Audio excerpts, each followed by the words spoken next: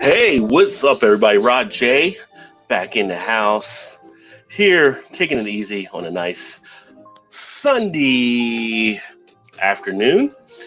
Hopefully, you guys are having a good Sunday here on the weekend as well. And kicking it off with the Slow It Down Sunday stream. So, anybody that signs on, checks in, if you want to join, let me know. We'll definitely get you invited in here to the chat and gonna just kick back and relax a little bit. And let me get the invite out to a couple of guys in case they want to join on here. And if you guys are enjoying something nice, let me know as well. And feel free to jump on. And I put it in the comments.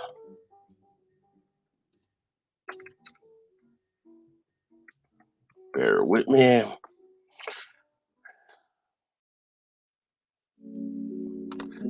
Enjoy the sounds of the smooth, relaxing music.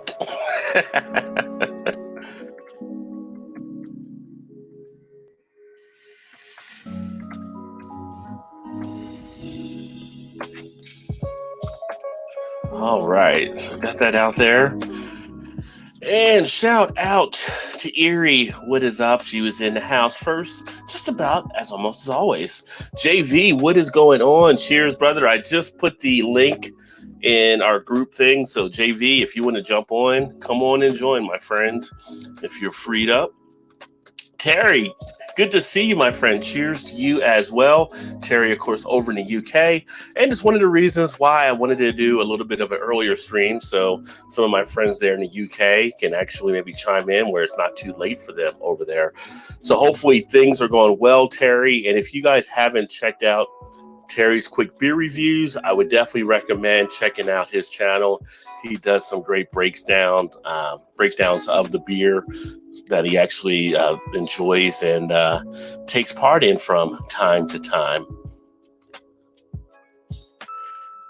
And I'm actually going to enjoy a little bit of a mix here, although I do have some beer here as well.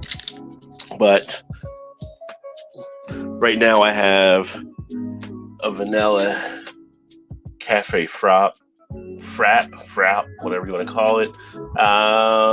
Definitely sweet and creamy, but it's going to be kind of a mix that I actually have a little bit of that and then add a little bit of this Zicatera Negra Cafe made with agave spirit. So a coffee chocolate tequila to put into the mix.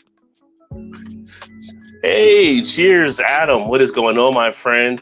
And if you want, I can shoot you the link as well. If you are freed up and you want to join too, I'll go and get that over to you. I don't know if we got you in the UK group with us, Adam, but I know I put that in there too. But I'll send you the link here on your Facebook Messenger in case you do want to join. Obviously, for you guys over there, it might be dinner time because it's like 6:34, I think, where you're at there as well. So it might be in the middle of doing something. And Terry also said hello back to Mercy. So Terry, are you enjoying anything right now? Any type of beer that you're partaking in? And Terry, if you're freed up, I can shoot you the link as well. Let me know. I just need to know where to email it to you at there. Let me see. Blake, what is going on, brother? Cheers and happy Sunday, my friend. And you've also got the link if you would like to join. Relaxing Sunday, relaxing. Yeah, we're actually supposed to have some storms take place today. It's mostly been cloudy, hasn't really rained yet. So waiting to see what is going to happen there, if it'll start or not. Today was supposed to be the run-in of the Flying Pig Marathon in Cincinnati. But of course that was canceled with all the COVID stuff. I know some friends that are still running the distance because they trained for it, but yeah, no marathons. So we're telling people don't try to maybe run today because of the rain. It hasn't rained yet, and it's 1:30 in the afternoon. So, of course, you can be a weather person and make a few mistakes and still keep your job. Hot as a mofo here. How hot are you getting there in the weather? Just stopped drinking, mate. Been in the beer shed, listening to my music, knocking a few back. And nothing wrong with that. I'm going to actually try to get caught up on your videos and stuff too, Terry. It's just been kind of crazy doing stuff, finding the time. Alan said if you're live when he gets back, we'll join. Yeah, probably should be live here for a bit. Did he go out running some errands and everything today?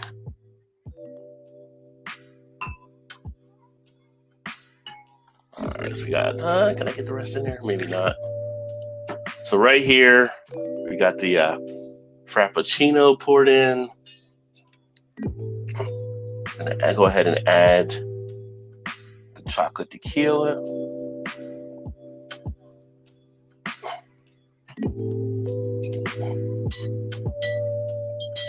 Give it a stir. Little swirl effect, adds a little darkness to it. And then now we have the chocolate tequila and the cafe frap. Oh, and it's so good. So tasty. I may actually do a video tomorrow with just the chocolate tequila, which you can drink by itself, and it's just so smooth. It's almost drinking like a melted ice cream or something. It's just so smooth as a liqueur.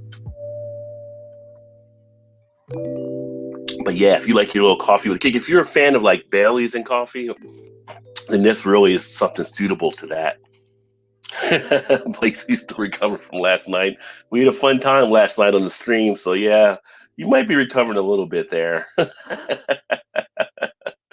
Yeah, last night we did the Serving It Up Saturday, and that was a blast. Although we kept losing Blake time and time again because of the internet.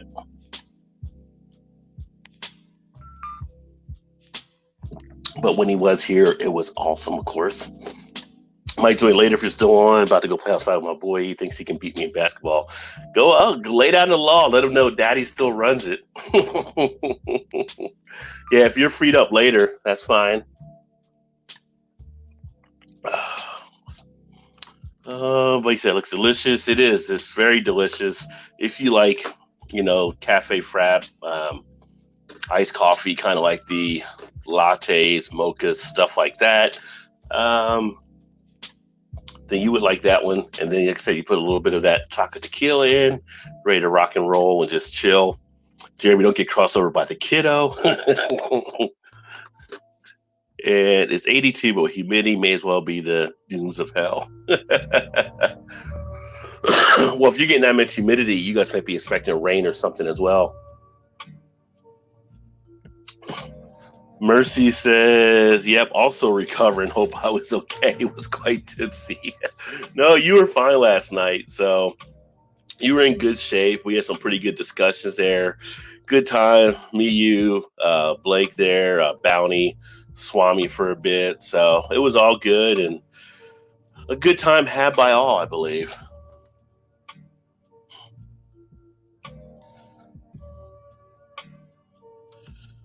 But as far as today, I'm taking it pretty easy myself. And as I mentioned the other day, I actually made it a 3-day weekend. So tomorrow I'm actually off. So probably do some stuff here. I might upload some stuff during the daytime as well. If I can get some stuff put together. Like I said, I may do not a beer, but the Cantera Negra review on that tequila. And then some other stuff. So haven't fully decided yet. The good thing is I don't have to work. And that's what matters the most. Mercy, you're awesome last night. Yeah, Mercy was solid. Mercy. Saw how you enunciate on the S. So Mercy, not Mercy. I kind of still keep saying Mercy. But what's everybody else got planned for this Sunday? Anybody else got anything happening or going on? Anybody kind of doing anything out there? If if you got good weather, taking advantage of it, anything along those lines, let me know. Let me know what you're doing for activities. What are you doing to keep your sanity, so to speak, inside the COVID situation that we're all a part of right now?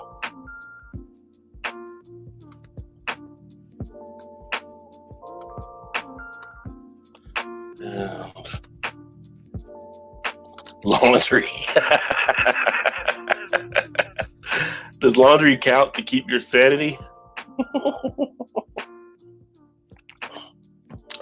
Spaghetti and garlic bread. There you go. Was you making it for lunch or an early dinner? Usually when I make spaghetti now, I usually make garlic bread. Tonight I'm actually making a roast here in a few hours, and the wife's going to make some potatoes, and then we'll have some vegetables. But yeah, I got one of those, which I've had it for years, that set it and forget it. You just put it right in there, and it does all the work for you, which is nice. Mini farm, yeah.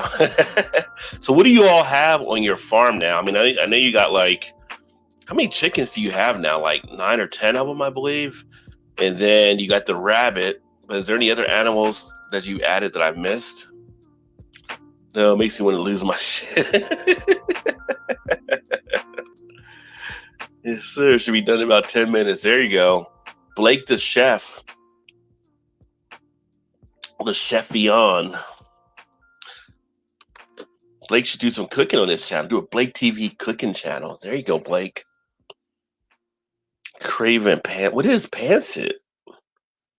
I don't know what Pancit is. I have to look it up here.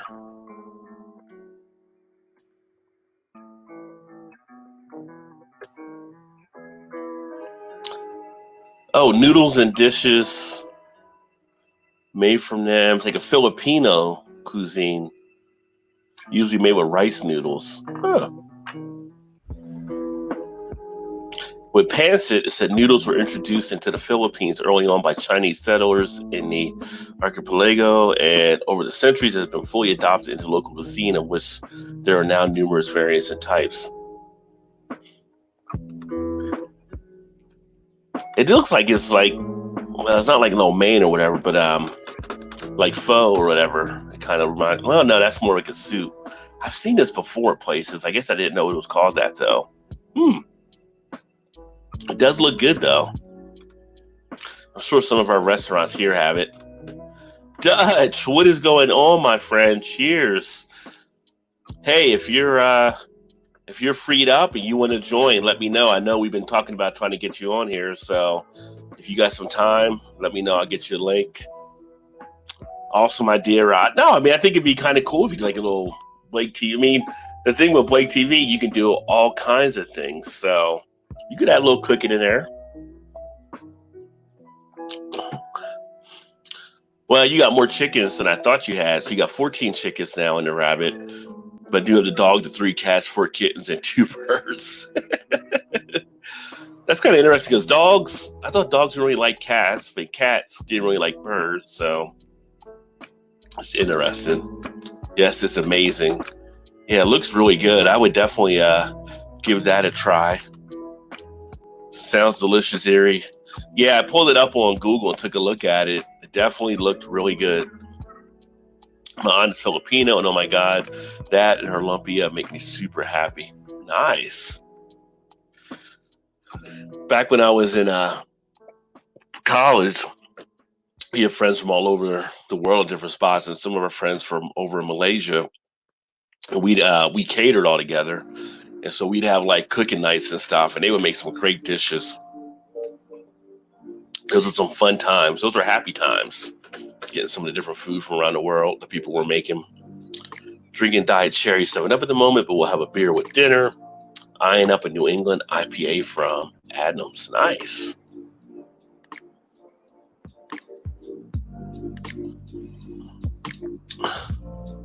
Oh, awesome.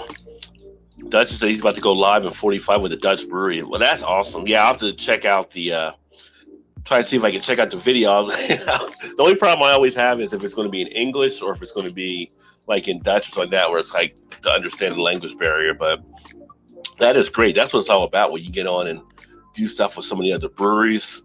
And that's what I need to do today and tomorrow is also make some of my contacts and hopefully do another live stream with another brewery like we did with Lord Hobo and get some other people in here so we can talk with them about what they're doing with the beers. Gilbert in the house. Cheers, fools. Cheers, Mr. Gilbert. Hopefully you're having a great Sunday as well and enjoying something nice or kick back with your feet up. It's in Dutch. Okay, well, see, there you go.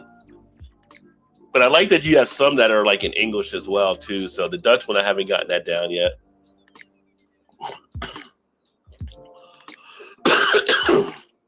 It'd be nice if we had something of like a translating tool that it could actually do that.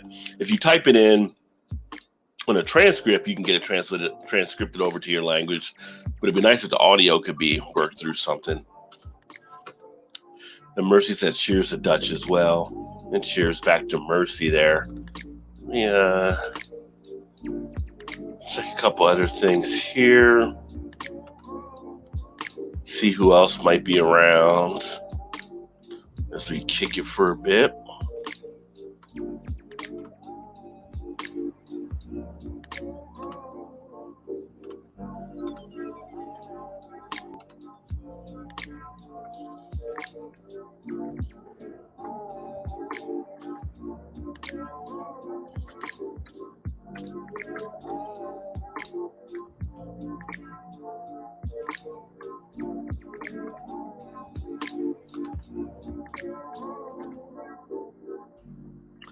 Had to shoot a message out there.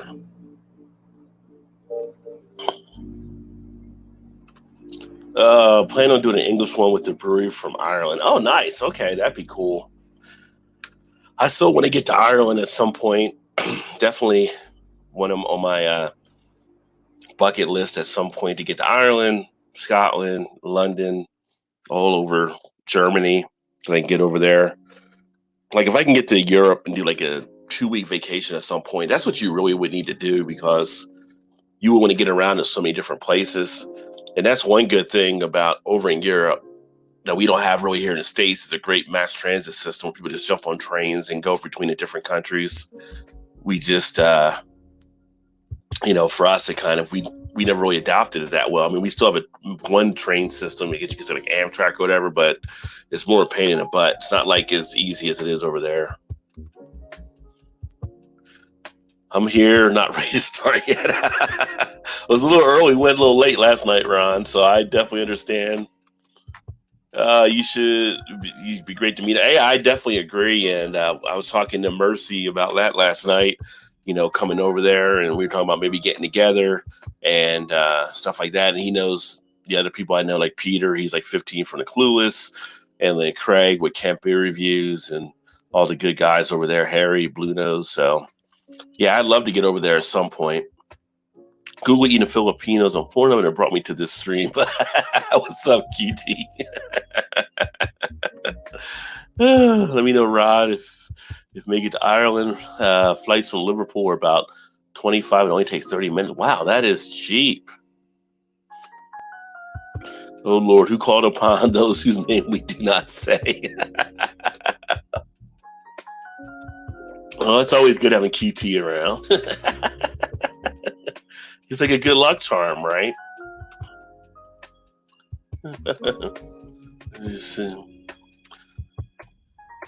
I just had Alan actually message me as well, Erie. So yeah, from live when he gets home.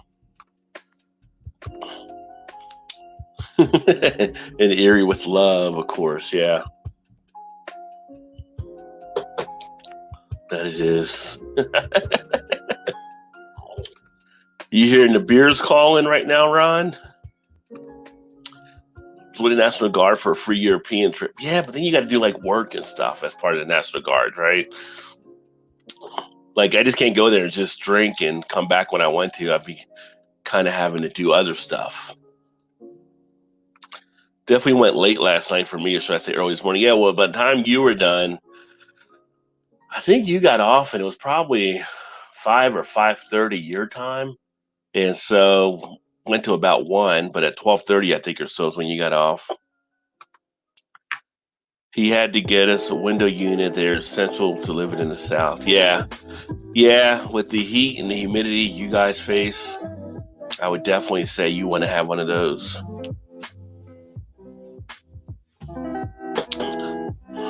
Although we're still early in the year, so hopefully, I know you said it was really hot today, but it'll get a lot hotter over the next few months for sure. We're almost finished with the tequila one. It's so good, though. Again, if you didn't see it earlier, I can't recommend enough. If you like coffee liqueurs, this Cantera Negra made with agave spirit tequila out of Mexico, definitely pick it up. I think my next goal is to try that maybe with some ice cream. I know that would go good on top.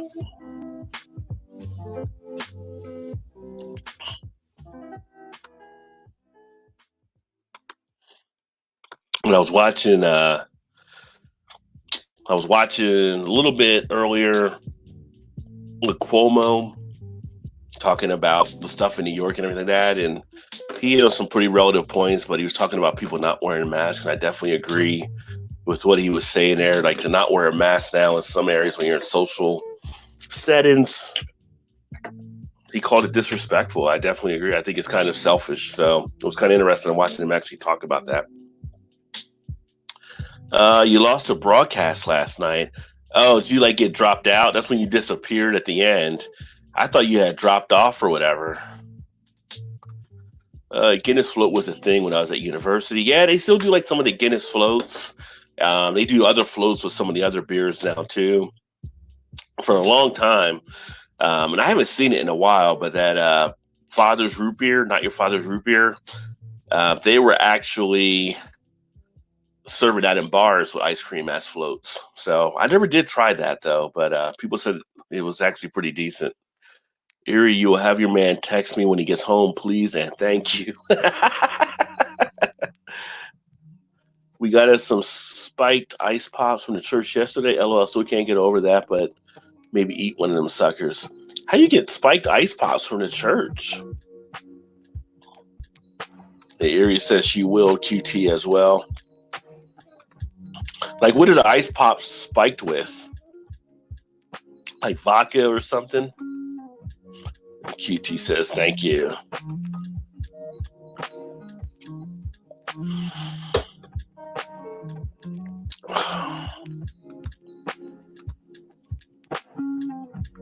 Because obviously with vodka, you can put those in there. Like, a lot of people do Jello shots using like vodka.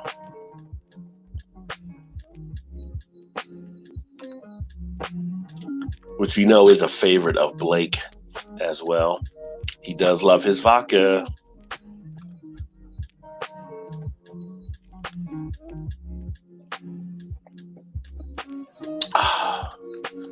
So that was a nice little morning starter. Get the coffee in and get the coffee a little bit spiked.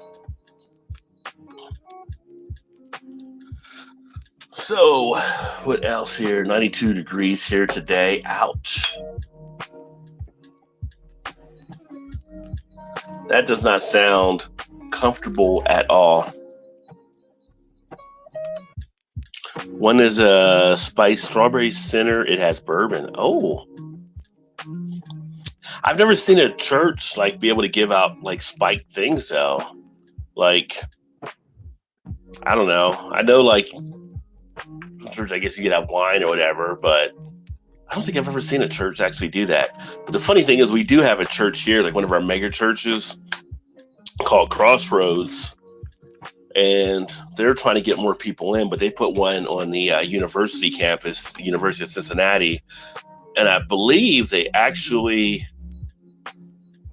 might have like a couple taps there or something, because there are churches that are now using like beer to try to entice people to come in, so you might be able to get a beer tap, which would just be weird to me, like to go to church and have a beer. I mean, I guess there's nothing wrong with it. It would just seem weird. But right now, I am going to crack open again another one of the high pitch Mosaic IPAs as I work my way through this. And I'm going to do a review on one of these tomorrow as well. Although it may just be recorded when I upload it later. High Wire out of Asheville, North Carolina, 6.7% ABV. And nice hoppy tropical type brew.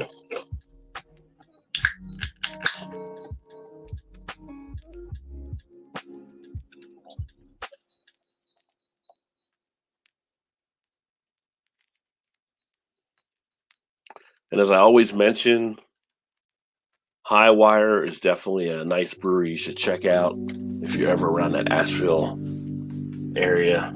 Nice color on it, nice head. Pretty much delivers. Everything I've had from them has been pretty solid. Cutie says I'm acclimated to 72 degrees.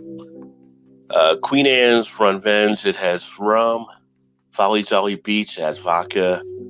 Last is Cooper River Hurricane, and it has rum. Wow. It's a nice little variety. They have food trucks and ice cream truck had them. Okay. Hey, nothing wrong with that. First Baptist Bar and Grill. R.I.P. Tim Wilson. If it gets people in the seats, I guess. That's what some of these churches are doing to involve. I was surprised when I first saw that. I guess it was 2 years ago. A couple of the stories I was coming across where churches were starting to put in beer taps to get people in. Because church attendance have been down. It's still actually down overall, unless I don't think it's changed at all. I think more people, the trend has become, I don't say less religious, but organized religion has definitely fell off a little bit for a lot of people. Church halls, mostly Protestant in the UK, traditionally have always had a bar to supplement the income, as unlike Catholic Church, who have centralized funds. Yeah, I guess it depends on what faction you're looking at, right? So if you're the Protestant church, I know with Baptists, with Baptists, they're not supposed to drink. I think they're not supposed to dance or anything either. I think Baptists are kind of weird. I think that's like something, maybe Southern Baptists or whatever, like no drinking or dancing, because I've been to some Baptist churches, and when the Holy Spirit gets into people, as they say, you see people dancing. Like maybe you're allowed to dance if the Holy Spirit's inside of you. Maybe then it's okay. But following up that coffee with this one, nice fruitiness, nice bitterness.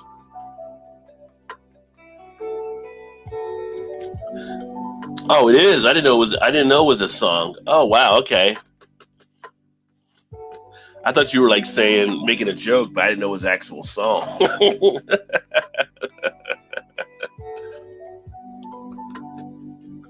Have to look to check that out.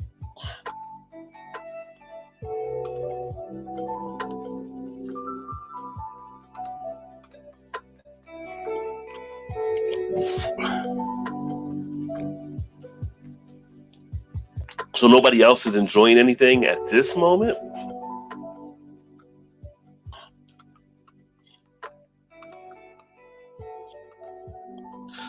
Last night, actually decided to, what did we watch? We watched that movie on Netflix with the guy that plays Thor.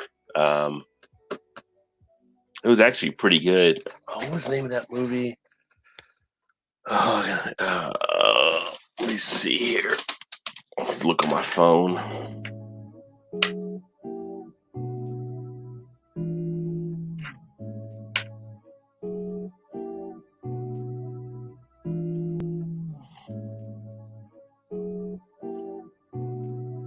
Extraction. It was actually pretty decent. I don't know if you guys have seen that on Netflix or not, but the guy that plays Thor, kind of a military, he's more of a mercenary in it, but they got to extract, try to save this kid in the movie. It's pretty good. Although I played Call of Duty so much, I feel like I was watching Call of Duty actually being done. Still wanting to see The Invisible Man. I have not seen that yet either. And I think you can actually get that on one of the things if it's not Netflix. I don't know if it's Prime or Hulu or maybe it's a different app, but it was one of those ones that went to the home version because the movie theaters you couldn't get to, so they released it directly at home as well. If you had the right streaming service for it, I guess. That was the Invisible Man, and the other one was the Hunt was another one. Oh, it's on Prime. Well, I have Prime. I may have to check that out. I actually heard the Invisible Man wasn't too bad at all. Let me see. Have Her Somebody. Well, you said by Tim Wilson earlier in the one song. Great local wrestling promotion near to my parents. Used the church hall. They had one cast tap penalty. Oh, sorry, one cast tap. Pretty sure if I finished a barrel when I went.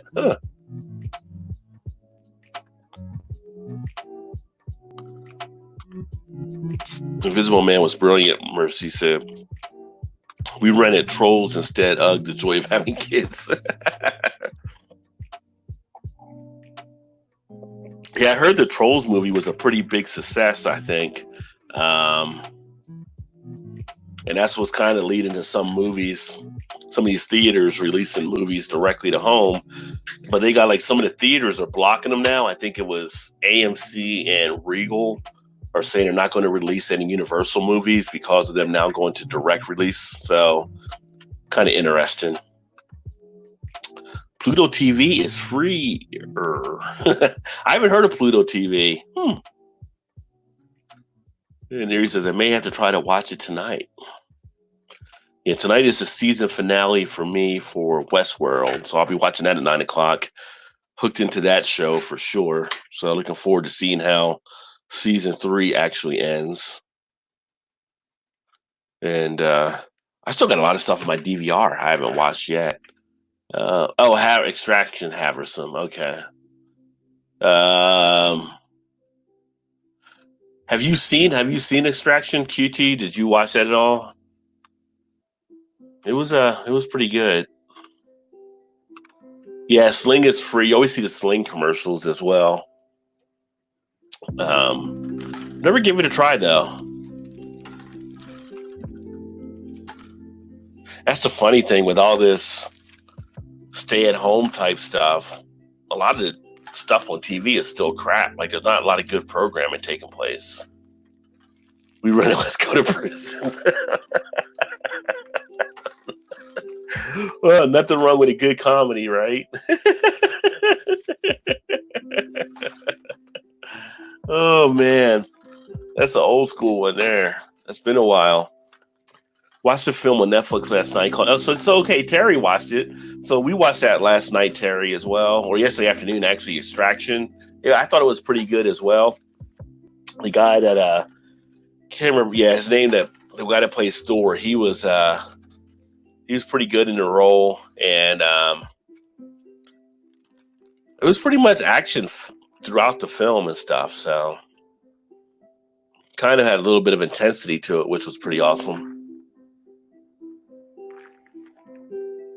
I tell you, these Netflix made movies, they're doing a pretty good job of the stuff they're putting out there. They're definitely rivaling some of the things you can get in the theater.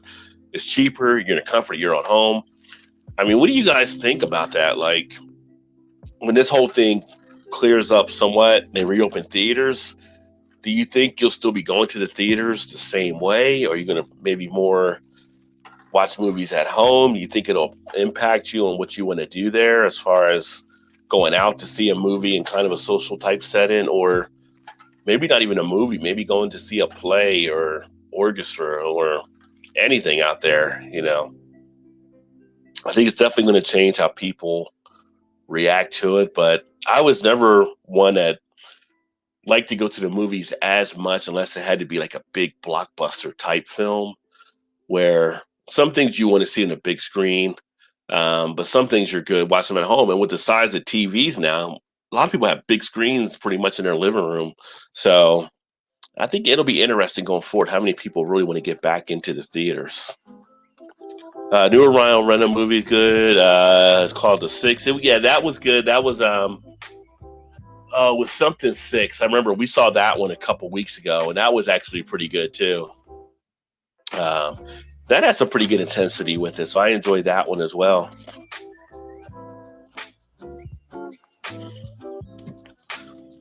And I need to watch some of the Netflix series. My wife just finished Ozark. She watched all 3 seasons over the last couple of weeks.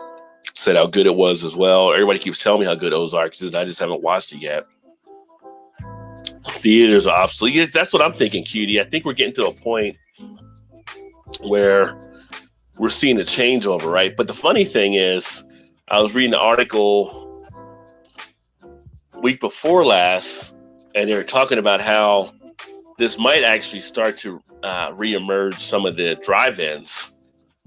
So some of the places where you still have drive-in theaters, you can see people going back to those. You have the social distancing. You have everything right there. You're in your own car. You're relaxing, watching a movie. So, we may revert back to that, which would be kind of interesting. I haven't been to a drive-in since last time I went. I was a kid. 8 or 9 years old or so. So it'll be kind of an interesting thing if we end up going back to where people enjoy the drive-ins again. Because now, the way everything is set up on technology, remember back in the day, you had it where you had the little speakerphone that would hang in your window, but now you just put it right through your FM band on a lot of these places with the stations and stuff. So you can just sit there, chill, and just watch it there. So that would be kind of interesting.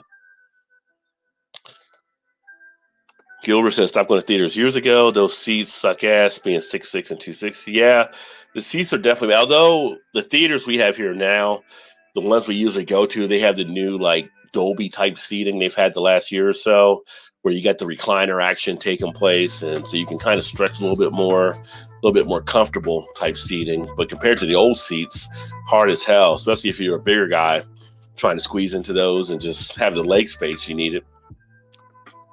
Billions is a good series if you like finance and tech. I've heard that was a good one as well, which I do have Showtime, but I've never watched that series. That would be a good one to maybe pick up and check out. I do watch the one, I'm trying to get caught up now, the Kevin Costner series, where he's out west. What is the name of that one?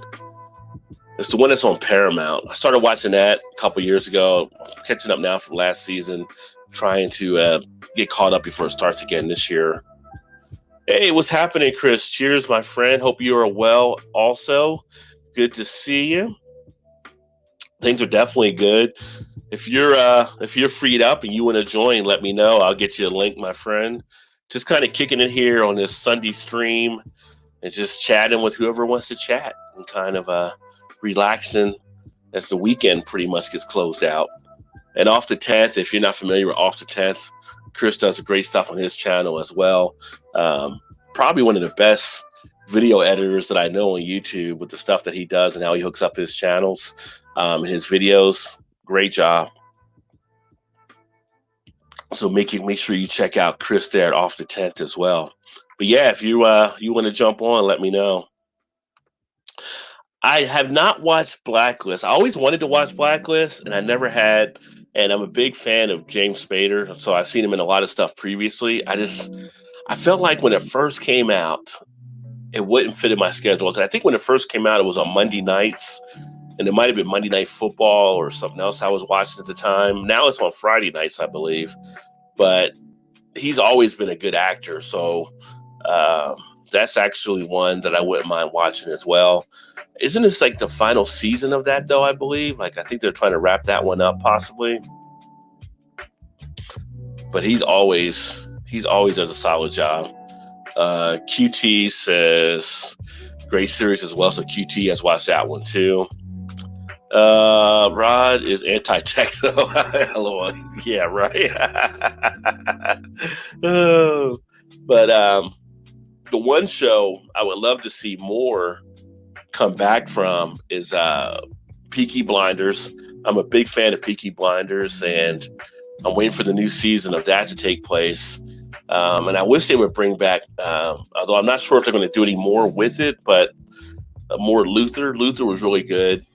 Luther and Peaky Blinders are probably my two favorite shows that I guess are maybe BBC or whatever that are more now that I watch.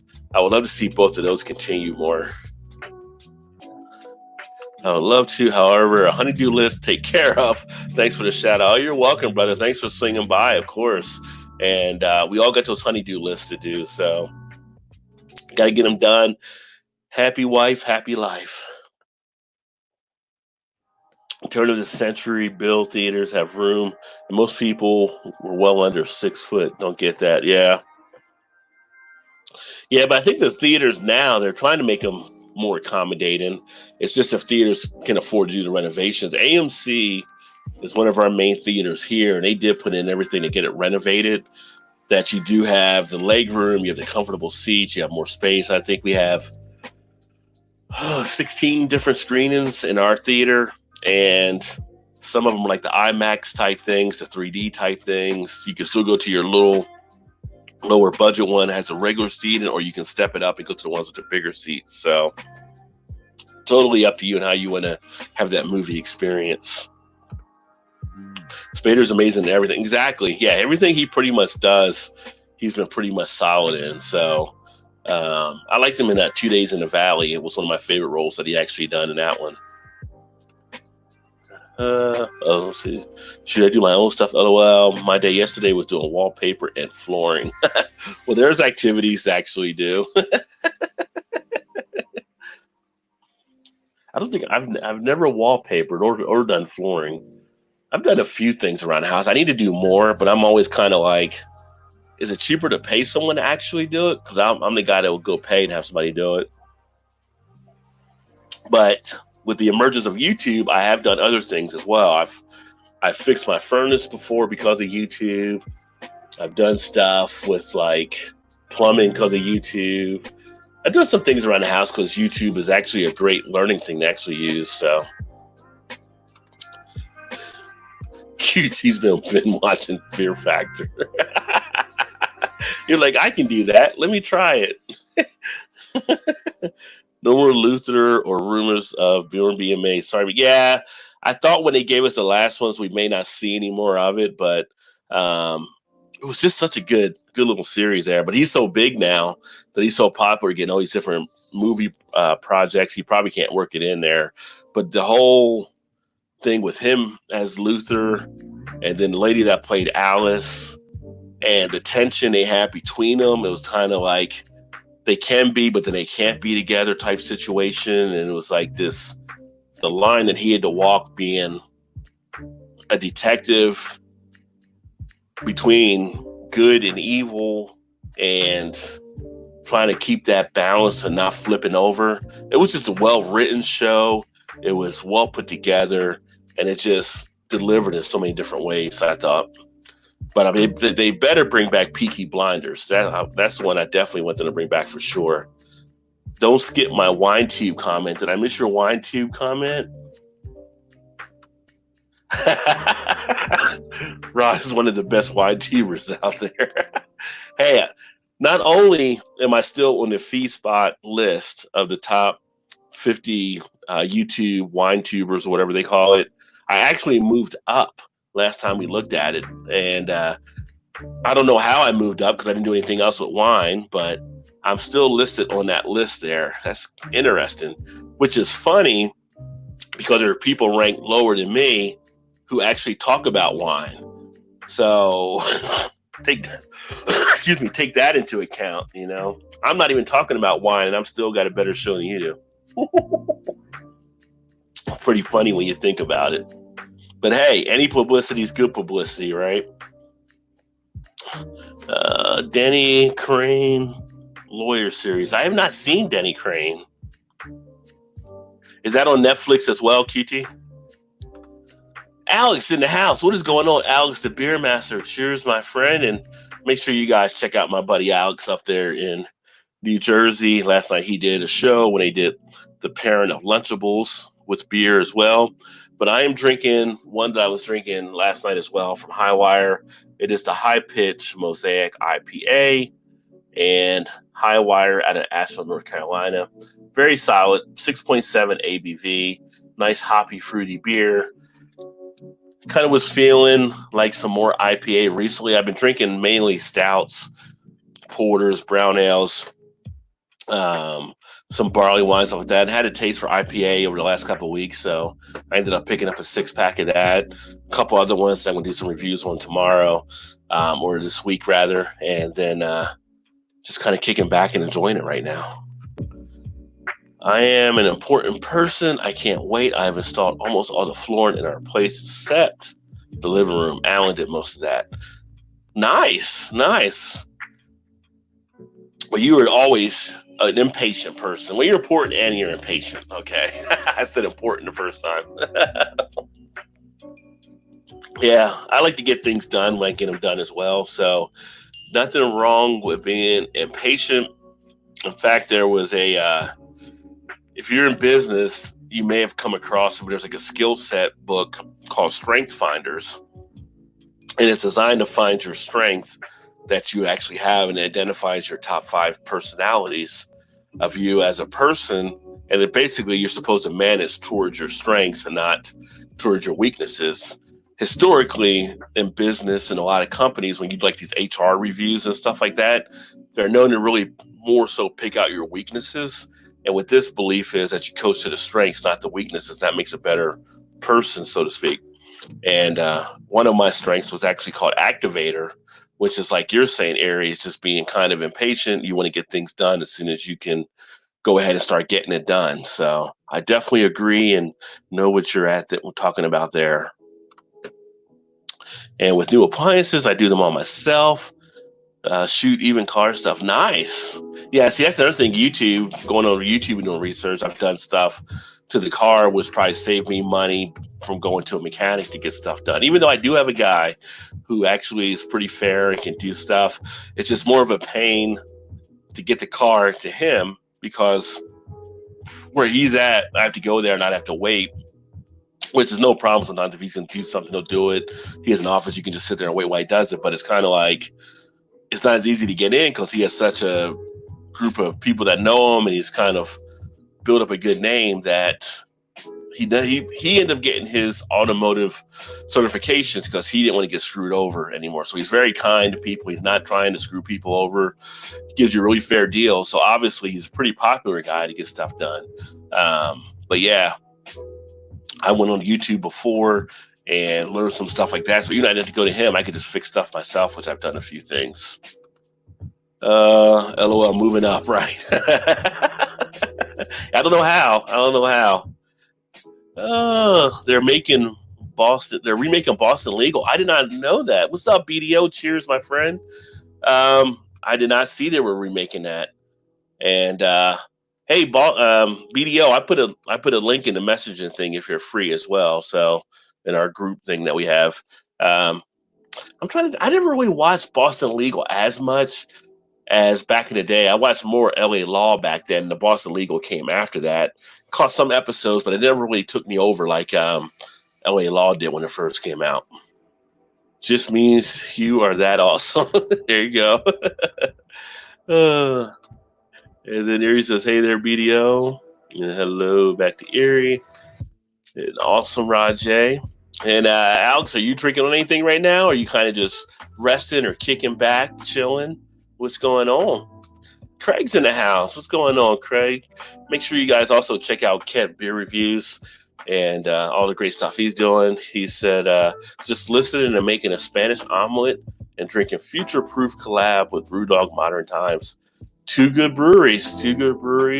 I wouldn't mind trying that one. And our Brewdog here I say they opened up, but they opened up only for pickup, but they have some of their stuff where you can actually call in and pick it up now. So they have been closed here in Cincinnati and Columbus. They've reopened it up where you can actually do pickup orders on things. So I think they're all pre-packaged type stuff. I don't know if they're doing anything like growlers and things like that, but I still need to get by there. Once things calm back down and we're reopened, I definitely want to hit the Brewdog here and get some video over there. Terry says, hello, Craig. Roddy, you doing a panel or no? Just curious. No, I mean, I'm just doing a stream now. I mean, with this one, if people want to join, they can. If you want to come on, Alex, I can invite you in as well and send you a link if you're freed up. Yeah. this is kind of my Sunday stream, just to do something a little bit earlier. And this is also great for me to like connect with like Terry and Craig and Mersey and all that, because they're all over in the UK, so they're 5 hours ahead of us. So I wanted to get a stream in early to try to do some stuff. And that reminds me, I forgot to send a thing to see if Dean might be around, because we've been trying to hook up to get together on the stream. So let me see if he might be there too. I know last week he had something going on.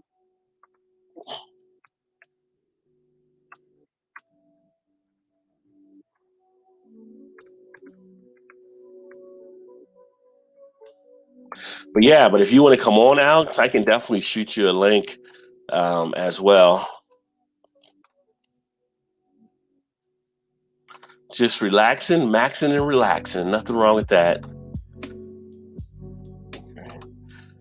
BDO having oak barrel aged rum and Sprite ginger. I think I have found my new drink, LOL. Oh, very nice. I bet that does taste good. I just had I don't know if you saw or not, if you got in, but I just had the chocolate tequila with my cafe frap, was really good. That's definitely one of my new drinks right now. Let me a link. I'll join my friend. All right, I'll get you something here in a second, Alex. And BDO, Deddy Crane is my James Spader joke. You got it. Respect. I was missing it. Hey, Drunken One. Cheers to Alex, the Beer Master, Bottom Dollar, Erie, everybody. Cheers, Drunken One. What is going on, my friend? Happy Sunday to you. And yeah, if you're freed up, D1, and you want to join, let me know. Get you a link as well. I'm going to send one to Alex here in a second. Dave's in the house. What is going on, Dave? Cheers, my friend. Doing good. Hopefully you are as well. I think you're into the second day of recovery now from Friday night. Yeah, but if you wanna jump in, Dave, let me know as well. Let me shoot this one over to Alex here. Give me a second.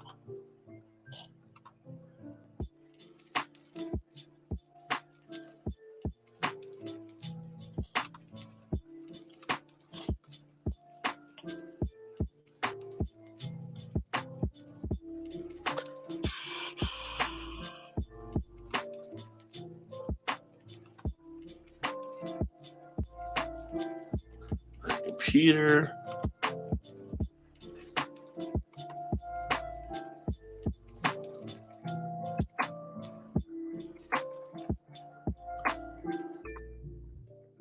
All right, Alex, I just sent you an email with the new link there. But yeah, Brad, if you're freed up, come on in. Tell us about your drink.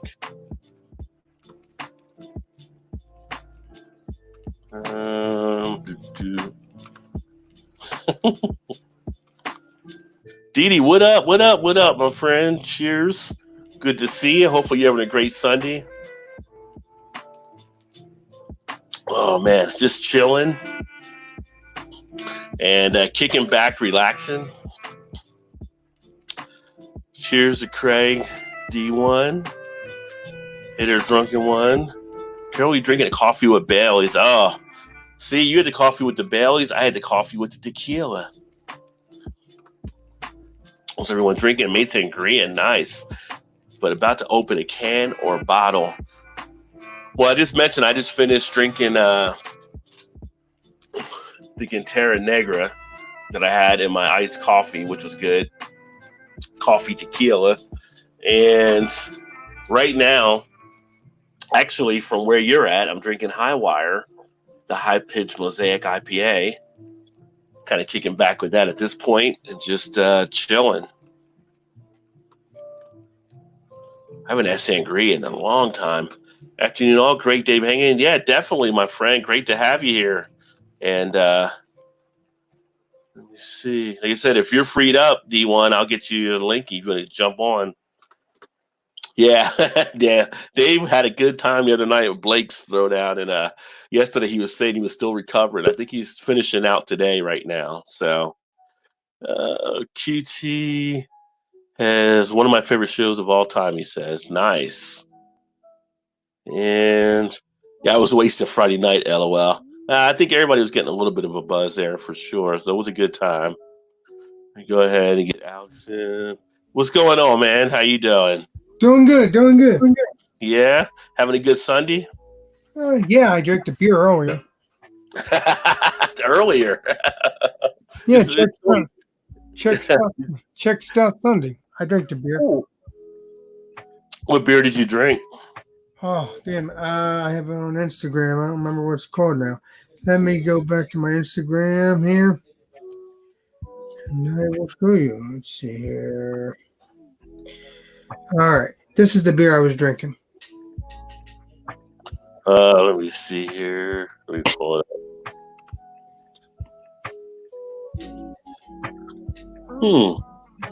Belgian Imperial Stout.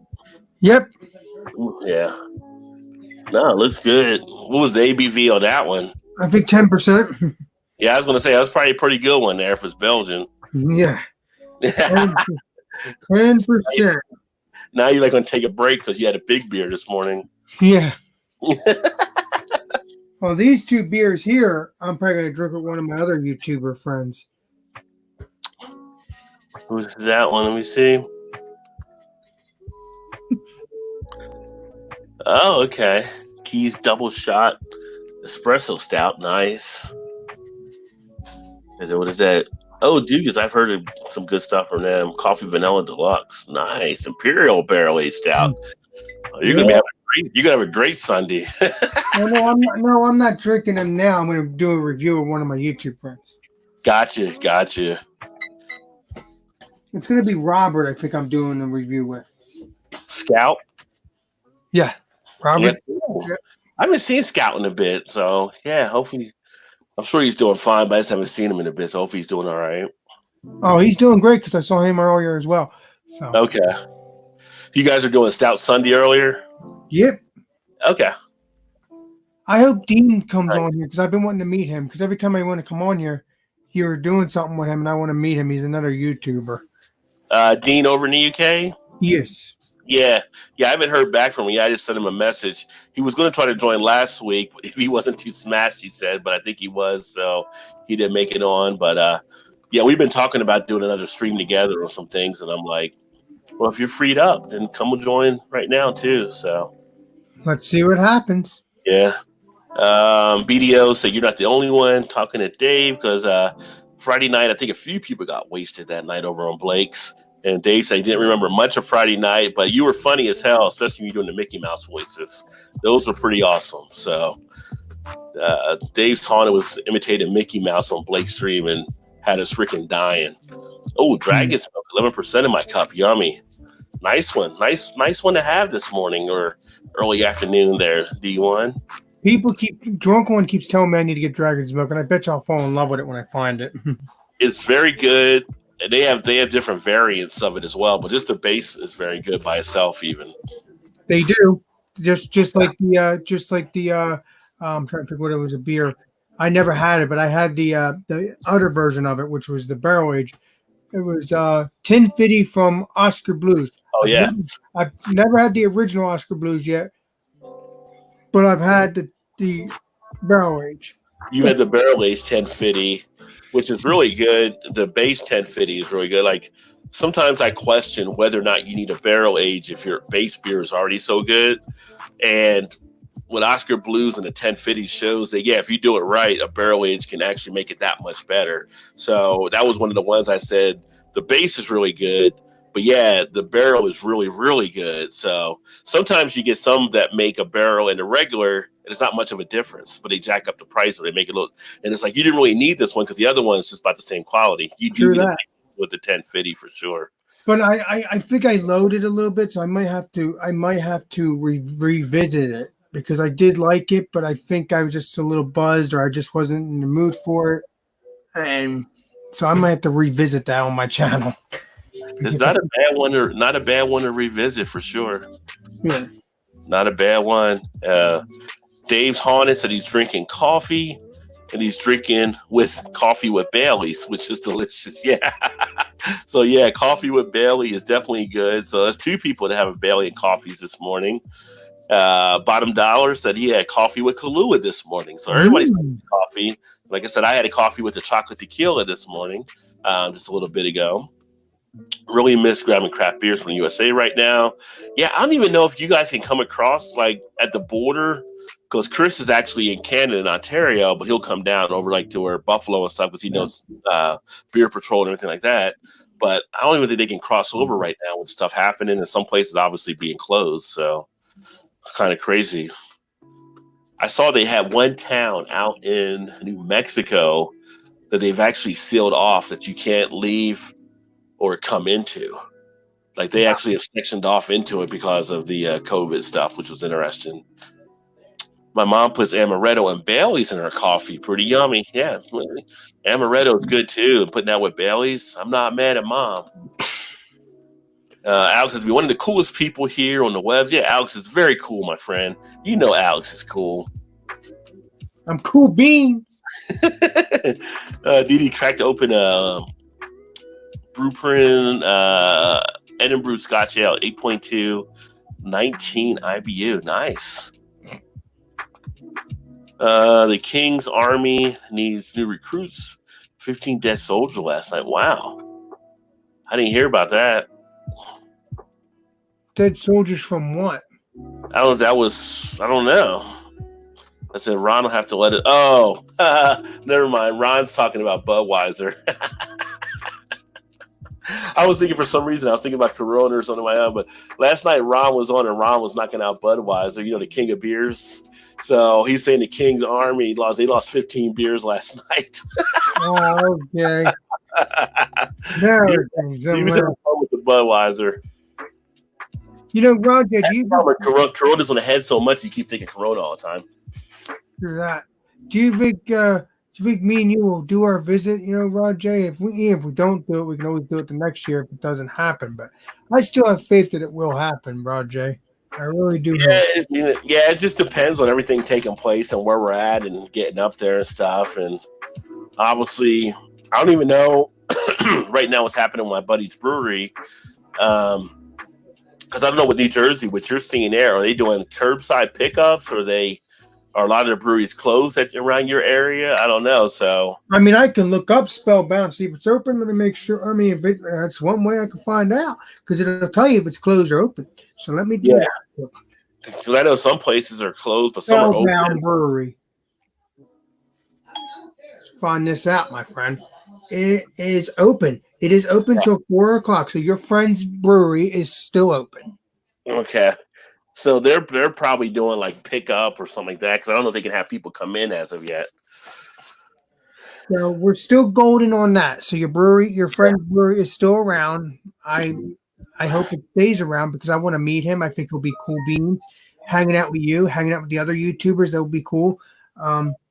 Will we be doing social distancing at that time? I don't know. Yeah.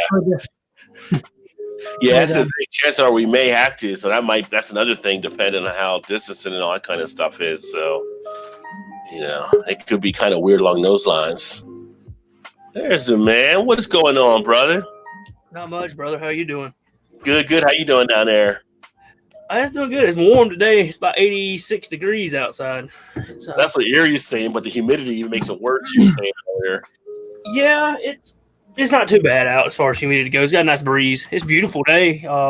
Really kind of feel ashamed I'm hanging out in the building right now, but I should be day drinking in the yard. You got to get out and enjoy it while you can, for sure. Yeah. Hey, have you? That reminds me. Have you all recovered from all the stuff when you had going on and everything, or? Yeah, because you were sick and all kinds of stuff. Well, that's good to hear. Yeah. It took about 2 weeks to really get over the cough and the fever, and the fever went away.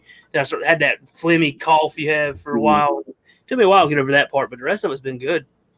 Yeah, cool. Well, it was good to hear that you didn't have the COVID when you got tested on stuff. So no, I never got tested.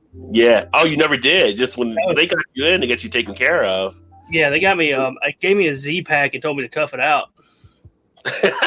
Walk it off. Take a salt tablet. Oh, that's funny. So what are you drinking now? Yeah, I found this yesterday. I'd never seen it before. It's made by Bacardi. Nice. Spice rum. American oak. Yep, it's smoky flavor to it. It's really good. I haven't tried it by itself yet.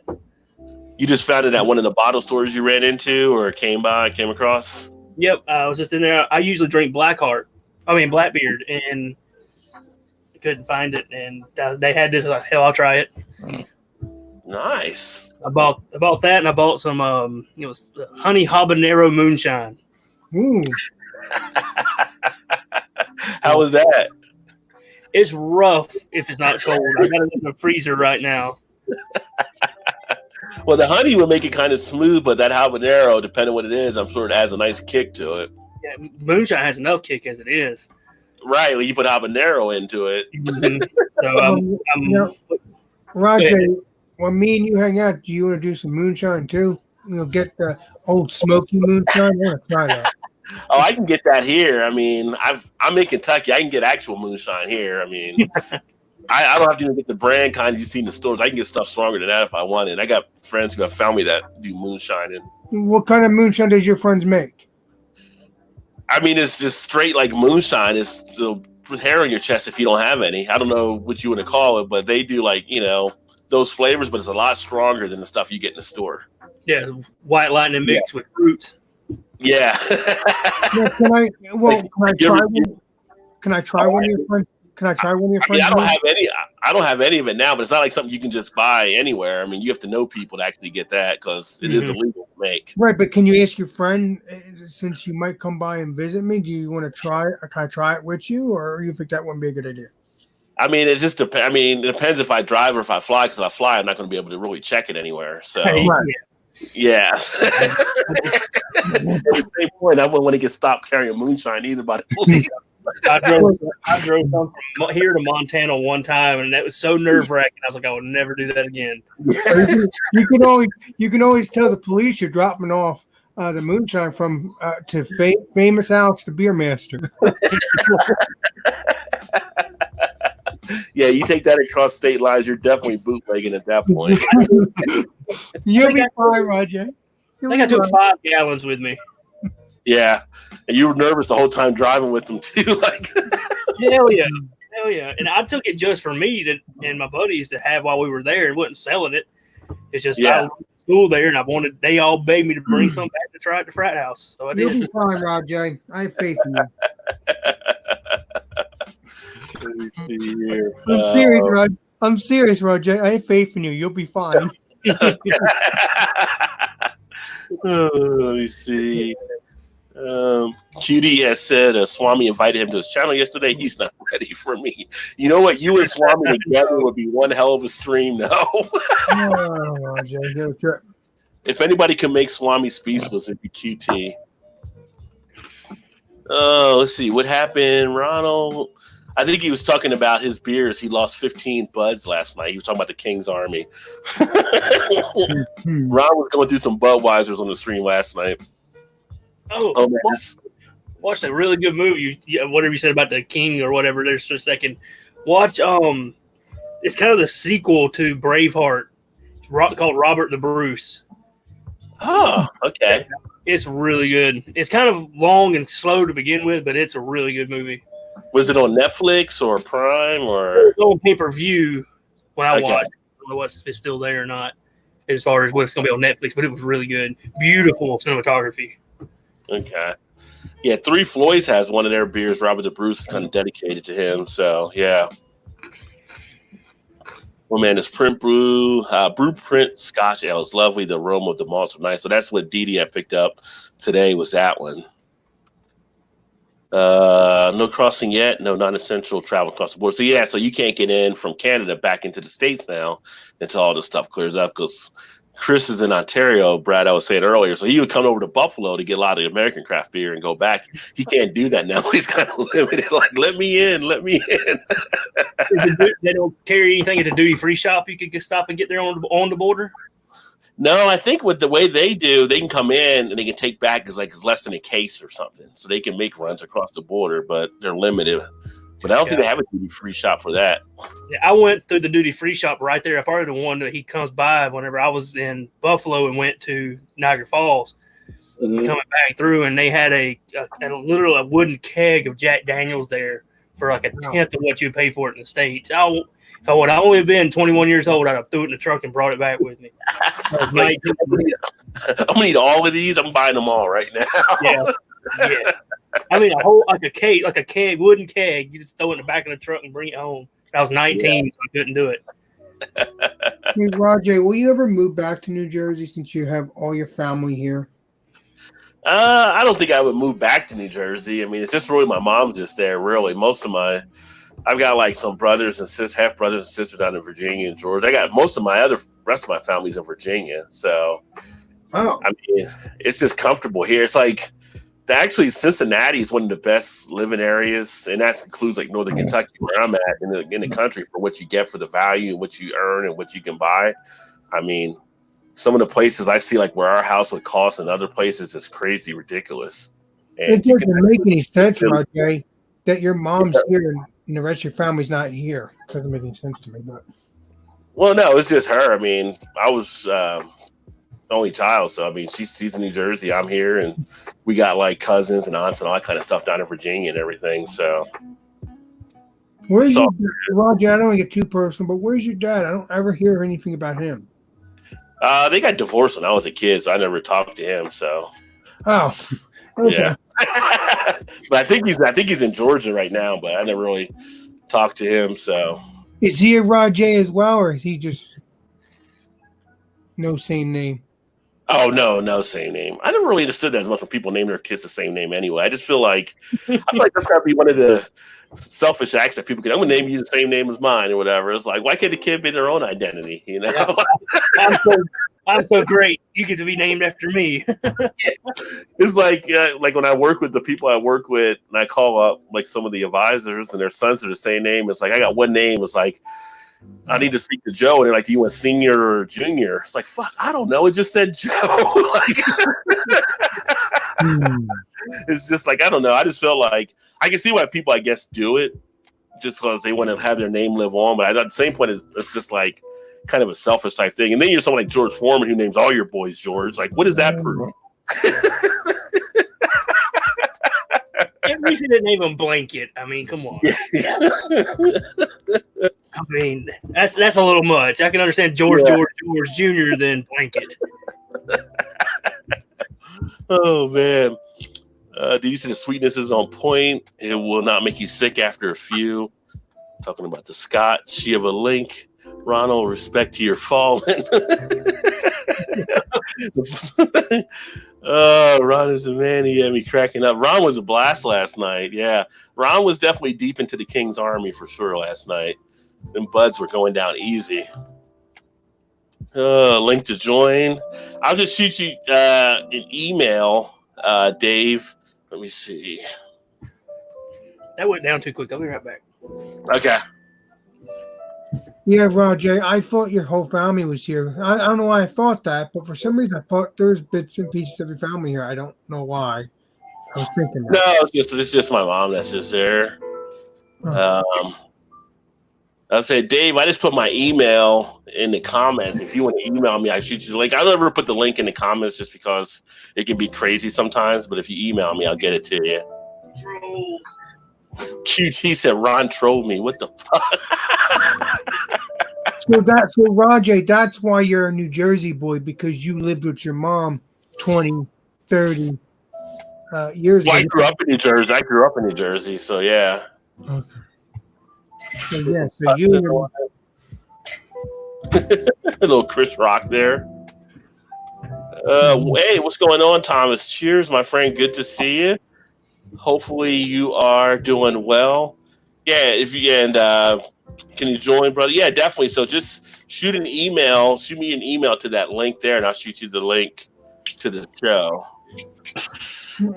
Oh shit, Chris is in the house. Rick James, bitch, what's going on? Good to see you. It's been a while, Eastwind. What is happening? come on the panel, Eastwind. I haven't seen you in a while. Well, I know Chris hasn't been traveling because Chris is usually traveling like over in Europe and stuff for work. Yes. So he's been stateside, I'm sure. I think everybody's been on stateside, Roger. Yeah. Hey, Vanessa, good to see you. Cheers. Vanessa in the house. And then Chris said hello to Vanessa as well, and QT. Drink Bud and Miller at the same time. You feel like a king drinking champagne. Oh yeah, gotta have that Miller High Life though. What did you just pour there? It's the same alcohol. I ran out of that Sprite Ginger, so I'm having to use Coke Zero. Oh, okay. It's not as good, but it's all right.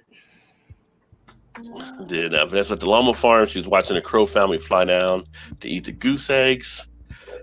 Bourbon Bounty, can you ask Rod to put the link to join? Well, I think that's already sent it to you, Dave, there. State to state alcohol law boggles my mind. Well, it's different here in the States, Mercy, because the states actually control how alcohol is being distributed, where like over in England, you guys can just do it under, the one country type situation, which is definitely a different setup. But yeah, it's Cutie says Green Mercy. It's a pain in the ass, really, how they let the states do it. But then again, states have that discretion by the way our laws are set up. So in most cases, it's great. When those cases, it sucks. Yeah. Let me see. These him at BDL. So check the send me the email, Dave. Sorry, Dave. I just seen that when he put it up there. Yeah. Hey, will you send him the link there?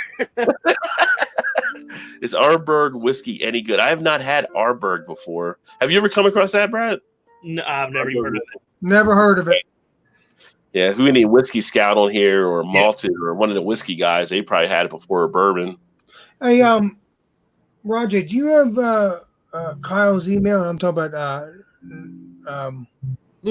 no like reviews. This way you can join this. I would love to meet him in person on here. No, I mean I have him on. He's on Facebook and stuff, but some people are just running around today. So I mean, yeah, if he's around, he'll probably pop in. But people are just Sunday afternoon, so. Do you have his email so I can ever invite him into my streams or whatever? I don't have a direct email. We're just friends on Facebook. So yeah, how come you're not on Facebook? I could go on Facebook. I mean, if I do Facebook, it'll be Alex the Beer Master. Yeah, I mean, you can do it on Facebook. That's like me and Brad. We're on Facebook and stuff, so we just message. Right, me, Brad, and Alan and Blake. We're all in a group together, so we just message in there when we invite everyone on. Yeah, it definitely helps. Easy. Yeah.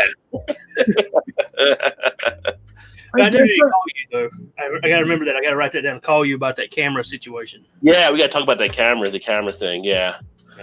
Didi said I thought Ron was pouring for a group of people. And Cameron, damn, he was killing it. Yeah, he was rocking out with the buds last night.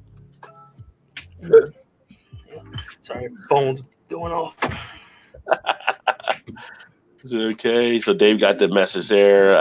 Vanessa is present, and how is everyone? Doing good, Vanessa. How are you? And we've had a few people that were drinking some of the Dragon's Milk today. So Vanessa's a big fan of Dragon's Milk. She keeps Dragon's Milk and Foreign Extra Stout at home on hand. I haven't tried that. That sounds delicious. Dragon's Milk? You ever had it? No. Oh, this is one of the great stouts out there, and never had it either yet. But I can get it. I might try all those Dragon Milk beers because, like you said, there's varieties of it. So, yeah, who's you get this Foreign Extra Stout? Dragon's Milk is New Holland. New Holland, okay. Yeah, I'm sure we can get that. I'm sure we can get that here. Yeah. Oh, I got some of that. What if you've ever had it? Don't buy it. The Budweiser Nitro Gold. No. See, Alan was just on there saying he liked it the other day. It tastes like a flat Budweiser that's been sitting in the sun. It's awful. Well, maybe it was maybe the can was bad. Maybe the beer was bad. You never I've know. drank all 6 of them just to make sure. You got a 6. I haven't even seen anything lower than like a 12 because I was like going to try to get one so I could do a review on it, but I didn't want a 12. I don't even know if I want a 6. If I can find an individual, I might get it that way. Yeah, I don't think I've seen an individual, but I haven't seen anything bigger than the little 6-pack fridge boxes. Yeah. That's what I have. Oh, God, it was awful. I drank it. I drank one, gave my buddy one just to ask him. I was like, hey, is this as bad as I think it is? And he said, hell yeah, we need to pour these out to the chickens.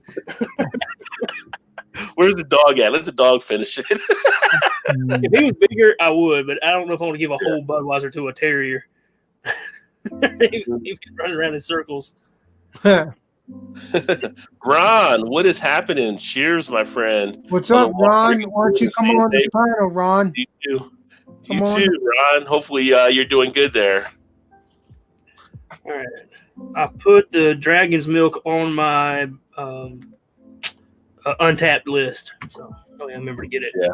Yeah. Sitting on the Clydesdale drinking Bud and Miller, the horse will throw you off due to Bud forcing horse labor. You're doing good with those Budweiser jokes, Vanessa.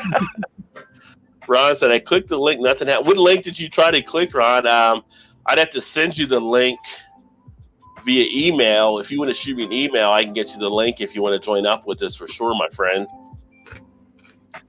And I have it there in the chat. If you don't see it, let me know. Vanessa, hello, Dee Dee. And Ronald was a gun last night, Vanessa said. Hey, Rod, did you get the email? Let me check that right now. I do have it here. He's good. All right, Dave, I just sent you the link there.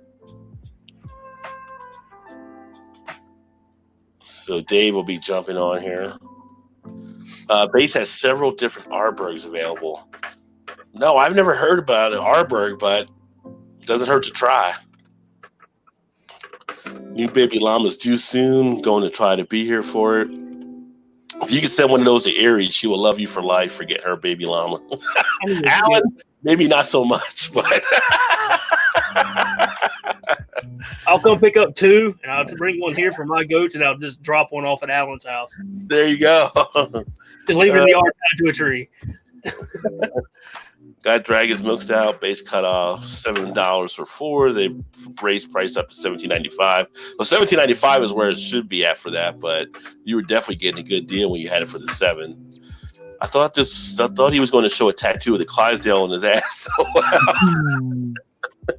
Well, Ron, he had so many different things about Budweiser last night. So if you guys didn't see it last night, Ron had like all these different antique Budweiser glasses and had his Budweiser hat and just a ton of. But you could tell he was a big Budweiser guy, and so that's why he's saying he's not even gonna have a tattoo of the Clydesdales. Rod, Jerry, I was here last night, and I didn't see Ron on here. Ron was on there. I don't know if you were on the same. Ron Sutton, he was on there. He might have been off by the time you came on. Right, that's true. All right, see. Hey, Alan, yes, I did. I followed the directions on the can. They even put pictures on there for stupid people to follow. So I followed. Dave. Yeah, Alan's supposed to jump on when he's back, so I don't know if he might have got back, so he'll probably be jumping in here in a bit. I've got one left. I may drink it after this just to see if it changes. Hold on a minute. Let's see. What's going on, Dave?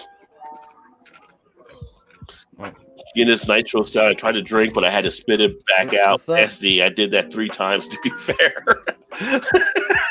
What's going on? What are you up to, Dave? Much. Man, just chilling and drinking my coffee. Naked twister. You were a riot Friday night. You were hilarious over on Blake's channel. Naked. I think he froze up on it. He pulled a Blake. I said Blake's name. Blake's not even here, and somebody froze up because I said Blake's name. Wow, that's creepy. Blake froze up. There he goes. Now he's moving. Blake froze up like 5 or 6 times last night. No, he was. You had to put him back in every time, Ron. Yeah. Yeah, you did. But I think there's something. I think there might be something wrong with the internet or something, Roger.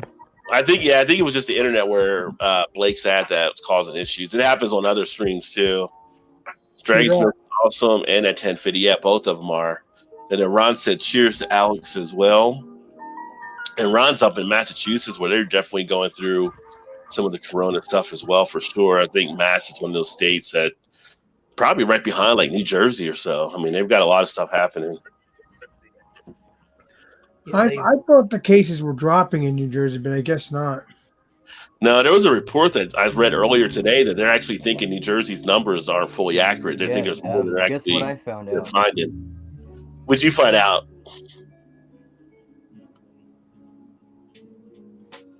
Dave? Did Dave freeze up again? Dave? I live here in Northern California. They're starting to reopen businesses, and what? Hello? Am I still frozen? No, you're talking. You're glitchy a little bit on the video, but you're coming through talking. Yep. Right. No. Are you on your phone? Well, that's. Or you on a computer? Why am I glitchy? Am I a robot? Oh. Are you on your phone, Dave? Yeah. Yeah, that's why it's glitchy, because StreamYard has issues with phone. I'm doing. Yeah.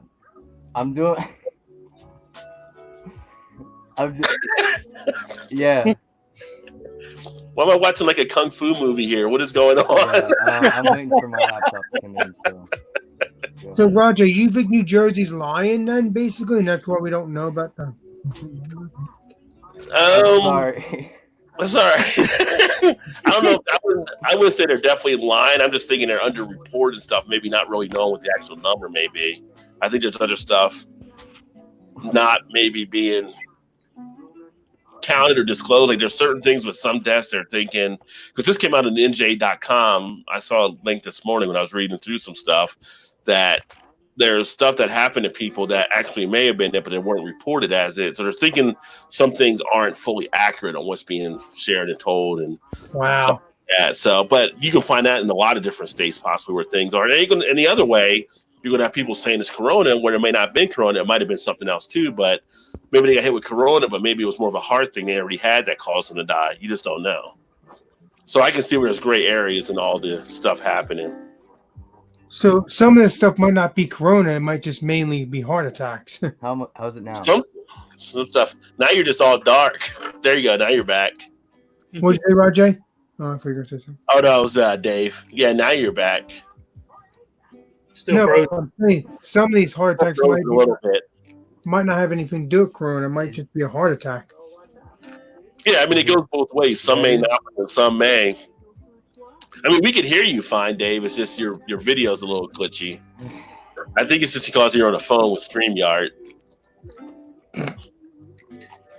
Vanessa says, I have pics of the Clydesdale pulling the butt wagon and Athol Mass at their 325th anniversary, I think. When I saw the Clydesdales a couple years ago in person, I mean, I didn't realize how big those horses actually were. But I don't know if you ever see the Clydesdales or been next to them. Back when J.O., they used to do party source reviews, I connected with him down there, and they had the Budweiser horses in when they were just announcing the Jim Beam collaboration. And so I went down there and saw some video next to those horses. I mean, they are freaking, I'm 6'1", and those horses are probably about 6'5", 6'6", or something. And they're big, like if they stampede you, you're definitely dead. It's like there's no way you're surviving if a bunch of them came running through. There we go. Alan, I gotta put the window unit in. If you're still on after, I'll be clicking the link to join, homie. All right, cool. Yeah, he had to pick up that window unit because of as you know, because you're down there as well, Brad, for the south, that heat, so you can get a window unit put in. But I wish I had about 5 more. How is it? How is it now? Okay, you're coming in clear, and I can hear you fine. Is it better? I mean, you're still seeing where the Wi-Fi connection is. It's just kind of shitty. It's not my Wi-Fi, so. Huh? Yeah, there's tons of weed left. My neighbor's Wi-Fi is shitty. I mean, what? My neighbor, they need to upgrade their shit. Oh, man. Okay, here. No, there you go. No, you can't see. Can't see. Dave's phone has got some paranormal stuff happening right now. Maybe it could be, Roger. You never know. Can't see. Yeah, can't you find this to sugar down? I am not. What the on the fuck? base, It's just paranoid. not paranormal. Oh yeah. On the base gas, all the wait a minute. On the base gas, all the Lord Hobos. I will buy some of every variety at the next trip. Yeah, Lord Hobo's been a pretty good brewery. So, and then for those of you that saw when I had Eric on there for them, we had a great conversation about their stuff. I've tried one. I've tried their Lord Hobo beers, and they're pretty good. Yeah, yeah.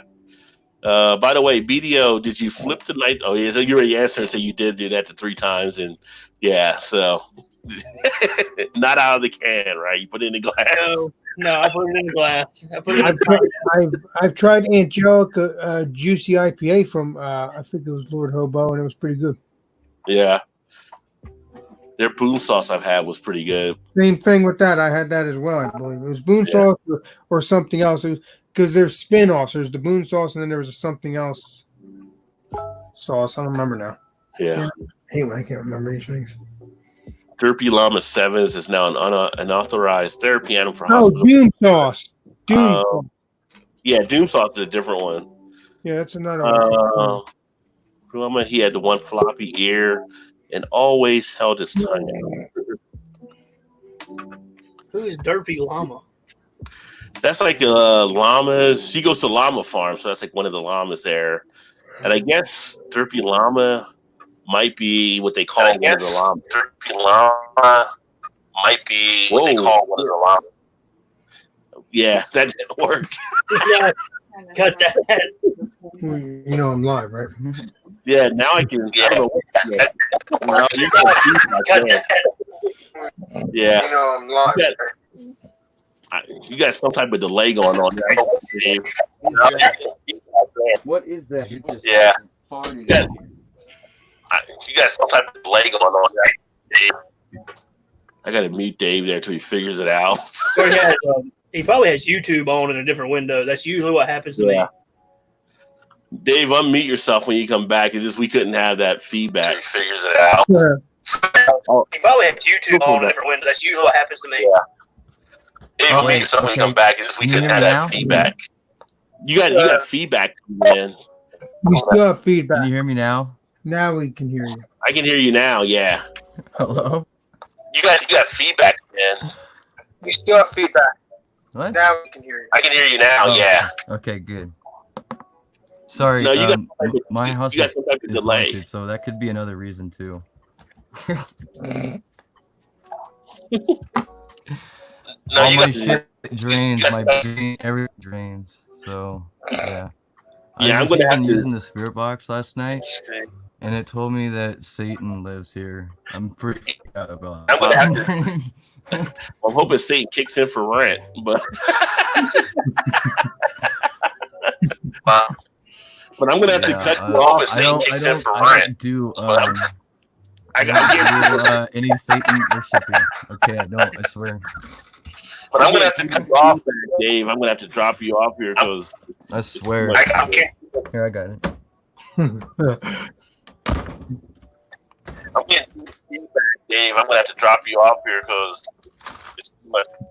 This cracks me up, Roger. It was fun chilling. I'm sorry, man. It's just too much coming in. Yeah. Thank you for having me. You too, brother. We'll get you. We get you fixed up. Every time you move me, the screen size changes. Every time you move me, my mic keeps getting in the picture. Oh, man. Roger, when I first started coming on here or coming on to Brandon's stream, I used to echo too, but I used the Samsung phone back in the day. But yeah, it's just a matter of getting used to it. The more you get involved and do stuff. What or where's your email? I had it up top here, Ron. I'll put it in here again. But thanks again, Roger, for letting me come on again. I appreciate you. Yeah, no problem. Thank you for inviting me, Ron.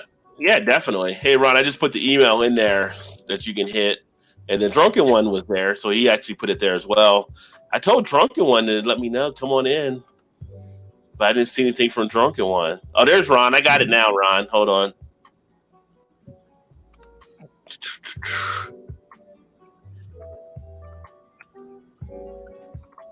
All right, Ron, I just sent it back to you. I got your email here.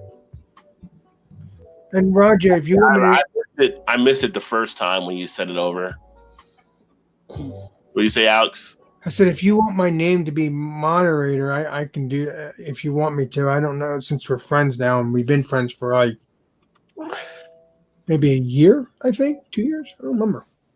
Yeah, it's been a while. So yeah, I just kind of just do it when I do it at points. A lot of times it's a matter of just me going out there to look, but I'll definitely keep that there as well.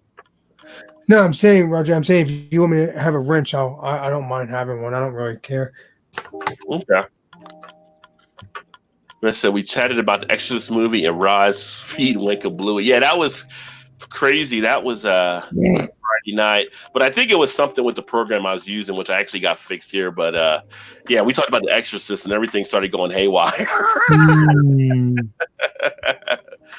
Oh, Roger, you're a trip. I equidistant from New York City and Boston, Springfield, Mass. Has been virus numbers. I'm right near. Yeah, and Ron, who's jumping on, he's actually up in Mass, so he's right there in that area. Tell the ghost to leave your feet alone, Dave. The stream was like the beginning of a porn called Ebony and Ivory. QT. 14K. Didi says, Dave, 14K fax modem will not work. Oh, some people don't even know what the fax modem was from back in the day. The numbers are lower than they probably are. Yeah, it's the same. Like the numbers are definitely probably lower in a lot of areas. They don't have enough tests to test everybody. What numbers? What's lower though? The death rate or the just the people that have it? There's more people that have it than they actually have recorded, I believe. Oh yeah, definitely by far. Because they wouldn't test people at all unless they absolutely knew they had contact with someone. Yeah. And how the hell are you gonna know that if you don't know everybody you've been around? And think about this. So there's been some people that tried to get the test and haven't been able to do it. Like there was a lady that just tried to get it twice, and they wouldn't give her the test. She wasn't able to get it, and then she died from coronavirus. I did. I seen that on the news. Her sister was livid. Yeah, she tried to get it, couldn't get tested. And so how many people are out there like that think they have it, can't get tested, and they end up dying from it? So her number was into the deaths, but her number was not part of those that had it, until after she died. What's up, Chief? What's up, fellas? How y'all doing? Good. Just chilling. How'd it go with the air conditioning unit? Well, it's in now. I'm back here in the computer room. Thank God I got a window unit back here too. We do have central heat and air conditioning, but we don't use the air because it's cheaper for us to actually use like 3 window units during the summertime, because otherwise that unit does not take and cycle off whatsoever.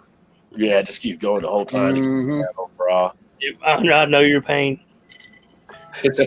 Yeah, Brad said he needs like 5 of them. The struggle is real. Hey, Alan, I haven't seen you in a while, my brother. I know. How you been doing, man? I haven't seen you in a hot minute. And I was going to try to catch your food thing yesterday because I know you rescheduled it, but I wasn't able to catch that either, unfortunately. That's okay. This Friday we're having, I think, burgers and fries and stuff, whatever. Oh, nice. Hey, Alan, I'm sorry I forgot to tell you. QT said text him. Oh. Yeah, he did say. Well, it's nice you share messages with you now.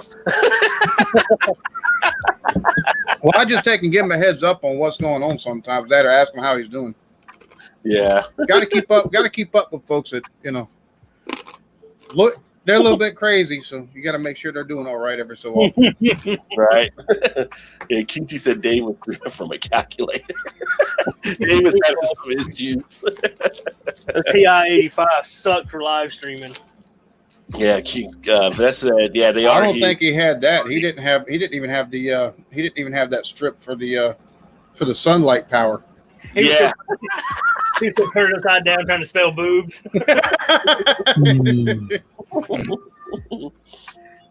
Yeah, she says huge in more ways than one. Vanessa. Yeah, she's 6'3". She was saying they're even pretty big. Kitty has a he's Yeah, I sent you an email back with the link there, Ron, so you can click that and you'll be able to join us here. Let's see if Vanessa, BDO, what brand mic are you using? Too nice. This out here, I've got the Yeti or the Blue Yeti microphone out here. Nice.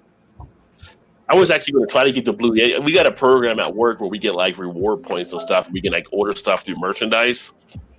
And I was getting enough points put together because I knew I had some coming in to get like a Blue Yeti mic, because the Blue Yeti mic would have had that and a software package that came along with it. I got the points. The mic was no longer available to be ordered. Oh, damn. Kidding me? So I contacted them like, yeah, we don't have that anymore that we're carrying. So I got a different mic, which is actually showing up on Tuesday, which is kind of like the Blue Yeti. I checked it out on Amazon and get some comparisons, and people really like it. But I really wanted that in the software. But then I found the soundboard, which was going to do the software anyway. So I ended up coming out okay in the end. But I was just settled on getting that one, and then it's like, it's not there. But I think I want to get like the handle that you got on yours, like the desk or whatever, where you can move it around and everything. Yeah, the boom mic. We got that. Yeah, I want to get one of those at a point. Yeah. Yeah, I've got to take and get. I need to take and get the actual arm and stuff, because the one that I used is fine. I can unscrew it right here and take and use it in one of those things. Yeah. They're only like 15. The one I got right now is about $15 on Amazon. man, Yeah, they're not too bad. That's like the next spot for me to actually use. So I definitely want to get one of those and hook it up and have that situated. I got to order 2 more this week. All that stuff that I was telling you about that I got, it's all supposed to be here Tuesday. Yeah. So everything's going to have a whole new look and sound to it. Never mind. Well, I was thinking, I don't know if I told you, Alan, about it. I know I told Jeremy about it. I don't know if you were part of that one, but that the soundboard I'm actually using is that voice meter banana. Were you there for that? Yeah, I remember you saying something about it. Yeah, so it's meter with like 2 E's. It's MEETER. And you just download it and it goes through PC, or if you have a Mac, you can do it through Mac. But it's basically a virtual soundboard. So that's what I'm using right now. And then I can add anything I want into it. Anything that plays through my computer, like music in the background, or any of the sound effects that I want to use, I just set it up to go through that now. And it makes it so much easier and nice. And then I can control like different tempos. I can raise up volume. Like, you get some people on here where it's unbalanced on their microphones. Yeah. You can go into that feed and raise it up on that part that comes to your computer, and people will hear it louder coming through as well. So, yeah, I've actually got it up on my side over here since you said something about it. I'm gonna download it and see how it works. Because let's see.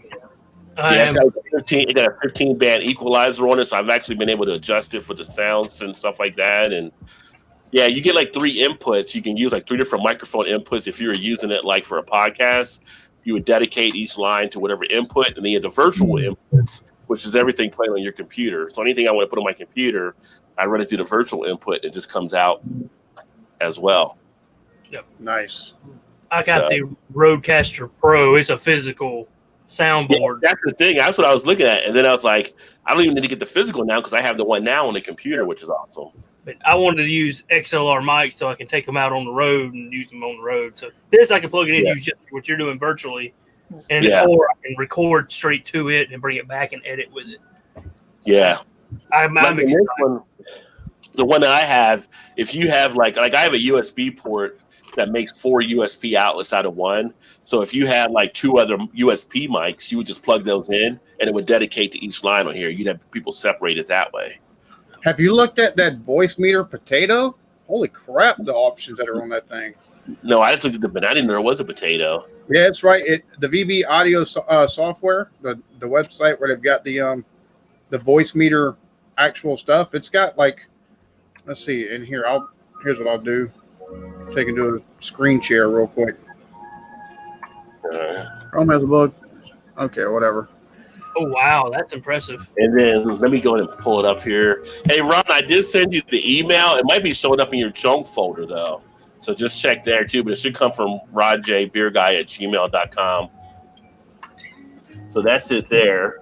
Yeah, that's the potato. But it's got like virtual audio cable, the regular voice meter, banana, potato. I mean, they've got couple of different. Okay, that's yes, it's got all kind of stuff on here, but that's good Lord, hardware input, Skype caller.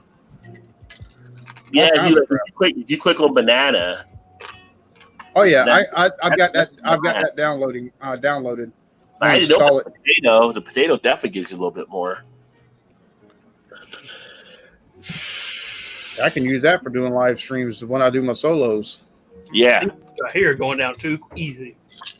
What you drinking? It is slowing down Sunday, by the way, Brad. Oak Heart. I've heard that's really good. It is. I love it.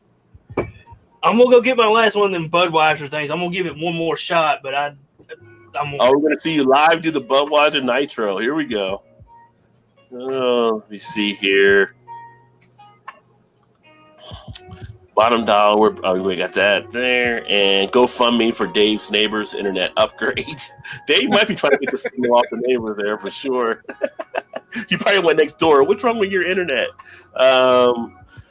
Those Clydesdale, Frank Frazetta, Big Horses, since I saw them at SeaWorld. Budweiser was expanding their line and gave free drink samples. Nice.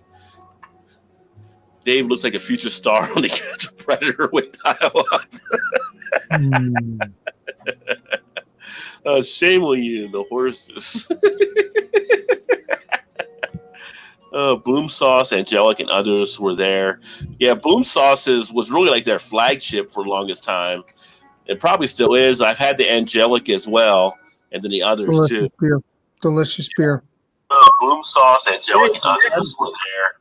Yeah, Boom Sauces was really like their flagship. We got an echo. I think you got the YouTube playing as well. Delicious beer. Boom Sauce, Angelic, and others were there. Yeah, Boom Sauces was really like their flagship. You got it. There you go. You got to turn off the YouTube when you come on. I think it was the YouTube giving them feedback. All right.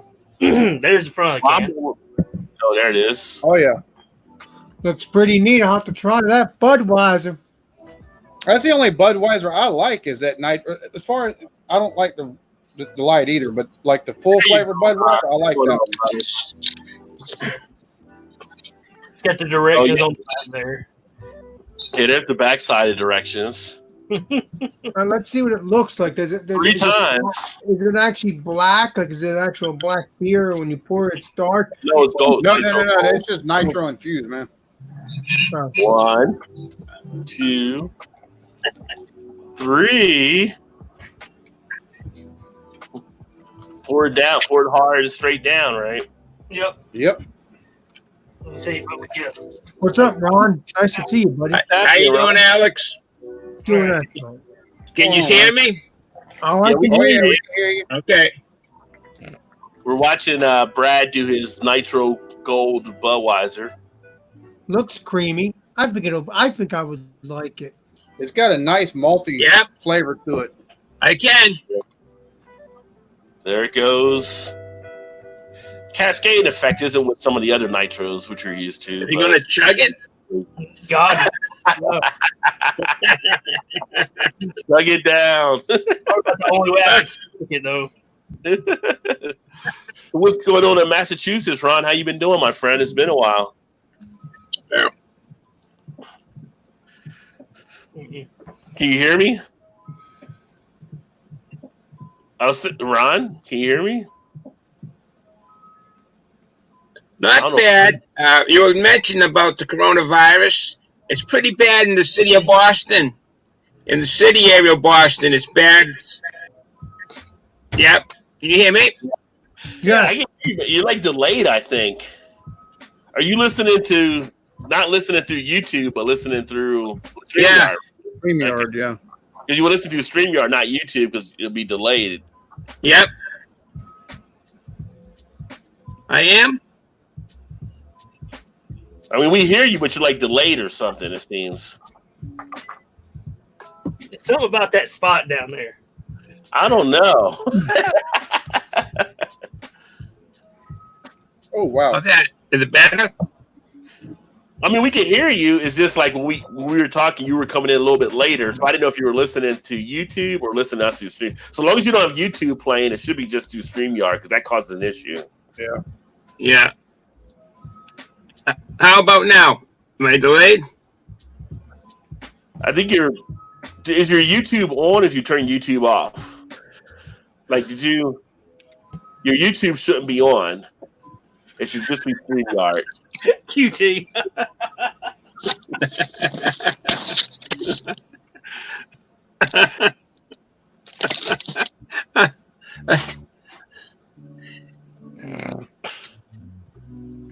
So if you're YouTube, you should make sure that's not on, so that you're actually just in the StreamYard room with us.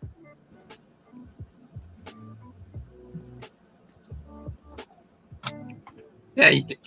YouTube's not on. Okay. I don't know. All right, maybe you can hear us now then. But Alan, what did you have? I'm drinking the it's Stone Tiki Escape IPA.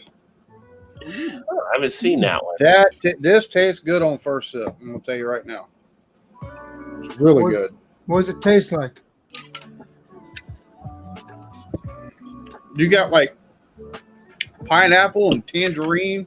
You got a bit of the grapefruit pithiness on the back end of it as it's sliding down. But it's like, it's not overbearing or nothing like that. It's just balanced well enough to be really solid for an IPA. It's apparently done with Sabro and Mosaic hops. This is really good. Of all the Stones I've had, this is probably the best. Hands down. Vanessa. What Stone has it like they've got a like distinct bitterness on the back end of them. So yeah, yeah. Stone's been trying to do some other stuff to what's the best word to say? Kind of reintroduce themselves, so to speak. They kind of were sitting back, not really doing anything because they were Stone. I think it's kind of caught up with them. So they've been trying to do more things to get things rolling again.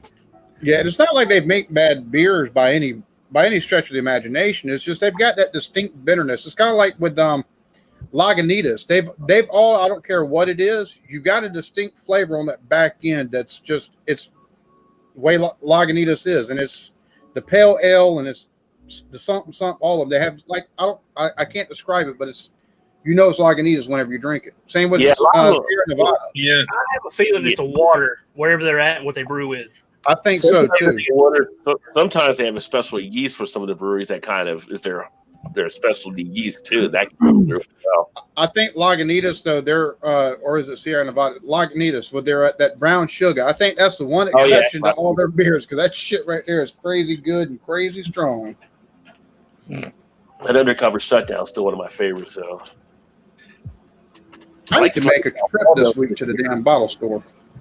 Yeah. Have you guys ever seen Lagunitas before, by the way? One of the videos I did a couple of years ago was at Lagunitas when I was up there in Chicago at their brewery. So cool cats up there. I know a couple of people up there, so I always like to get back and check them out.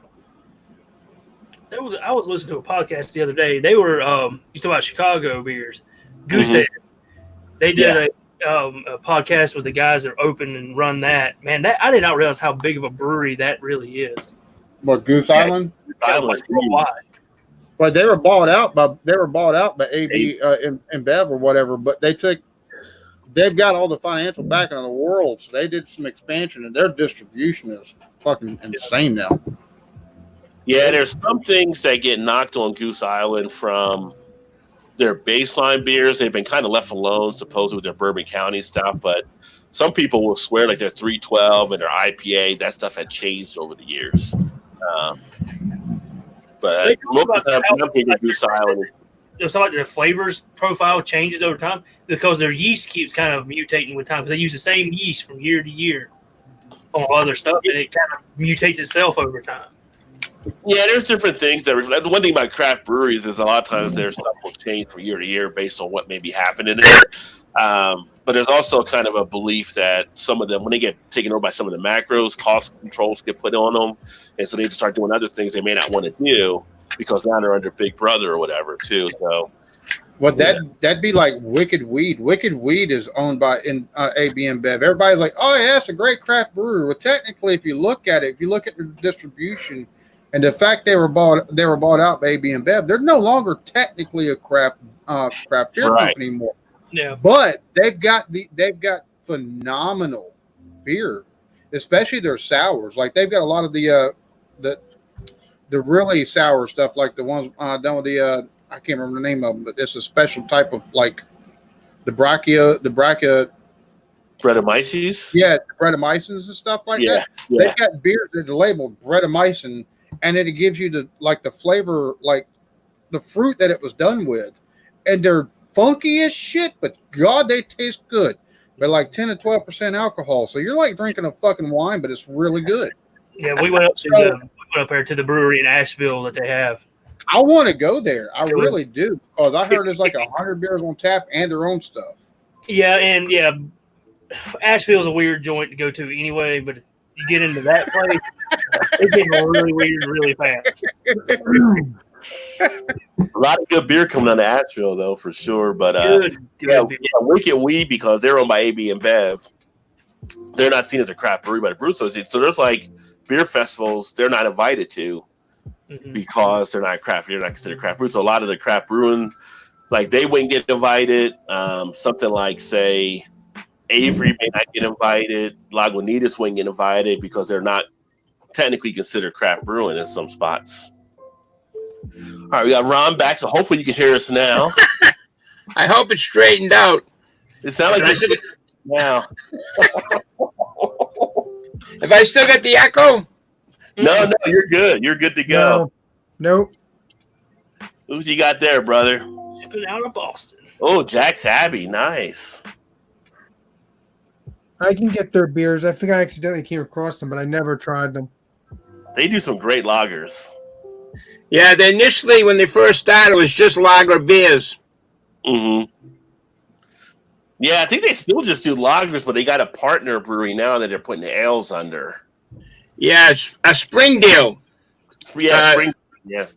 It's actually, they're owned by the brothers, and it's pretty close. It was within walking distance of the original brewery, but they wanted to expand from just brewing lager beers, so that's why Springdale. But it's very close. It's in Framingham, and it's walking distance.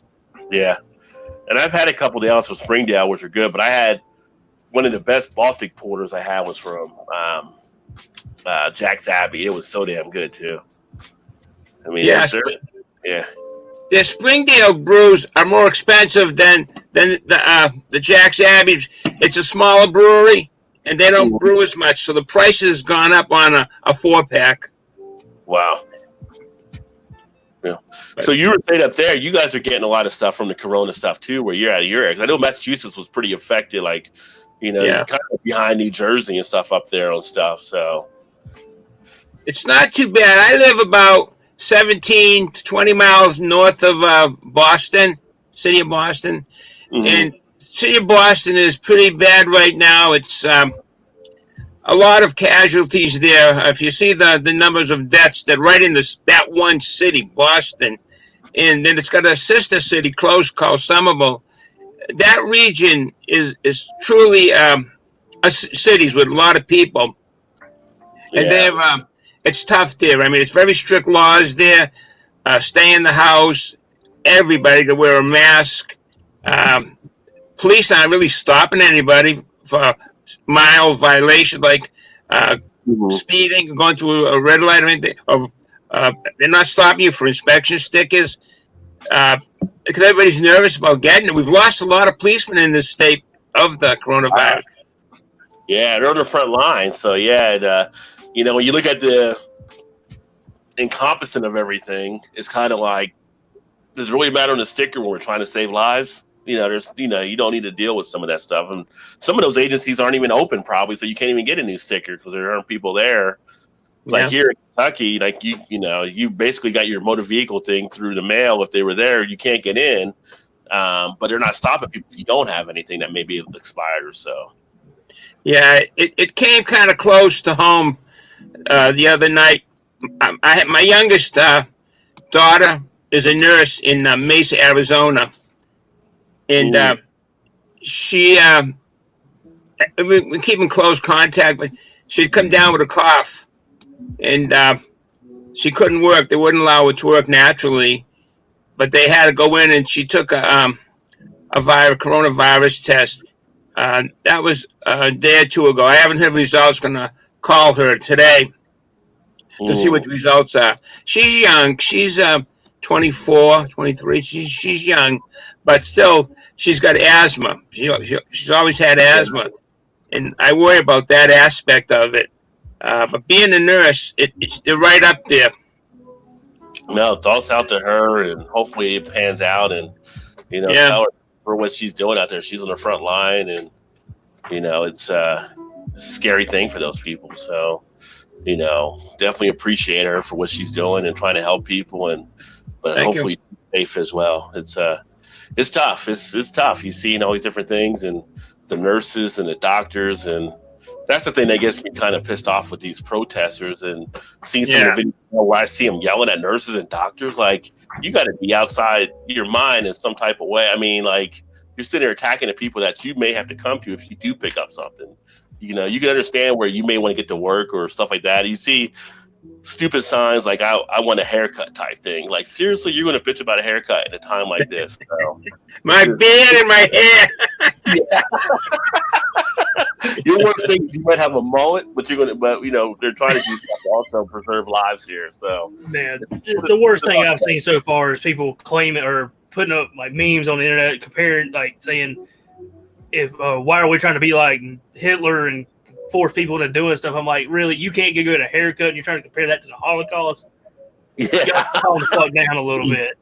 Yeah, there's a lot of stretching taking place, but no, for her, I mean, like I said, kudos to her for doing what she's doing, because it's not tough for them. There's a lot of them, they don't get all the protections they need. So, she's very important out there.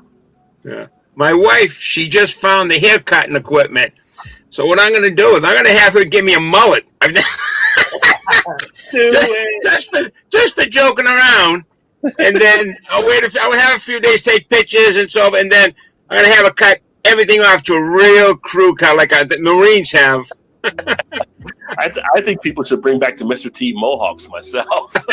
yeah, I may try that. I may try that one, the mohawk. I'm gonna have a long way to go. My hair's so thin, and I may not do a mohawk. Won't stand up at all. It's like a limp dick. Oh my goodness. Yeah, but it is. How many people have died in this country? Like in the 60,000s now, right? Yeah. Last I saw was like 61.5 or somewhere around there, 62 maybe. There's a lot of families that are really grieving right now in this country. Mm-hmm. A lot. Wow. I was gonna say I've got an opinion that most of y'all probably disagree with. Listen. That being said, there are risks that I think most people. I understand. I've read a couple of things, and it's personal posts by people, and I'm understanding. Okay, I'm just looking at my state. They're all fucking idiots. Half the people are fucking idiots. It's one thing if you don't want to take and wear a mask. At least fucking social distance. Take and stay 6 foot away from motherfuckers. You know what I'm saying? People don't know how to fucking do that. They really don't. And I'm actually sharing something with my wife. She's like, "Why you look so serious?" One of the people I take and follow, and he's not the only person that's posted stuff like this, but his sister, he lives in Brazil. Apparently he's from Portugal, but he lives in Brazil. His sister lives in Quebec, Canada, and she's been helping out with the long-term care facilities in Quebec. Like I said, this isn't the first time I've read stuff like this. So if you look at the numbers and you take a look at, we've got 1 million people that are over 1 million people infected, 60,000 deaths. That's a lot compared overall. It's really not. And with the antibody testing, we probably got a lot more that have been sick that have been asymptomatic. Mm-hmm. You know what I'm saying? So it's a game of ratios and numbers at this point. You know what I'm saying? So part of this, I get why everybody's want everything to stay shut down. I also know people have got to take and live, and there's a lot of businesses that will not be opening up back up, and they've spent their last time to take it. They spent their last time to open the businesses up. If Walmart and fucking Costco's can be open, they can have over 100 fucking people at a time. Why can't the fucking mom and pop shops take and have 1 or 2 people in at a time? Most, even like the hair salons, they were like, "Why the fuck hair salons?" You take and look at the hair. You look at the hairdressers. They've got the booths. They'll have 1, 2, 3. You've got one here, and you got one that's normally closing and one that's fucking open on the other side of that because the women have different times they work. So I understand that because a lot of those places like that, not only is it business owners being affected, but it's also the hair cutters that are being affected because they don't take and get paid an hourly wage. They get paid by head that they cut. Right. You know what I'm saying? They can pay commission off of that. So, and for many of these places, if you take a look like the state of South Carolina, there's New York, fucking just about everywhere. We got over 30 million unemployed and millions that have been waiting over a month for unemployment checks. I understand the reason why people are pissed off and upset. Oh, I can see that part. Right. Now the protests, the way they've been doing the protests, they're all complete fucking idiots. I want my haircut. Motherfucker, the person that cut your hair wants to take and give you a haircut, but you ain't got to be a dickhead about this shit. There's other ways you take and go about this. Get a phone number. Call them. Damn right. It's like in this state, they're not opening up the hair salons and stuff like they're opening everything else up like hair salons and other small businesses in June, but everything else just got opened back up, the public beaches and everything. And I'm like, what fucking sense do you make, you stupid motherfucker? But there's a lot of stuff I have read that's personal accounts, and I'm like, okay, yeah. You know what I'm saying? Because it makes you take a step back and go, yeah. This disease is not a joke. The rest of it needs to be handled appropriately in a controlled pace. The disease ain't a joke, and everything else is. It's not like there's it's not like a perfect, shoe fits everybody thing. It's certain scenarios. It becomes case by case basis, right? So it's like if you went back and you looked at the old Healthcare Act, they did Obamacare. There was people that it didn't work out for, and there's people it did work out for. Well, I've got buddies that it took and lowered their shit, and I've got other people that motherfucker took and jacked their fucking premiums up so much they fucking dropped it. They just took the fucking charge of or whatever, right? Pay the fucking fee because it jacked their fucking insurance rates up by 300%, and they made enough money that if even going through they couldn't get none of the subsidies. Yeah. The other thing was, depending on the size of the subsidy, a lot of people had to pay that shit back. So whatever tax money you thought you might be getting from that loan you give to the government every fucking year, it went the fuck away, and you had to owe money. So I mean, it was one of those give and takes that it wasn't very. It was a good concept. It wasn't very well implemented at fucking all. Yeah, that's the thing, right? And like with this thing, you have this, and again, it's the implementation, right? So a lot of people are pissed off. They do need to make money, so you can definitely see that part of the argument. But at the same point, it's like also this was dropped by a lot of the administration on how to handle it because you don't have it where you're saying all these people can file unemployment and the money's not there to do all this stuff. And it's another corner down the line because then we start printing more money down the line. Come back and bite us in the ass later. It's funny. I read a lot of people taking it, read a lot of comments, and even I was like at the beginning of it. So I've started looking at numbers and just taking and just looking at overall objective, looked at some things and been like, okay, some of these numbers don't add up to how everywhere is doing. So like Michigan, the states that have, the counties that have hot spots, working the motherfuckers off quarantine to, keep stay-at-home orders for those fucking counties. The more rural areas and some of the areas that aren't as bad, infected, let them stay open. Take and make sure there are limits on the amount of people that can be in. Mandate you have to wear a mask. Right. That way you don't take and shut down an entire state economy. Same thing with the state of New York. Shut down New York City. Keep people, do the stay-at-home order if you want to, other than the essential businesses. That's fine. The rest of the state, open it the fuck up. This state right here, Charleston County, Clarendon County, and Richland County, keep stay-at-home order. Greenville. And Greenville, exactly. And keep everybody, let everybody else go back to fucking work, but you take and have mandates because this has happened in the past. Everybody's like, why doesn't the president, shut the country down? Well, he doesn't have the power to. Number one, that's regulated to the states. Supreme Court took and ruled that.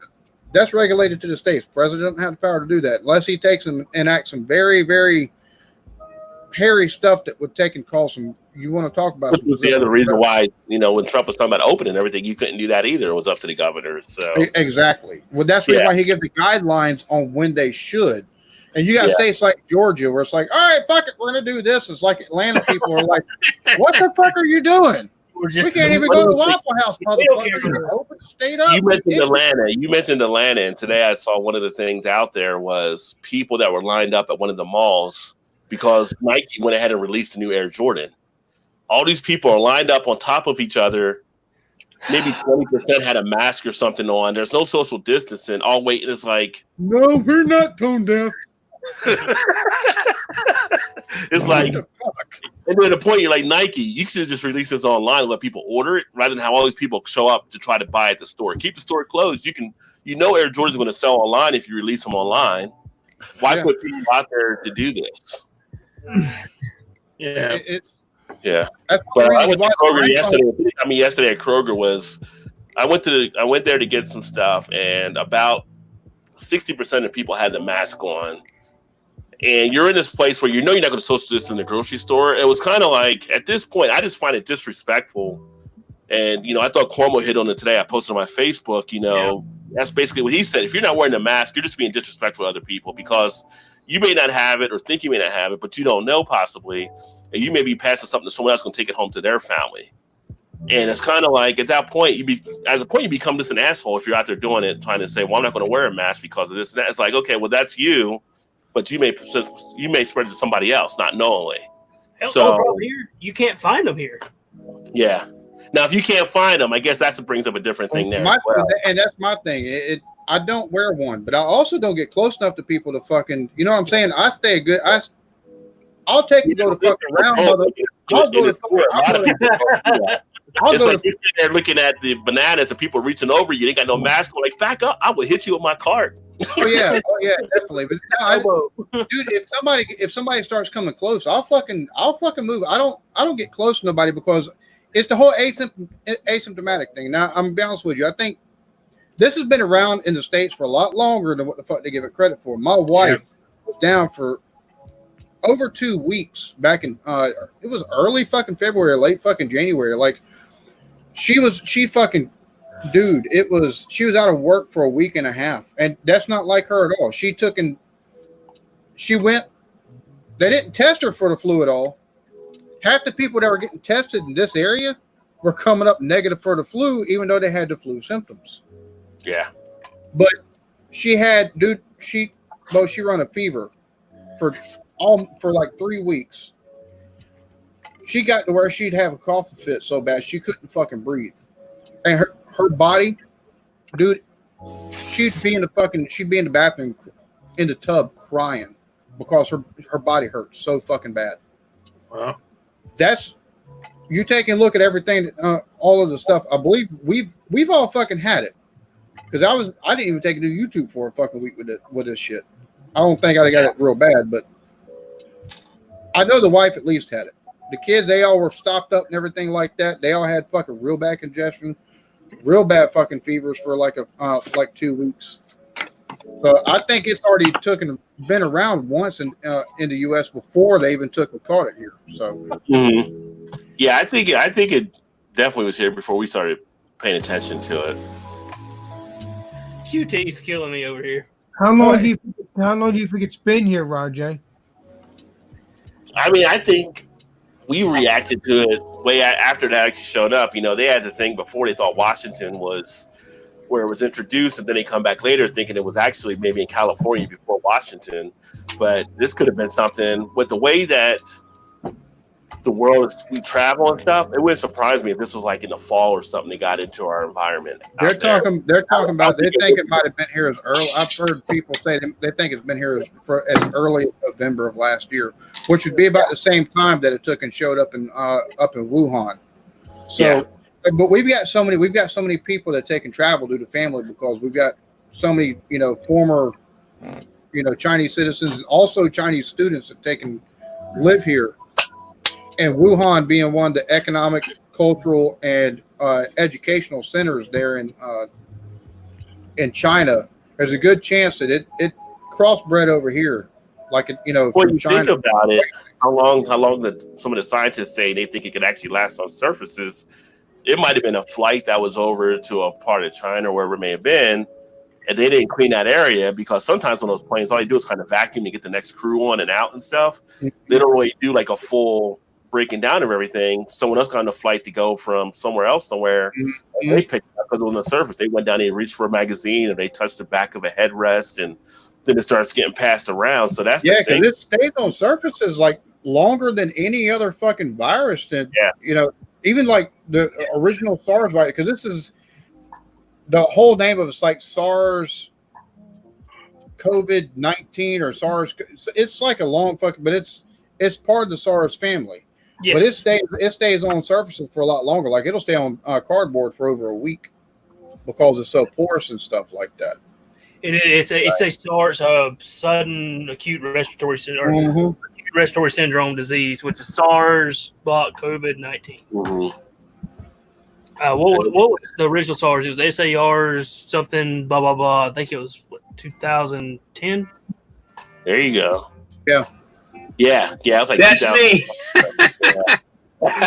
Hey, you got protection on there, but you don't have to do it when you're in your own car. It's just when you're out in public. No, I was outside waiting for my wife. She was shopping, so I put it on.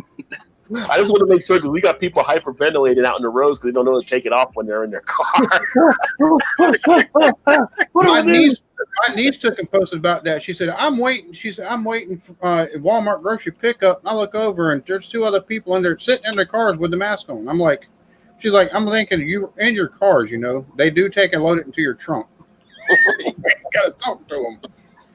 Well, there's some people that don't understand, the difference between air transmission and personal to droplet transmission. I mean, if that makes them feel better, makes them feel safe, fuck it, let them do it. At least they got one on.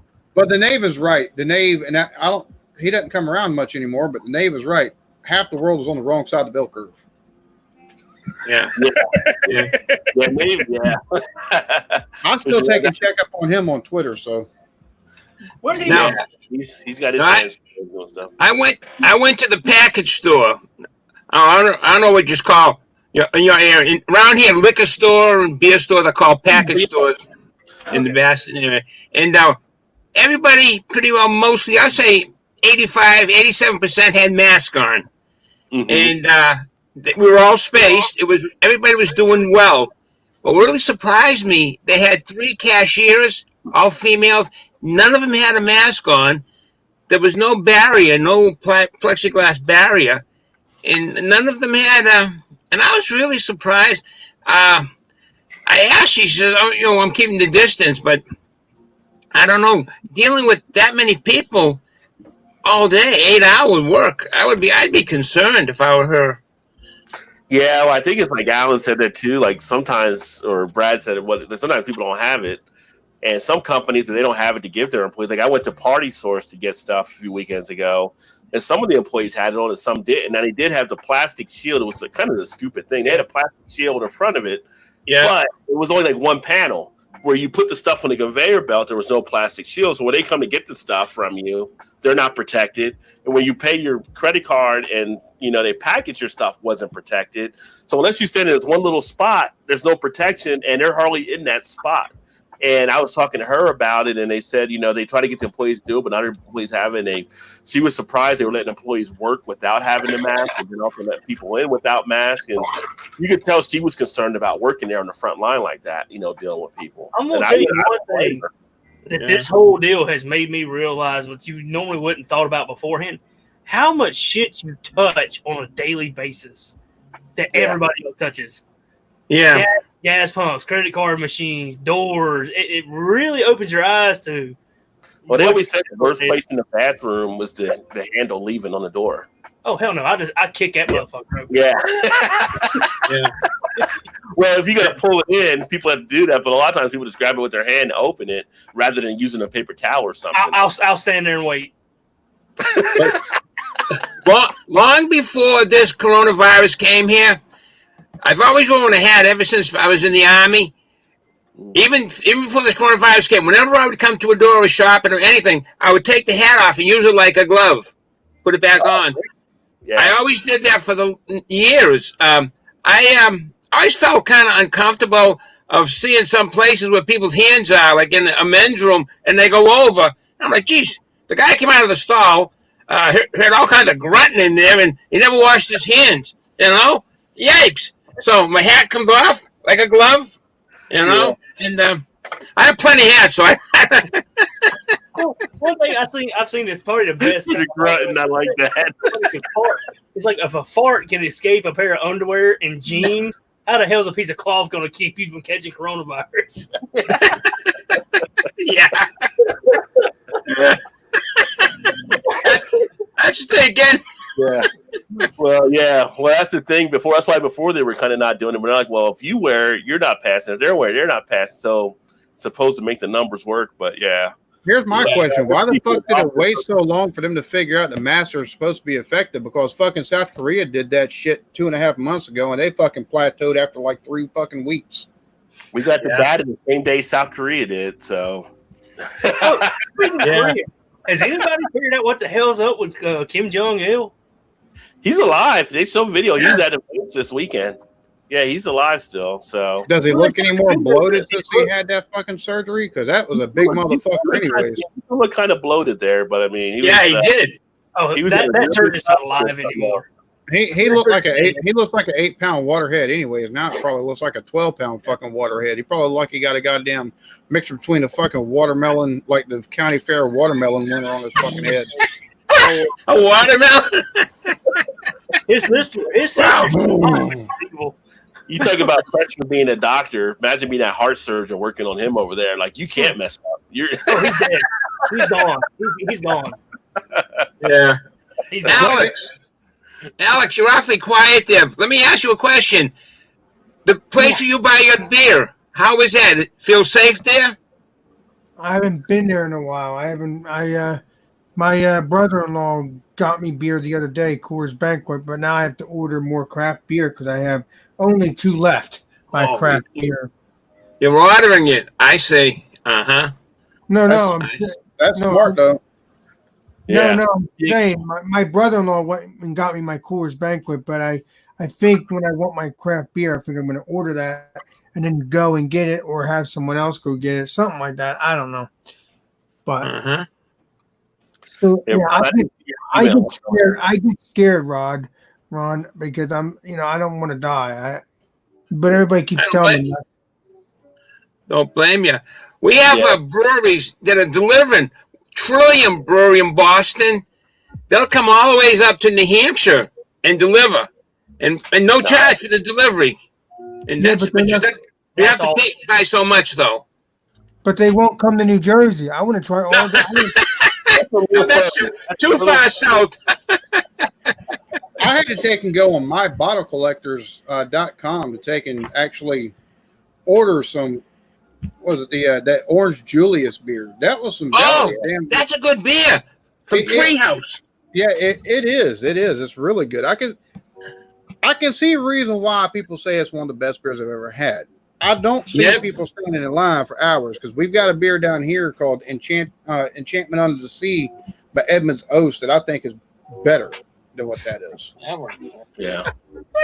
And I paid $25 for that Orange Julius. Yeah, so you'll Alan, pay. order. So Alan, I can order Trillium and Treehouse from a bottle collection. Yeah, but it's expensive. I'm gonna tell you that right now. It's expensive. It depends on your state, though, too, because I can't say you can't have beer delivered through the mail. Well, you're not supposed to here, but no. I mean, in Ohio, you can have companies like Devore and all of them that'll send you beer in the mail. But Kentucky, when they had that bomber down in Austin, which literally makes no sense. That remember, like last year or 2 years ago, whatever it was, they stopped any alcohol from being shipped into Kentucky at that point.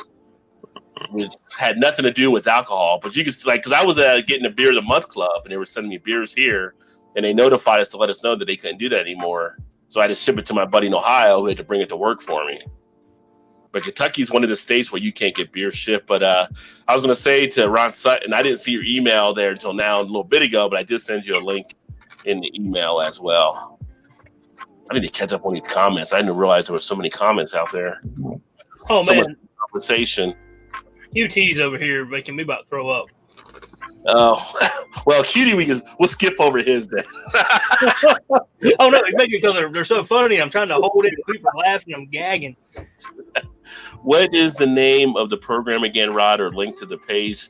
The program we were talking about, I think that was the Voice Meter Banana, which was what Alan had actually pulled up there on the screen as well. And it's VOIE. I'll put the link in the chat for everybody. Okay. Sorry about that, everybody. We got in so much conversation. I missed some of the comments here. Budweiser, king of piss. Gilbert does not like Budweiser at all. King of piss? Oh, gee. Like, hit the likes. Oh, multiple devices. Ouch, my headphones are limited. I think that was when we were trying to get everything straight there on the headphones. When I had red directions to drink a beer, put my ass in the grave, bro. That's any nitro infused beer that you'd buy, though. You're going to have instructions on how to take and properly open it and pour it. Yeah. Vanessa wanted Brad to shotgun the nitro, which he did not do. I think there might be one left in there. There were the Clydesdale breeders east of here. The farm was closed down and turned into suburbs. Oh, wow. Was there directions? Dang, I missed that part. Yeah, there was directions on the can. But that was one thing I was saying. We were talking about the coronavirus stuff, and one of the reasons some of the people are getting hit more is the concentration of some of the city areas because people are on top of each other versus people in the suburban areas where it's more spread out as well. So they're seeing a lot more of the numbers impact the city areas. That's why you're seeing like the Detroit and New York City and things along those lines. Wow. That just said hello to Ron when he had come in. Ron is still in Dave's internet connection. It was a bad internet connection for a bit, but no, we got everything off. You are way behind, Rod. That was almost an hour. Drove out to where Paul Revere and his two conspirators were captured from. Well, that's nice historical perspective. You see, getting on these to have directions, not the damn beer. Video and electric look like they're a transporter trying to beam them up.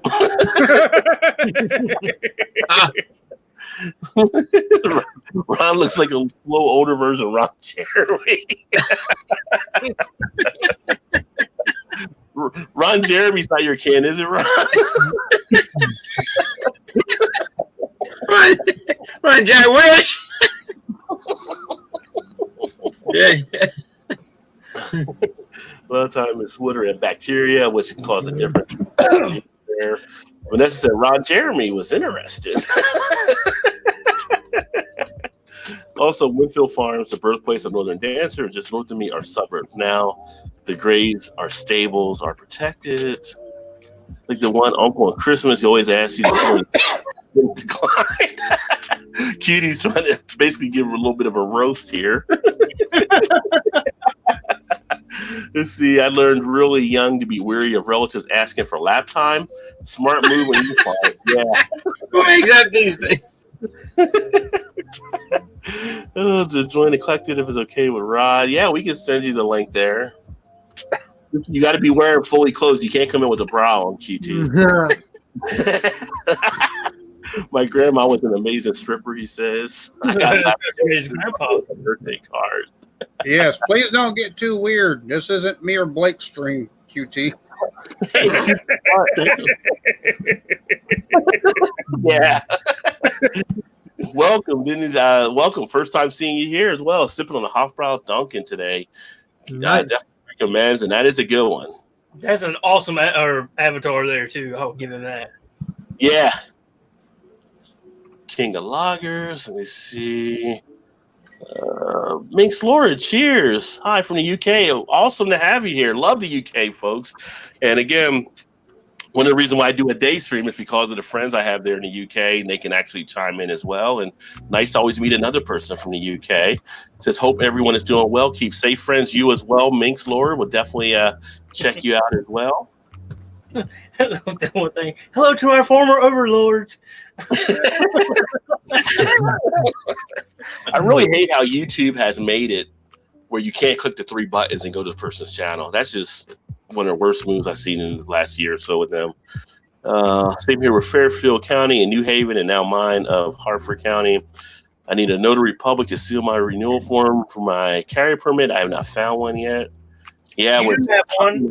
It's called your Bill of Rights, but we're not.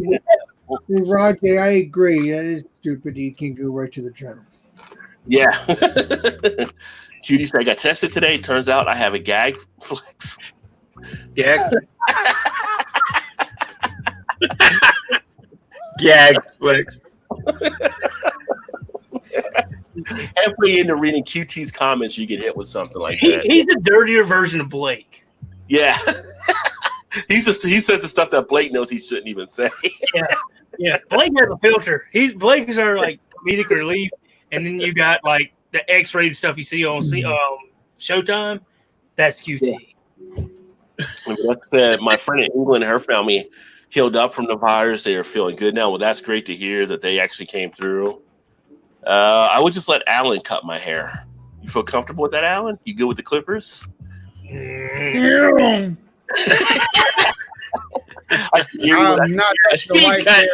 not touching the wife hair whatsoever, because I know one thing, and there's no guard, and that's it. It's all the way down to the scalp, and then I'll take a razor to it.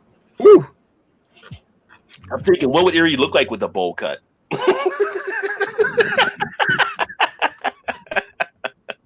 UPS Kitty $4. I would ask Boston Dynamics to lend my Spot the Robot to program to cut hair during this emergency. I mean, at some point we may have automation being able to do that. Cutie, I can renew my mail, but my firm needs a notary. UPS has a notary there. You have to go in. Bank of America also. The only thing is some of those won't let you in now. They're just doing drive-thrus.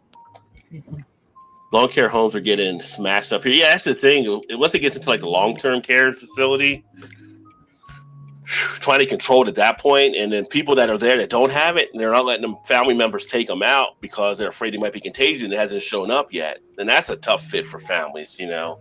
You can see most people there that already have some kind of pre-existing condition, it just flies through that wildfire. Yeah.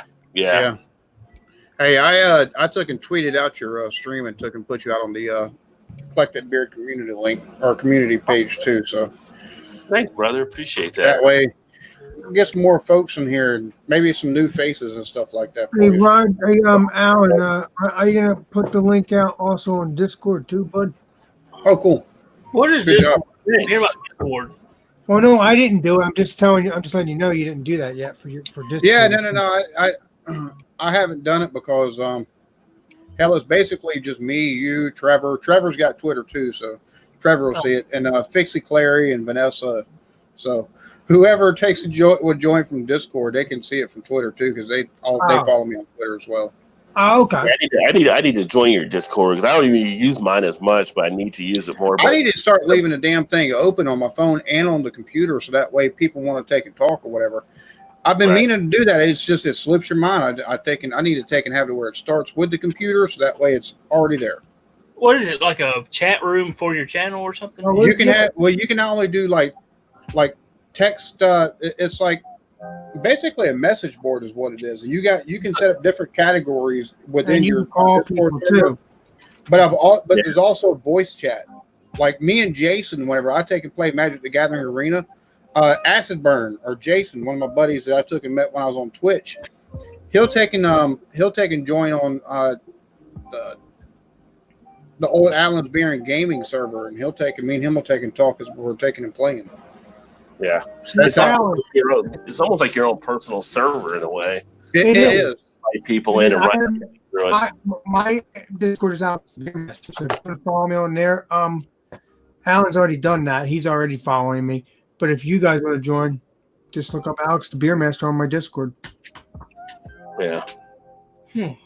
I'll look into it. I haven't really it's like Twitch and all those other things. I'm still trying to get through the YouTube and podcasting now, do something else. So The crazy part is I tried to call Alan on Discord. He could see me and everything, but he cannot hear me. Well, I can if I'm on my computer. If I'm on my phone, I can't hear shit. Yeah, but I've called you on Discord and I think on Instagram. You can't hear me on either. Yeah, you're right. I don't know what it is. I've got to get a new phone as part of it. I'm working with an old LG G5, and it's 4 generations behind already. I mean, you're clear as day, but I can't hear you. Vanessa said, how many here have health insurance that actually helps with the first pay of the year salary? It's crazy.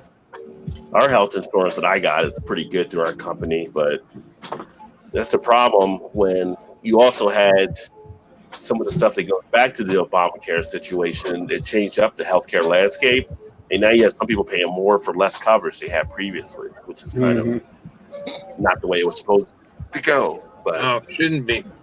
No.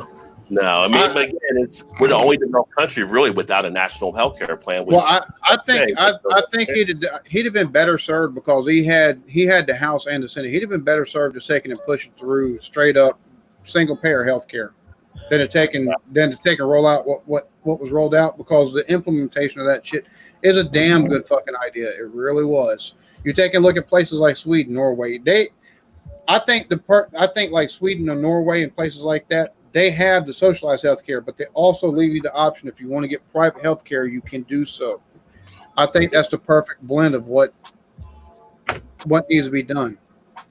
Yeah, that could have been implemented or something like that you could build upon, but the implementation of Obamacare was so bad, and it's as much as it would have been nice it'd be nice to see a better healthcare system for people in this country that need the care, that are paying exorbitant amounts for their fucking medicines and shit. Like the fucking medicines in this country, it's criminal how much they fucking charge.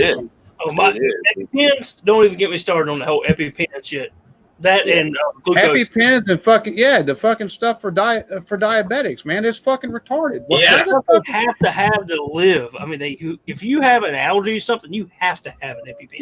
Yeah, right. To live, like you go outside, you get stung by a bee. If you don't have one, you're probably gonna die. You know what's funny? You would think with the high prices that the insurance companies would go after these pharmacies and these pharmacies that have these terribly high prices. Why don't the insurance companies go after them? Are they in cahoots with them? Well, the thing is, well, the other thing is we don't have any regulations on the pricing. That's the other thing with the other countries. They've got regulations on the pricing of what these companies can charge for the medications. They'll take the workout deals and they'll take and cover shortfalls a lot of times. The governments do. People go, oh, Sweden, they're socialists. They got that, or they think they're socialists because they're a democratic socialist society. But what they don't understand is they've still got a free market. They've got regulated capitalism. We don't even have capitalism as it stands in this country right now. Everybody thinks we got a free market. No, the fuck we don't. We don't have capitalism in this country. We've got crony capitalism. We've got corporatism in this fucking country, and we've got a regulated market. That's the reason why everything is so fucking expensive, because they picked the winners already, and it's the pharmaceuticals, it's the Fortune 500 companies. And if you disagree with me, then you need to fucking go do your research. That's the word. Exactly, Alan, because if you look at the one thing that throws that out there and shows you that that fucked up situation is the fact that when a agricultural company owns a pharmaceutical company, so people that make your food also sell you the medicine whenever you're sick. From the food. Weird going on. Yeah, Monsanto and shit like that. Oh, yeah. But there's a reason why over there they've just now allowed Monsanto to join. Yeah. But they can't take anybody to court if something happens like over here. If you're a farmer and if the farmer in the field next to you has corn that is grown by fucking Monsanto, that is grown with seeds from Monsanto, and you use fucking like heirloom and legacy shit, and somehow there's crossbreeding because that's how the fuck it works. Whenever you got bees and other bugs pollinating, How bumblebees they work. can take you to fucking court and take everything from you. That's how the fuck if they see that there's a hybrid or that you've got any whatsoever aspect of there being any kind of Monsanto DNA in your fucking corn, they can take you to court and they will take everything from you. Land, everything. He's not making that shit. That's exactly how the fuck it works. Merciless, yeah. We case studied this in college. We case studied the man. exact thing. I'll be right back. Okay. So, yeah. It's crazy. Yeah, it's crazy. Yeah, but it's funny because you say about the insurance companies. I work for one of the larger insurance companies as well. We don't do the health insurance, but it's funny when you do have a health thing, you'll see we get our write up of how much it was for a procedure, and it'll show what the amount is, and it'll show what the insurance settled to cover for, and then it drops. So you'll see, this procedure was going to cost $3,000. The company says, "Well, we'll give you $400," and they write off the other $2,600. And then you just pay your 20%. But it's like, if you don't have insurance, you're facing bankruptcy, Robbie. That's why bankruptcy, the leading cause is people getting sick in this country that don't have health insurance because they get trapped into it. It's a trapped system. It sucks. It's kind of like the capitalism that we run now. You got to have a back to stand on. That's how it's formulated. And people not having liability insurance. Yeah. Was leaving. Yeah, you know what I don't understand. Supposedly monopolies are illegal in this country, but yet what the gentleman was saying, diabetic medicines are so high, and all the companies, all the pharmacies keep the diabetic medicines way up there, and it's a monopoly doing that. I don't understand it. Hey, Rajay, I'll be back. Rajay, I'll be back. I'm going to leave my stuff up, but I'll be right back. I just need to move some blocks. Okay, cool. Roger. Yeah, I mean, they say it's not a monopoly, but they're actually going through and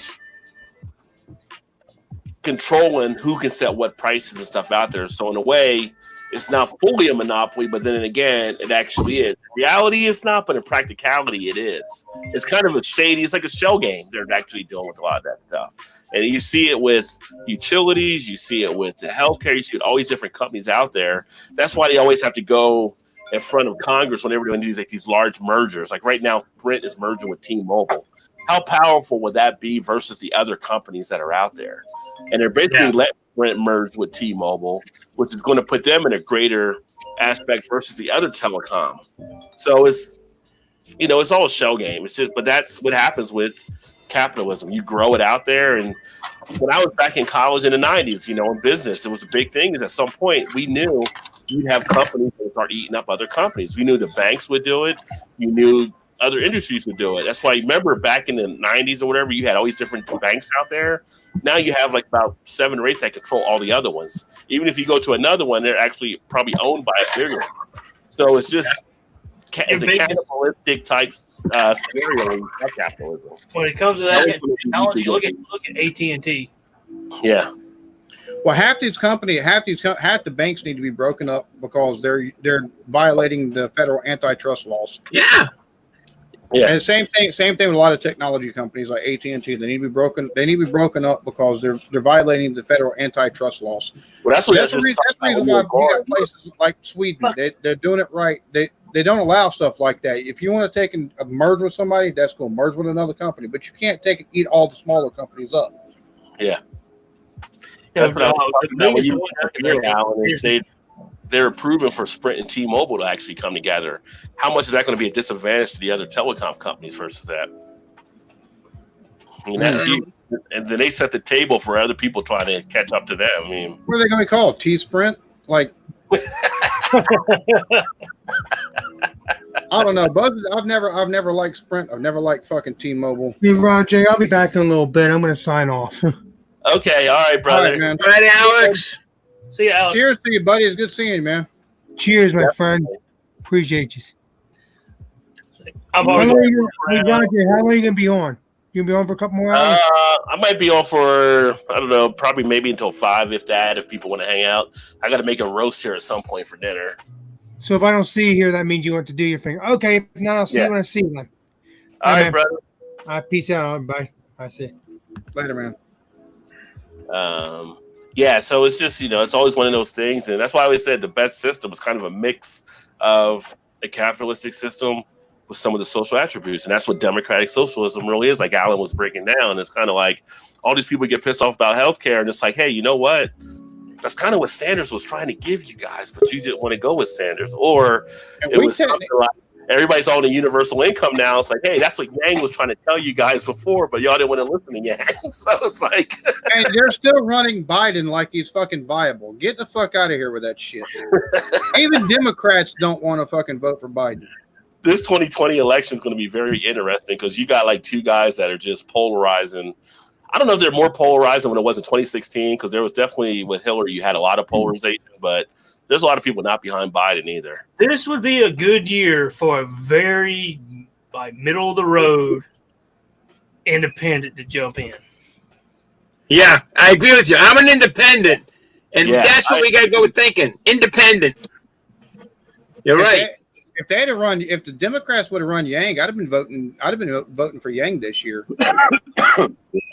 And it's funny because whenever Yang was running, I was telling people he's right, because they're talking about with the automation, everything's coming down. Oh no, there's always concerns, and then you take a look at what's happened with COVID-19, and they're talking about there's going to be massive job loss because half these companies are going to be looking at how to take and automate jobs to make things more efficient. So that way, if things like this happen in the future, you don't have so many people that are at risk. Not only that, there are also going to be more people working from home after this is even over with. Yep. Because people a lot of times are more efficient when they're working at home than working in the office or something like that.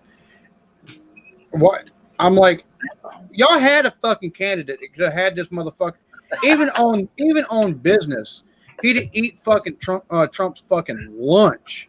But no, y'all dumb motherfuckers want to run Biden and have Hillary Clinton fucking interview his ass of all goddamn people on a fucking women's summit. Are y'all fucking interview Biden? I didn't see that out there. Yes.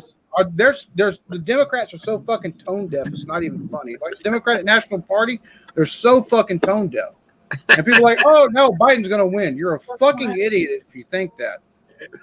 And what gets me is it's like nobody takes a look at. He's got like 3 different accusers right now. Oh, it's a right-wing conspiracy. Well, what the fuck happened to Kavanaugh with the fucking Republicans in? Yeah, that whole fiasco. Fucking back up on her. If you're going to look at it with Kavanaugh, and you're going to look at it with Trump, then you got to look at it with Biden as well. Just like you did look at it with Bill Clinton. You can't just pick and choose. I mean, you got to look at it across the board. So if you're saying the woman's going to be told over there, the woman's going to be told over here as well. Even the thing with Trump, though, Trump's fucking escapades were into fucking tabloids. Mm-hmm. Fucking Biden's hadn't been in no fucking tabloids. Yeah. There's a big fucking difference between fucking Trump and what the fuck Biden's being accused of. Big fucking Trump has definitely been more of a serial type situation. Even the fucking grab it by the pussy. Everybody whatever. But most people wrote down the fucking locker room talk. You take and go to a fucking locker room, or you take and talk with a bunch of guys, you get fucking talk like that, goddammit. Anybody who says, oh no, we don't talk like that, then you're either fucking gay or you're a fucking liar. Because you had talks like that with your buddies at some fucking point in time. I'll say we never had anything like that as far as like assault type.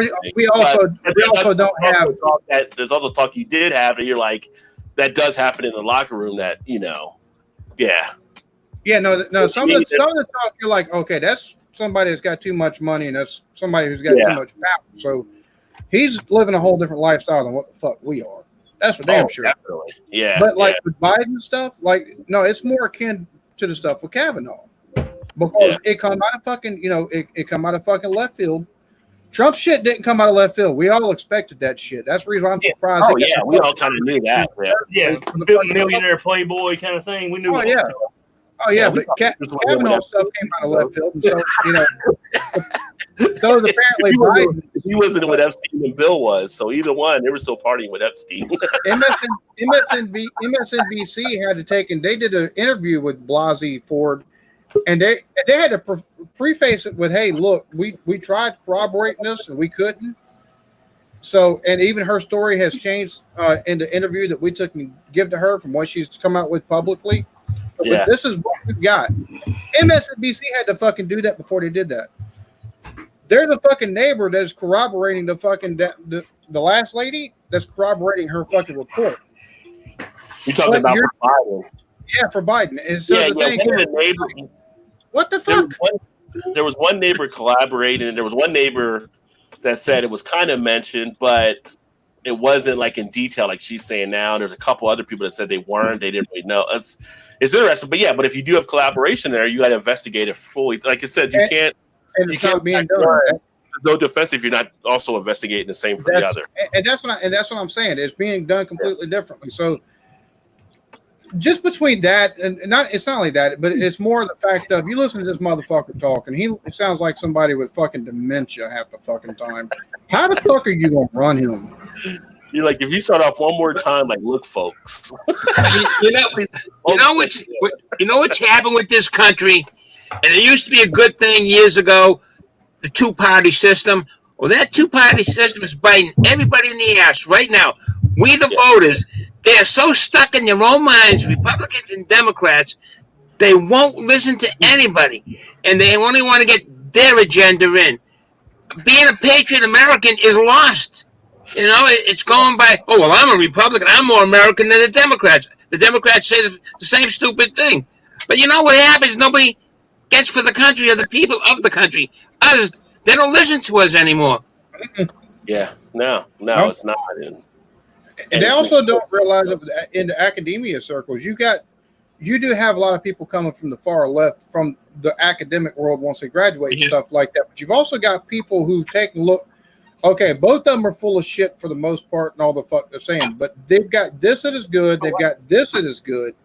So, you know, both got their good points. You know, why is it we can't get somebody that has some stuff, you know, that I agree with on either side, but it's not so fucking hard line. Something's going to take and have to break loose here soon with both parties, in my opinion, because you got the people that are a lot more conservative. You got people that are fucking midline. You got the people that are, you know, classic Democrats, which would be more midline, and you got the far left. But you've also got people that are in between. So there's going to have to be a breaking apart here at some point in time. Otherwise, the civil unrest that we have seen, it's only going to get fucking worse.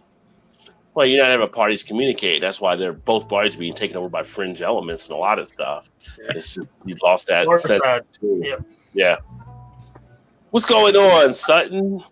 You're muted right now, but we got the bottom row being a Ron row right now. We got the two Rons down below. I think Ron. Oh shit! And we got Ron Terrio in the fucking chat. Yeah, really. Rod, I gotta get going. I'm getting paged by the wife. She's the boss. I think I'm gonna go about 4:30. Well, it's great having you on, Ron. Good seeing you, my friend. You guys, you all take care. Let me find out first. The Electric Beard and Barn Brawl Outdoors. Which states are you guys from? We're both from South Carolina. Oh, one of my favorite states, Charleston. I love to go visit the whole area there. Oh yeah. Yeah, I was thinking because I'm in Massachusetts. I'm sick and tired of the winters, and I wanted to go North Carolina or South Carolina. And I don't know much about North Carolina, but the history of South Carolina, I kind of like. How is the summer there? Can I ask? It is hot as shit and as muggy as a motherfucker. Yeah. Are you saying stay home? No, what the thing is, you shouldn't ask how the summer is. The question is how the winters here. The winters here are for the most part mild. You'll take and get like February, late January as the coldest parts of the year, and that's it. The rest of it's pretty much warm or mild. Yep. Like it's extremely hot and mild. It's kind of cold this year, but wet. It's been very wet this year, so you got to kind of take that. Because honestly, the upstate is a subtropical rainforest. They've just got foothills up there. Sounds kind of hot. Me being a northerner, maybe I'll go as far south as Pennsylvania, maybe. North Carolina's not the northern part of North Carolina. In the mountains is more north or New England style weather. Oh, is it? Like the mountains of North Carolina. It's especially up around Boone, places like that. It's cold in the wintertime. Not a whole bunch of snow. And it gets hot. It gets warm, but it doesn't hot. get overly hot during the summertime up there towards it. It's actually beautiful weather up in Boone and places like that, like Little Switzerland, Boone, and places up that area. Right. Lenore and stuff like that. Very, very beautiful area. Gets hot. Yeah, I got really hot like we get. Yeah, I don't ice skate anymore, play hockey or ski. So it's time to leave the north here. And but I don't know if I can put up with that, as you say, about the humidity and the heat and everything. I don't know. Maybe, like I said, I'll go far south to Pennsylvania.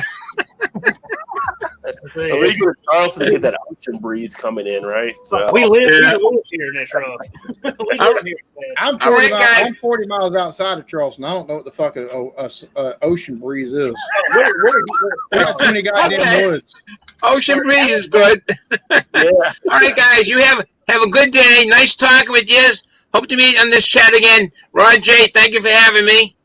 Thanks for joining. Y'all check out Ron's Beers and Tools as well. Some great stuff there. So he's got some great people. So make sure you check him out up in Massachusetts. Thank you, guys. Hey, brother. And again, tell your daughter thank you for what she does. So we appreciate her. Yes, thank you. Ciao. Before I go off, we're going to try this out.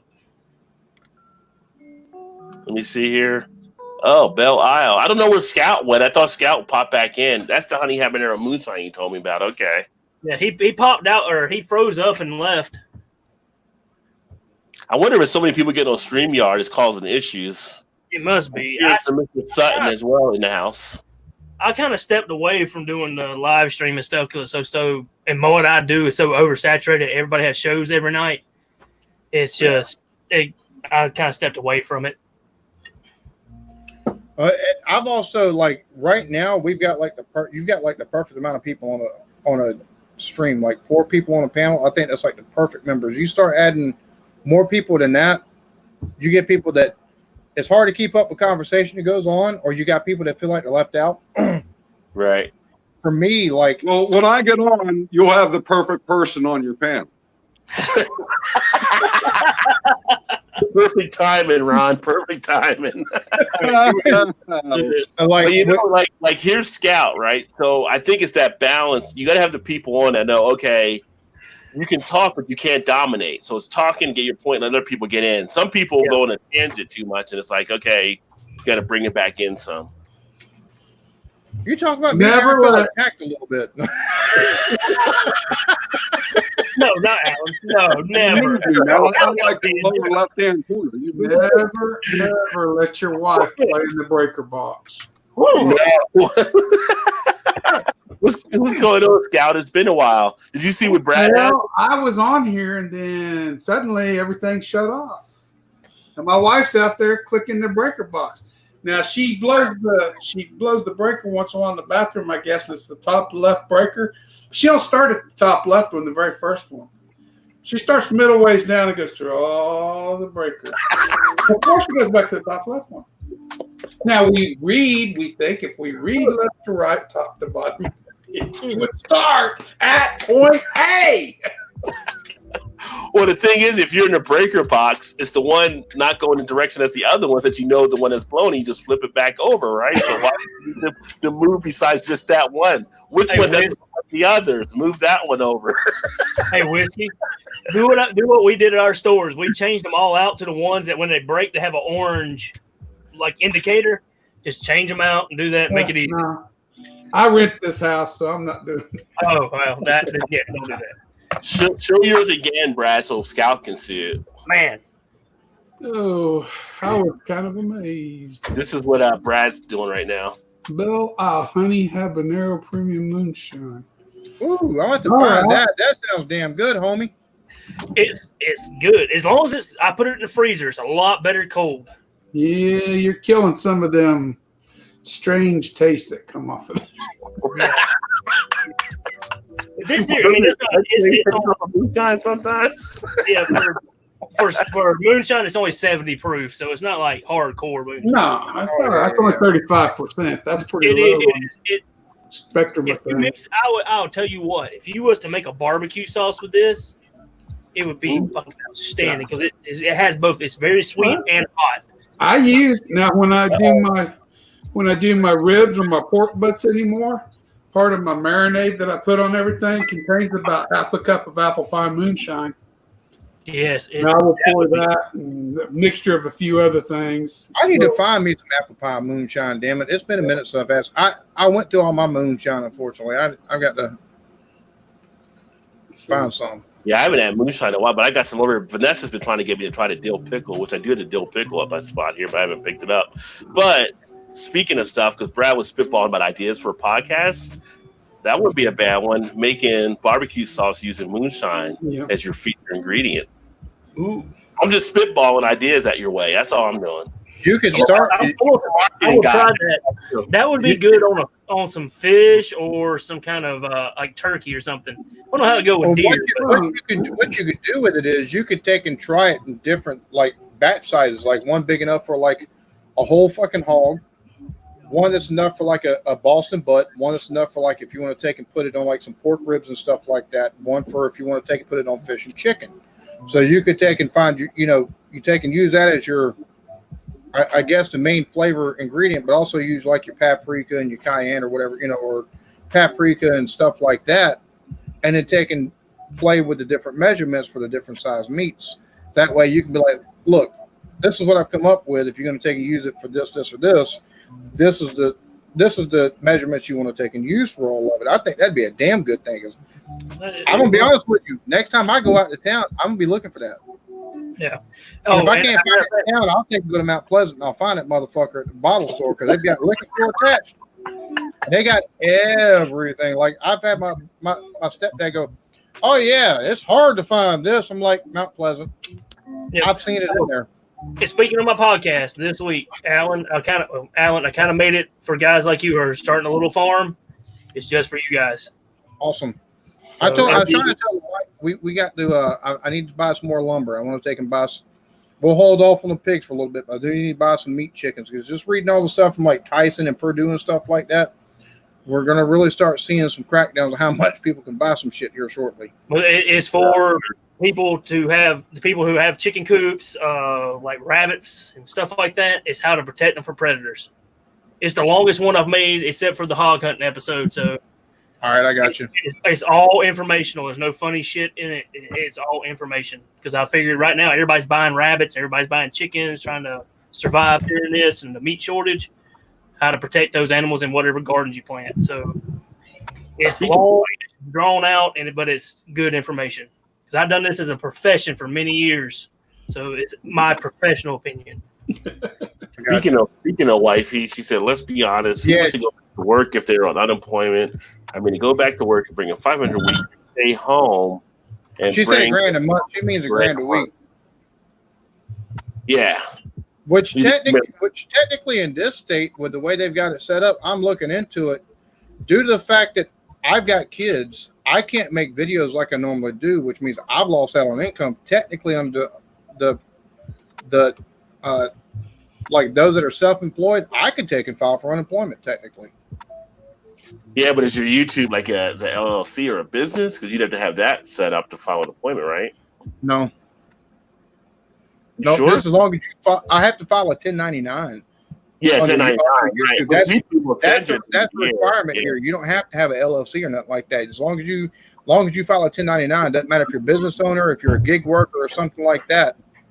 Yeah. So that's one of the things. I'm actually dude, my whole fucking with the kids at home, my whole fucking I'm normally like whenever they're in school from 8:30 till 2:00 in the morning, I was cranking out videos. I was doing my research, record. I'd have 3 or 4 videos for the week, and then I take and do my fucking reactions. I don't have that time no more. Now it's like 9:30, 10 o'clock. The youngest one's now going to bed. Yeah. And it's like my time frame has been way cut down. So like the amount of, because my first month I brought $500 into the house. The second month I took and brought some money home, and the third month I took and brought money home too. But since then I haven't brought anything home. I haven't been able to. Everything's shut down. I can't. Got, you know what I'm saying? It's one of those things where it's like, fuck. Yeah, the thing I was thinking about the business because we deal with some of the stuff for unemployment as far as some of the waivers on our insurance product. It's got to show a type of loss, but if you're getting 1099 or whatever, as long as you have it sometimes showing as a business, then you can probably file for it. But Whiskey, I actually have a question for Whiskey. How is this whole deal with the oil things that are going? How's that affected your job? Because my I'm out of the job. oil exploration it went up. I likely watched the very last well that's going to be drilled in Kansas for the next 2 months. Period. Throughout the state. So I'm going to be. I have some leisure time ahead of me, and I don't get to file. To my knowledge, I've never filed unemployment. I don't think I can. I do get 1099s, but I don't know how you. Well, if you're out of business, you should be able to file for you. Yeah, you should be able to take it. You should be able to take and file because if you do gig work type stuff, that should be covered under. That should be covered. Right. I'd have to. Last time I didn't do it. They went up. Yeah, in 2016, last time I didn't do it. I don't know what the price of oil is today. So I've never filed unemployment, so that's once I file, if they actually approve me, I should be able to take and get the whole amount. Well, West Texas is back up to 1978 today, but really everybody shut off in Western Kansas. None of the pump jacks are running. The only pump jacks you see running is maybe if the well only makes like 2 barrels a day, and they still haven't got the battery. Battery is a tank of batteries, battery of tanks. If that tank battery is not full, they'll run it till it's full. But most of them are full. Most of them are shut off now. They're not. I was about to say, how's this going to take and affect you? Because it affects a lot. It affects more than just me. They're not selling the oil. So the tax base that fixes the roads in most Western Kansas towns is based on the taxes they get from oil. So you're going to look at no money coming in on tax base for fixing the roads. A lot of that money that comes on as taxes also supplement schools, go into school supplementation. You're going to see a lot less money available for that.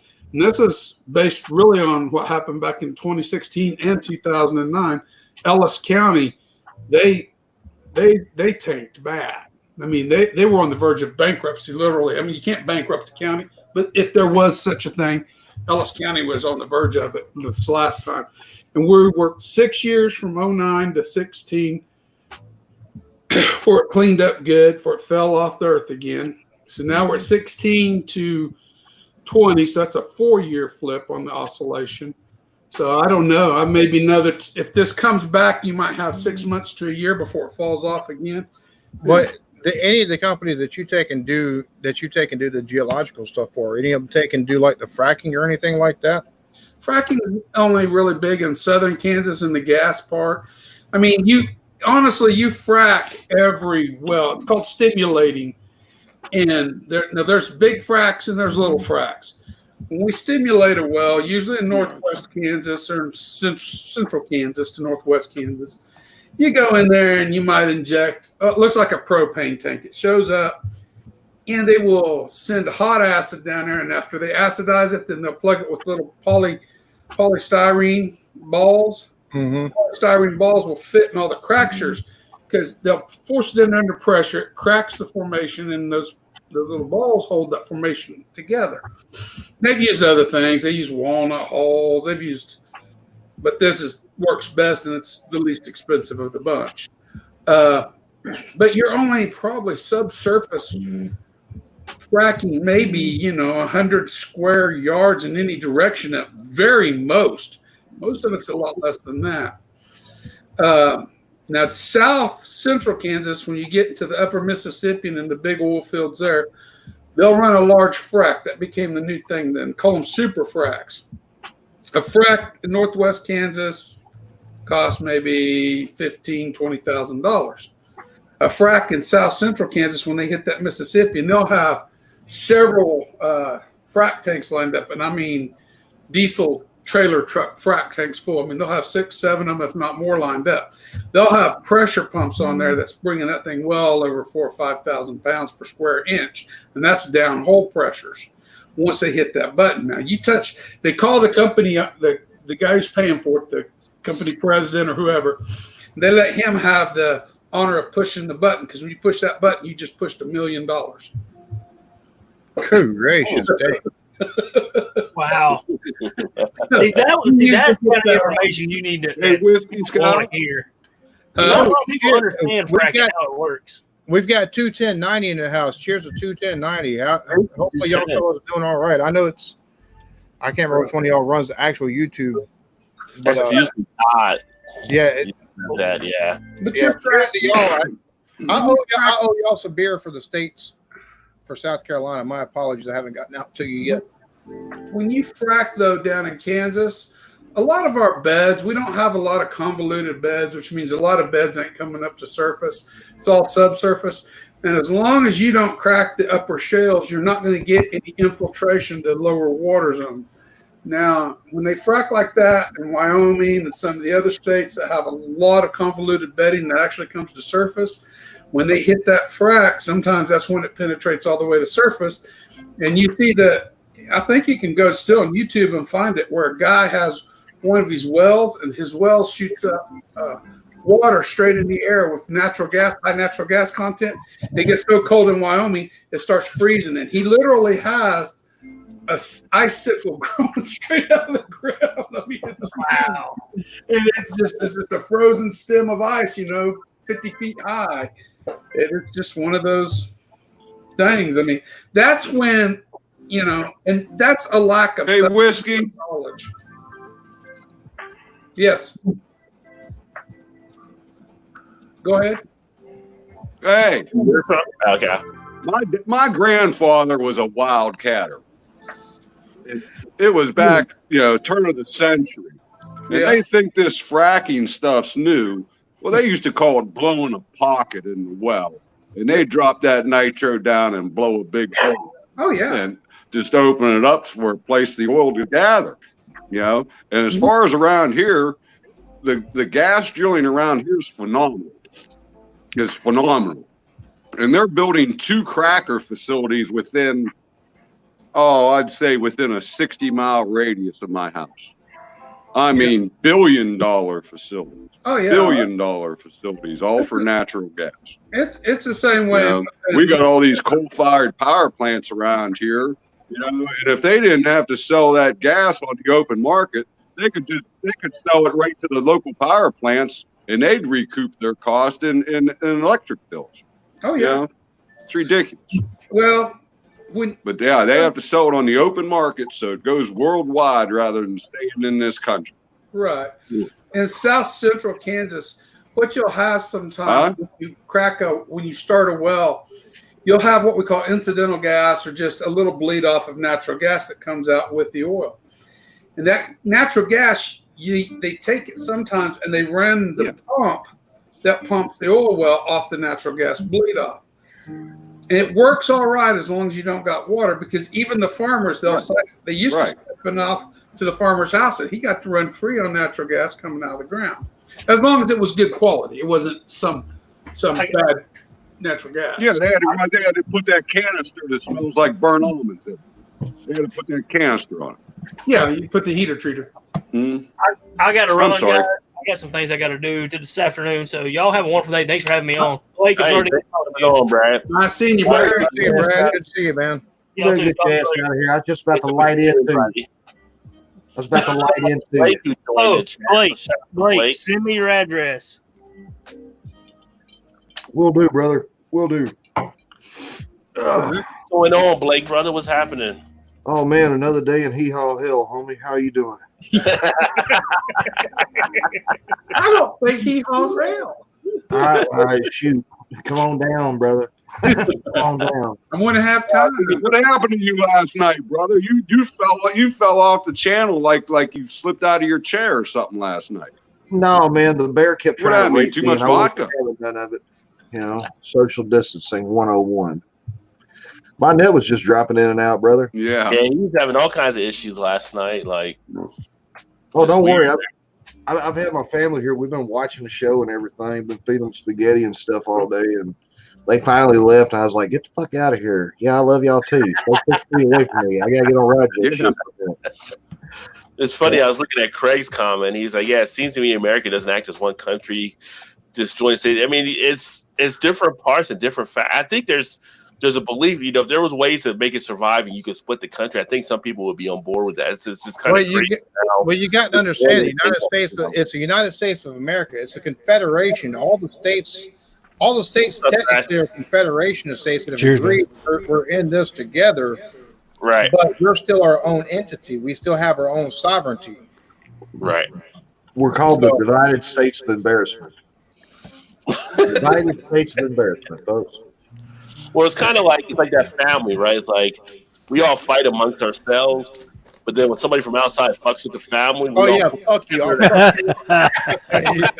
It's like the old fist. We all operate differently, but then when you pick one of them off. We may kick Mississippi, but don't think you can come in here doing that shit. That's just us. We're family. Yeah.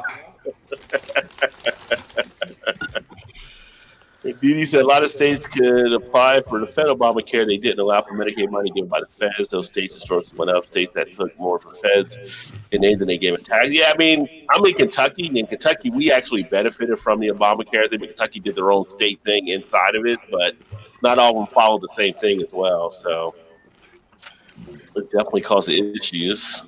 How's your brew day going, Thrash? I know you're Ron, all done, I'm man. in mourning today. What'd you say, Ron? I'm in mourning today. One of the nice Clydesdale glasses I had, I knocked that son of a bitch off my counter last night and it broke. You broke one of your Clydesdale. I was disgusted. Bro, there ain't no sense of crying, brother. Did you play taps? Did you play taps? Yeah, son of a bitch, I don't know. You got me all hammered last night.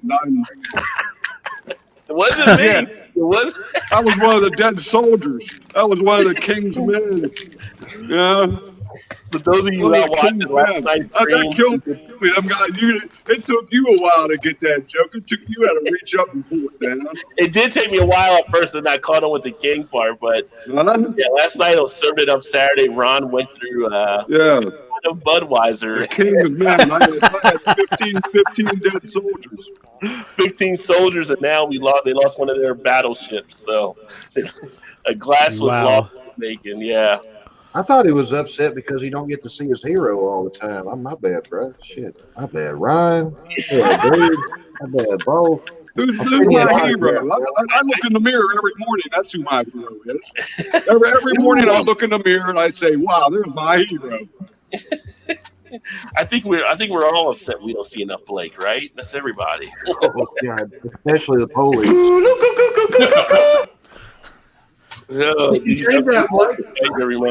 I'd give him a call on your behalf. I know you would, motherfucker. I ain't no snitch like them people calling shit up there in Wisconsin about mothers and kids going playing and the police showing up and acting like fools over a bunch of kids. And Hey, Whiskey, ever since the social distancing stuff started, brother, we're no longer snitches get ditches. Now snitches go straight to ditches. Right. Robert the Whiskey Stout had his 15 minutes of fame. It's just these other people are looking for it too there, brah.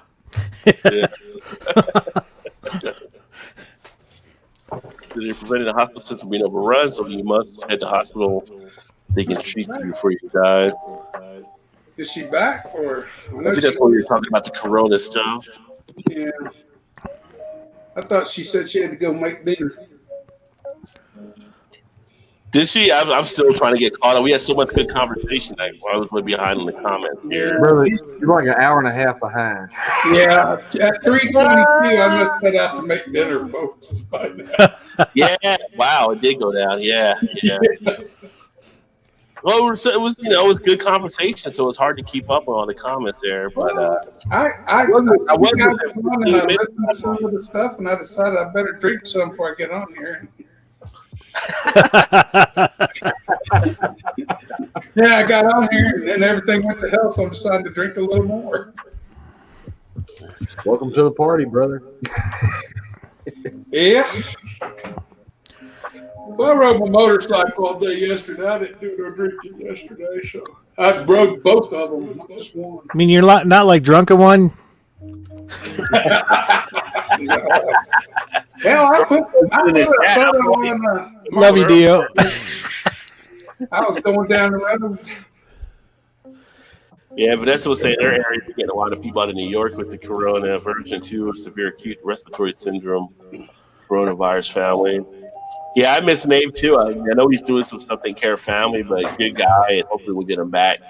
Hope Nave is okay. Enjoy your combos. Yeah, Alan said he was doing okay. He's just got a lot of stuff out there. He's taking care of family and everything. Blake, you have a secret admirer, it looks like. According to Drunken One. I think it is Drunken One. Drunken One, so yeah. I can see that. Gilbert thought he had something similar last April. Alka-Seltzer for 10 days every morning. Kept going to work. Thought it was a morning allergy attack. I am claustrophobic. I put mine on and thought I was going to die. Couldn't breathe, so die from a chance of corona or die from asphyxiation. Ugh, the choices. So Erie doesn't like wearing the mask. Oh, I know. I get claustrophobic with it on too. Yep. Do you really? Yeah, even after all the military freaking gas mask and all that, it's probably where it comes from. I was the biggest cheater. I always put my finger underneath my gun. A piece of pencil I used to keep. When we had the 7 videos today, and they were wearing the mask and they were cutting holes in the mask so they could speak or whatever. It's like you're defeating the purpose. It's like exactly. How far low of a bar do we have people falling now? Like you're like he was like talking to a cashier and he's like, you're supposed to have a whole mask. And she's like, I can't talk to it if I have the whole mask. Wow. Wow. I'm done. Sometimes I'm about a week away from shooting up from last the lowest common denominator. I'm done with you right now. Oh man, what I missed a short bus back in the day. Oh, me too. I used to ride one. I know it's hard to believe. They used to give us the helmets and we'd lick the windows and stuff like that, you know. Dude, we used to have like when we were back in school. I don't know if we're still in school nowadays, but when we went to school back in the day, like they had the room, and I'll just use the term. It's kind of where the special ed kids were, right? It was always like papered on the window, like you couldn't see what was going on in there. You always wonder, like, what are they doing in there? Like they're, you know, there's like the challenge kids and everything. So we went in there one day, and they were fucking in there playing video games. I'm like, why the fuck are they in there playing video games and we're going to class? They were sitting there playing on the Apple, the old video games. They're playing Dr. J, Larry Bird, 101, all kinds of shit. And we're like, why are we going to class? They basically got the best class to have. Wow. Today, kids, we're going to show you how to dunk on Bird. Right. Hey, speaking of Bird and Jordan, have you been watching The Last Dance? No, I haven't seen it yet. I've heard about it, but I haven't watched it yet. I am finally caught up on the first 4 episodes. They're doing the other 2 tonight, man. It's a pretty good documentary, bro. You actually enjoyed it? Yes, sir. I'm really enjoying it. Nice. So, hell, there ain't no other sports. So, that's true. Well, I just flipped over a little bit ago, and it was like showing the 2010 Olympics for the hockey team. I'm like, man, people are just trying to dig anything they can out to get sports on TV. I got to watch LeBron lose to the Mavs again. I always like that. What you got there, Ryan? Well, let me see here. Oh, he's got his Budweiser stuff. Oh, nice, buddy. Budweiser. Sweatshirt? You got to see the other side. It's a Budweiser official T-shirt. Oh, it's like it's walking away from you. Ah.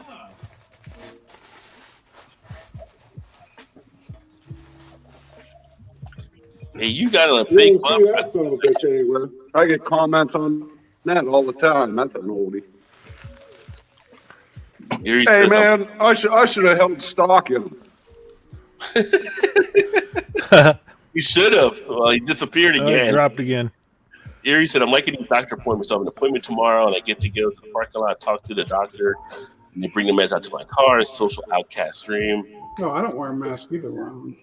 Well, some of them, they do them online now, and they still charge you the copay. Like, I didn't even see you. I just talked to you. But I still got to pay the copay? We pay $2,000 a month for health insurance. We were talking about health insurance earlier. Yeah, that's a good chunk of change. Yeah, it's Real good I change. think my wife, she's trying to find a similar job, just another one that would lower it. She had one now. She may take us with a special ed, like you're talking about, cooperative thing. And we'll have $300 a month. It'll be the same pay virtually straight across the board as what she's getting now, but it'll be $300 a month health insurance instead of $2,000. It's actually $18,995 or some shit. Wow. We'll call it $2,000 just for chill. So there's that's a lot more money in your pocket. It's almost $15,000 a year extra, roughly. Yeah, definitely, yeah. It makes sense. Hey, I'm sorry, I keep on getting knocked out, man. I don't know what's wrong with StreamYard, but I keep on getting you got like the kicked out. Blake thing happening. Yeah, you're like Blake was last night. Got any storms or anything? Yeah, I don't know what it is. It just cuts out. Boom. It might be boom, out go the lights. You're on your phone right now, Ron? It might be the phone thing because that's issues. Yeah, I don't understand. I tried to get on my laptop. And the link you sent me, I can get on my phone, but not on my laptop. I don't know what the hell's going on. It might be that server's got so many people using it right now too, because some of these companies are definitely just like this is delayed. Like, how come this is delayed? Yeah, how come it's delayed? Rod used to work at a Chinese subtitle factory. Godzilla. But no, the other Ron was having an issue from Massachusetts when he was on his phone, but on his computer it seemed like it was fine. I don't know. I think it's just the StreamYard thing. 2 walls in my house. You got more chips. My man, walls. I think everybody's got more chips than a Chinese phone book. That's what cut my hair with. Well, Cutie had a thing in there, post a link. I have an hour. It's like, well, I'm probably going to close it down in a bit because I got to go make this roast for dinner in a few minutes. Oh, not the soundboard battle again. Blake should send us some compensation if he gets compensated in that video. We had a blast that night. We were going back and forth like crazy. It's like, shut up! Fuck off! No. Shut up! Fuck off! Shut up! Fuck off! It was definitely a new toy that I found. I shared it with all of you, so now you can have fun with it as well. Hell yeah! That's right. Shut up! Scout is like, what the hell is going on right now? I don't have this new toy. The other night we was a soundboard. The soundboard is actually myinstance.com. And so you can basically run your sound effects through it. And I run it through a soundboard, this voice meter, because I always wanted to add like sound effects. That was the next thing I wanted to do with the channel. And like Thrash has an actual soundboard, but I was like, do I get a real one? Can I find it? I found this virtual one, which is awesome. So you just hit the buttons and you can play the different sounds. It's got movie. Yeah, you don't have to wait for it to load. It's awesome. It's awesome. So you just hit a button and you can play all kinds of stuff there. And we were having fun with it the other night. We were getting hyped up over on Blake's channel. You can throw all kinds of stuff out there. That comes right when Alan comes on, this is his theme music.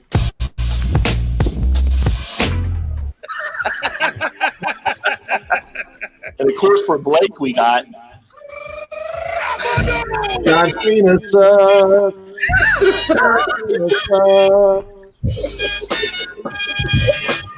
Somebody actually left me a message on one of my videos today. He said, "You know what? John Cena does suck." It was like a Razorback thing. The fuck? Yes, they watched shit last night. That was me. But Erie said I need an EpiPen, but I can't afford. It's like, yeah, the cost of drugs is crazy. Yep. And to Alan, it said, Didi said, you're correct. Obama should have pushed through when he had the House and the Senate. Yeah. Dream, my friend, is America. But here's the thing. They only actually had the House for like 6 months. because they took it over. There was like the stuff that came up from the new election, and then there were parts where they were out of session too. So it would have been hard to get it all through. Yeah, no, I disagree with that completely. He might have only had it 6 months, but in that 6 months they passed through Obamacare, and half the people didn't read it; they just signed it. Yep. So, That's true too. That's true too.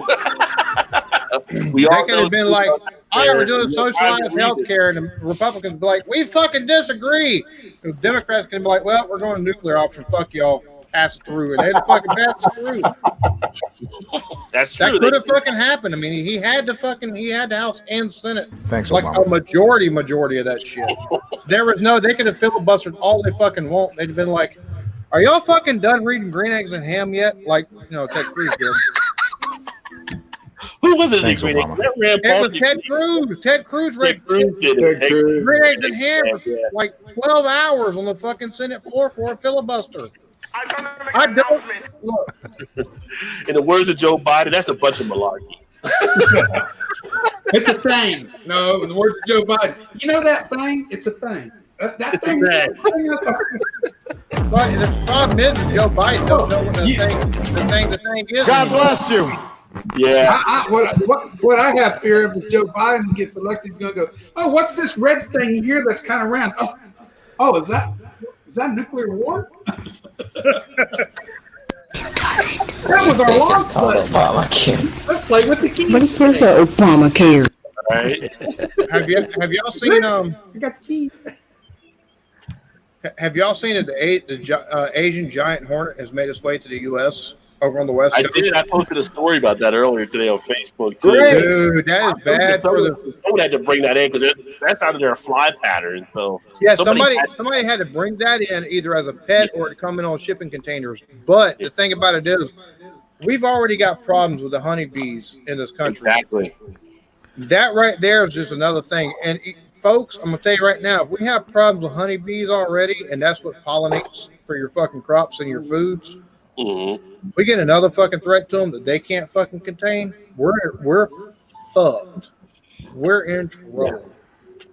The aliens are fattening us up, folks. They're going to attack your life. Everything from China never be brought into this country. What's that? Fuck China. They shouldn't allow anything in this country from China at all. The way their military, they spread this shit. It came from that goddamn laboratory over there. All the facts prove it. Cut them off. Fuck them. Cut them off. Let them fucking guys try to survive by themselves. The problem is we got so much stuff that we buy from China now. It's kind of like China start calling them markers, kind of screws us. Well, see, Pretty greenfield, I would have to say. And it looks like that probe that was poking around outside of No Russia's base is finally. That was thrash. Ronald, here's the problem with that. Like 50% of our clothes come from China. 70% of our fucking luggage, or 70% of our appliances come from China. 90% of our fucking is like 90% of our. That's the problem. See the problem. But the other problem is if you like your electronic shit, well, 90% of the components that these companies in America take and make their shit, they take and order the components from China, because to make that shit over here, you're looking at 3 times the fucking price of what the fuck it is from getting the components over in China. So there's a conundrum that we fucking have. Everybody can be like, only buy made in America all you fucking want. But the problem is the fucking shit that the way things are. Yeah. Just make the Canadians make it. Wait, if you guys can hold it down for a second, I'm gonna go throw this roast in and I'll be back, because I got one of those set it and forget it. So all I gotta do is put it in. So I'll be back if you guys can hold it down. Oh yeah. Steady. Here's my thoughts on my table wants to rear up. If we haven't had significant wage increases in this country for quite some time, if you start making those components in the country again, it costs 3 times as much. They know that there's going to be they're going to have to hire new workers. They're going to have to pay them more. That increases everybody's pay throughout the country, and the economy itself will rise to the level it needs to be in order to afford these things. It will adjust. It will self-adjust. I disagree. I disagree. The last 40 years has proven that to be false because we don't make nothing. 20 But years. Alan, we're not making anything here, so how can it adjust? Yeah. It's all made Hey, up. Alan, let me tell you a story, okay? Listen up, fellas. I graduated high school in 1978, okay? I live in the steel mill capital of the world, okay? The tri-state area. Wheeling, Pittsburgh Steel, Weirton Steel, okay? Both of those plants, they had between 12 and 14,000 employees apiece, okay? The handwriting was on the wall when them bastards started buying fucking foreign cars and parking them in that goddamn steel mill lot. That's when the downfall of this country was.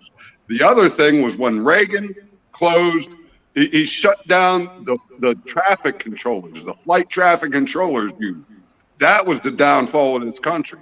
Now, I'm not a big union supporter, but unions have their place in this country. You know, the Teamsters could shut down this country anytime they want just by parking their rigs on I-70. Okay? Now, but when them foreign cars started parking there, and then they sent our people over to Japan to teach them how to run their own goddamn steel mills because their steel was junk. Now, that's what ended this country. You know, they started bringing in all these slabs from Brazil, and we stopped making steel. All they did was roll it and finish it. You know, when they stopped making steel in this country, you talk about the Defense Protection Act or whatever the hell that guy enforced. You know, they should have done it years ago to protect the jobs of this country. And that's when everything went over to fucking China when Richard Nixon went over there to visit the Great Wall.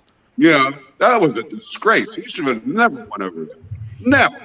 You know, and that's what's the downfall of this country. And they start buying up our product. The only reason they can sell their product into this country is because we allow them to do so. It's crazy. Really crazy. Well, we don't charge them enough tariffs. And I fully believe in tariffs. This country was founded to be funded on tariffs. It wasn't founded to be funded on income tax. Right. Exactly. The Another thing too, you start making those chips and stuff over here, the electronics that you talk about, Alan, making it here in America, and you get enough companies doing that. That's where the competition within America keeps the prices where they should be. You know, instead of having to put an extra price on something that's imported from another country that can be made here in America, it can be cheaper. It could be cheaper. It depends on how you go about getting those companies together to do that. Same with all the big stuff, the steel companies, the gas companies. In this country. Well, see, what y'all are saying the is only true. people that were allowed to vote in this country were property owners. Okay, were property owners. Now they go around now and let all these non-property owners vote on taxes to raise our property tax, our income tax. It's bullshit. The only fair tax, and I think the only state that does it is South Dakota, is nothing but a sales tax, a consumption tax. That's the only fair tax, and that's the only way to get this country back on track. Income tax, do away with the IRS. Well, income tax is a fraud. Income tax is a fraud. Income tax is fucking theft, is what the fuck it is. It's theft. It's theft. If they take it right out, it's Right. theft. John, listen to this part. We got a space force. If you take income tax and you think about it in a whole, our country is divided almost 50-50 as government workers versus private industry workers. Now, when the private industry, the money they generate for tax is done through development of wealth and the building of fortunes and the building of individuals. Government tax does not produce anything. It's through production. So the income tax is taken from these people, the private industry, and it powers the government industry. Well, the government industry turns around and charges its people income tax. That money's already had tax paid on it once. So that money has no more value in the system. What it does is when they pull it back at the end of the year, they say, well, this is all the income taxes paid. That's a false narrative on actually how much income tax is paid. Yeah, we're getting that much, but that's not necessarily a true income tax. The only income tax that should be counted in all that is from the private side. government side income tax it creates a false dynamic in what you think we have as a profit. That's why we can never ever catch up know what kicks on our Well, debt. see that right ass there. about That right taxes? there shows just how big we've got, just how Yeah. big the government has gotten. Because you're right on that. Because the government taking out income taxes on government workers whose salaries are paid by the income taxes of American citizens, when they're not taking and getting any real money, they're just taking in. It's a Recycling the money. It's money that's already there. They're recycling it and giving a certain percentage back to themselves when all they have to do, instead of collecting an income tax from the government employee, adjust his natural wage to where that is, subtract the income tax off top, and that should be what he gets paid. Never has to file any income tax. They could just cut off 90% of the fucking federal government, be done with it, because they don't need 90% of that. Well, that's the way it's supposed to be. I know. The federal government is only supposed to be doing a certain amount of things. Their overreach has been out of control for decades. Yeah. No, it's been out of control for 150 fucking years now. It's been more than decades. The problem is the American citizens have took a lot of the what federal burns my government ass, fellas? after the What Civil burns my War. ass? They could just do more and more and more and more, and they haven't said a fucking thing. Like other fucking Roosevelt. Everybody that goes, oh, I don't want socialism. You're a fucking. We already have it fucking here. God damn it! Half of our fucking country is based on socialism, based off of what the fucking FDR has fucking done. They've just fucking expanded upon it. If you think we don't have socialism, My here, dad hated FDR. My dad hated FDR. Hated FDR. And another thing, what burns my ass, okay, we're all beer drinkers here, okay? Whiskey drinkers, whatever kind of alcohol. I drink beer. Okay, it's one of the highest. He's the oddball. Listen No, to me. I'm just It's one of the highest tax products on the market. Listen, it's one of the highest tax products on the market, but yet we have to pay sales tax on that tax that was already implemented. You know, we're paying tax on tax. Yep. Where That's that why I much make is my own from? beer. But you're forgetting the main thing. We have a Space Force. Well, I wanted to say something about that, Blake, about Space Force. You know why they created Space Force, right? Yes, to keep all those freaking live things that you do when you get all high and stuff. There's people that have to go up and bring your ass back down when you get too high. It's the whole thing. That's called the police. Oh, that's Blake again. Launch it. I gotta go get Blake. Gotta go get Blake. All right, launch a rocket, mothers. I'm a space cowboy. And all of what y'all are saying as far as like bringing everything back here, I completely agree. If we were to take and do that, okay. But the problem is, it's been like this for like 60 years now. So we're never going to bring it off. You're not going to take and see an increase just because we bring stuff back over here. You're not going to see an increase in wages for people to afford the stuff that's made over here. It's not going to happen like that because we haven't seen. Even with stuff coming over here, you've got other stuff that's made here in the country. You've still got people that have to live. The cost of living is going up, and the fucking wages haven't. Just because we make it over here, that's not going to take in. That's not going to happen. It's just not. We've got something does have to change in what the fuck we're doing, though. It does. I believe we need more American-made products. We need the fucking computers that are made here. All the components need to be made here. Yep. Don't price people out the fucking market with it. But the problem is, on that, you've got to take a raise the fucking wage gap on that to where people can afford it. Exactly. You got to have that competition too between the companies. Same with like insurance companies, stuff like that. It should be where there should the market, the way the capital market is supposed to run, is competition, which drives the costs down. But it doesn't happen. But I also agree because you got government in there. I also agree that tariffs is what this fucking country was founded on, for as far as how they took and paid for everything the federal government was able to do, whether it be the military, whether it be anything else. That's how they funded the government, was tariffs and embargoes. That should have never fucking been done away with. The fucking free trade shit that we've been doing for the last fucking 70 years or 60 years, or 50 years. That's what's fucking crushed us. But even if we were to take and go back to having tariffs on everything, even if it's not a big fucking tariff, even if it's just any kind of tariff, and it brings work back over here until wages go up for people, and not only the people that are taking and making the stuff, but the people that also are taking and doing other industries. Right. It's not going to make a difference. But here's okay, Alan. To your point there, the reason they don't want to see wages increase, the reason they fight so hard against even Well, they can keep it wage in a fucking caste system, basically. Well, We've got a caste system like fucking India does over there. It's more than that, because banks have loaned money on houses, cars, whatever, and they factored in their interest rates based on the present day dollar.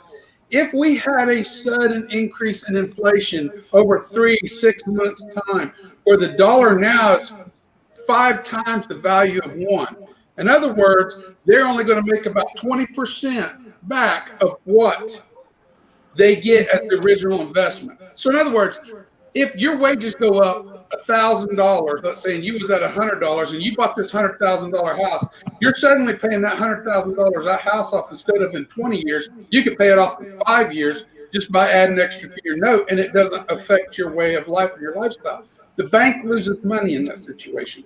So the banks directly influence the government. It directly influences the Fed and how they operate their percentages. So they keep those percentages so banks don't lose money at that level. And that's if you want to really go back, is where the U.S. really got fucked up with monetary policy. It goes back when we took it off the gold standard. No, you remember it goes back to Wilson when he allowed the Fed to be created. And that was under Warburg and all of them, Carnegie. They all pushed for that. It was always supposed to stay with the Treasury. Once you let a private, because people don't realize the Fed's not even part of the government; it is a private corporation. So when you let a private corporation it needs to be policy, obliterated. you're screwed at some point. You're letting them do whatever they're doing to drive their company standards. So that's the reason why JFK got assassinated. But in my opinion. Woodrow Wilson even said the worst thing he ever did as president was allowing the Fed to be set up. Right. But the thought pattern behind the creation of the Fed was they had a depression that's not talked about in the 1870s after the Civil War. They had another little one in the 1880s. Then around 1904, I think it was, they had a depression that's not really talked about. It was borderline recession depression. Well, this created an oscillating curve that the federal government was tired of going through because they couldn't control the value of the dollar. So the Fed was created in order to stop that oscillation and create a more even value. So things don't oscillate and you don't have these extremes in the economy where one day you're buying. You know what? Listen to me, buddy. You know what screwed this American economy up is when we got off the gold standard, and that's when the Fed was created. Well, even our money is so artificially inflated, it's crazy. They should have never got off the gold standard. As simple as that. See that, and that's the thing. Like, I think that's the reason why JFK was really assassinated, because he had planned on taking and put limitations, and it eventually shut down the Federal Reserve because he wanted to put the country back on the fucking gold standard. Once we got off that gold standard, right now we're working on JFK was assassinated because of his immoral activity. His immoral activity caused him to be killed. That's what it boiled down to. No, plus he was Catholic. People didn't want a Catholic. If it was a moral activity, half the fucking country at that point should have fucking been assassinated. That's horse shit. There were a lot of other presidents that should have went. Well, the thing about it is, once we got taken off the gold standard, we don't have anything to back. You take a look. Germany actually come to the Federal Reserve because it's not just our fucking money that's supposed, that was backed by the fucking gold standard. All the fucking world's currencies were backed by gold. By gold. Fucking Germany, 10 years ago, went to the Federal Reserve and they said, "Hey, we want our fucking gold back." They said, "Well, they can give it back to you, but we got to take and do it, and we have to take and do it over a 10-year span." They finally, in the past year, got all their gold out of the fucking Federal Reserve. None of their gold is in the Federal being held by the Federal Reserve. The thing about it is, once you take it off, your money is backed by something like silver, gold, or anything like that. What happens is you're just printing money for printing money. Oh yeah. You can take a look at this last Yeah, all the gold that they melted down from the Holocaust people. All the people they murdered in the Holocaust, they took their gold fillings and every other possession they had that was gold and melted it down, and that's how they built their economy. Think about it. Okay, that's a whole nother thing I need to take and make it the tinfoil hat for, because I know where you're coming from. Trust me, me and him could take and do a show probably on conspiracy theory, and I can have one too. I'm being honest with My you. dad has taught me I've heard that more than one fucking time. Yeah. Oh yeah. I mean, that's not where all the fucking gold has come from. Not all of it, but there was. It's like the blood diamonds out of fucking Africa during the fucking 90s and late 80s. You know what I'm saying? Oh, they mined gold in Germany. But if you take a look right now, with this stimulus, before the stimulus package was passed, the head of the Fed was he was out there with the president. He took and was talking to reporters, and he said, under this stimulus, one of the things that's going to be happening is to make sure that we have liquidity in the markets. We're going to be taking and loaning up to $1 trillion a day. We're already at what? We were already at what, like $30 trillion? Yeah, we're around there now. Yeah, we were already at $30 trillion before this started. And now you're talking about $1 trillion a day to make sure that companies that want to take and buy debt and then sell it back off and everything like that are able to actually do this. It just, we're at the point right now where if we keep going with this, and it's about 18 months, 24 months of rolling shutdowns of this country because of COVID-19. If we keep going in this fucking manner, you want to talk about hyperinflation, we're going to wind up seeing once everything catches up to us, because it's going to wind up going to where we're going to wind up being in negative interest rates, and then we're going to wind up seeing like fucking Greece did with austerity. Our economy is going to completely collapse. Oh yeah, completely. Think about it. The senator, actually, it's my senator, but he's the head of the Senate. Unless we start talking about states filing bankruptcy. Talking about states filing bankruptcy. Like, what the fuck are you talking about, Mitch? Like, Mitch McConnell, he's not wrong. Yeah. Fucking look at California. Goddamn, they had a fucking surplus. The problem is their surplus was a fake fucking surplus. Here's the only thing you got to say, like Las Vegas. Bankruptcy though, either. They can't under the federal government guidelines. Exactly, but it's like the head of the Senate throwing shit out there. But that's the fucking problem, though. That's the fucking problem. Before 1860, states could have went to fucking bankruptcy. After 1860, it's just the fucking government has to fucking make sure these motherfuckers are taken care of. Well, it goes a little bit. We have a Space Force. It doesn't matter about I'm a good looking motherfucker. What Rod was saying earlier, though, about China calling in their markers on everything they own. There was talk of a change of currency. If you really see that talk get serious, you'll watch the Fed print money like it's going out of style. Because all they got to do is print all the money in the world, ship it all over to China, say you're paid off, then change your currency valuations after that, and all that money goes away and means nothing. And that's part of the reason why, like, Trump has been taking to talk about China with their dollar devaluations and their currency manipulation. And Saudi Arabia the same. And see what you're talking about is part of that modern monetary theory. Because under the modern monetary theory, what they can do is they can print as much money as they want to. It doesn't have to be backed by anything. It's just a promise that they can pay you. Right. And that's it. And the problem is, if not being backed by anything, once markers are called in, your money's worth the fuck. It ain't even worth the paper that's fucking printed on. Exactly. So that's why I say go back to the gold standard, because the ink costs more than your go back to the gold standard. Go back to the gold. What is China? If we did that, well, the thing about going back to the gold standard, it sounds good. It's just they're not putting that genie back in the bottle. No, they can't. No. Hey, Rod, you're having drunken one tell us that your comments are a whole hour behind. Yeah, I know. I can't get a word in. I'll be right back. Y'all shut up. It's Y'all my shut up fault, and let Rod. Rod It's take my and catch fault. up on the I'll zone. enjoy my Blantons. Crash, shut up. Me and you are talking too much. Oh, yeah, I've been trying to flash them on screen when I couldn't get them up. Shut up! Good for society. That baby Yeah, Joe. Hey, Rod, on a lighter note, man, what kind of roast you cooking tonight? What do you got? What do you got in the pot, man? Tell us your recipe. It's just a beef top round. I marinated earlier. I got it in the set it and forget it oven, so it's just turning right now, which is a great little thing to have. That set it and forget it. I kind of like having that. Good. And it's lost because of You got some 100 taters million. with it? What kind of taters? I do that to my wife. Yeah, she's gonna Forget yeah, it. she's gonna make some. Let me get the comments first, Ron. But yeah, she's gonna make some potatoes. Vanessa said it's lost because of 100 million plus eligible don't, and that's the problem too. A lot of people don't vote, but at the same point, things have gotten so gerrymandered. I don't know.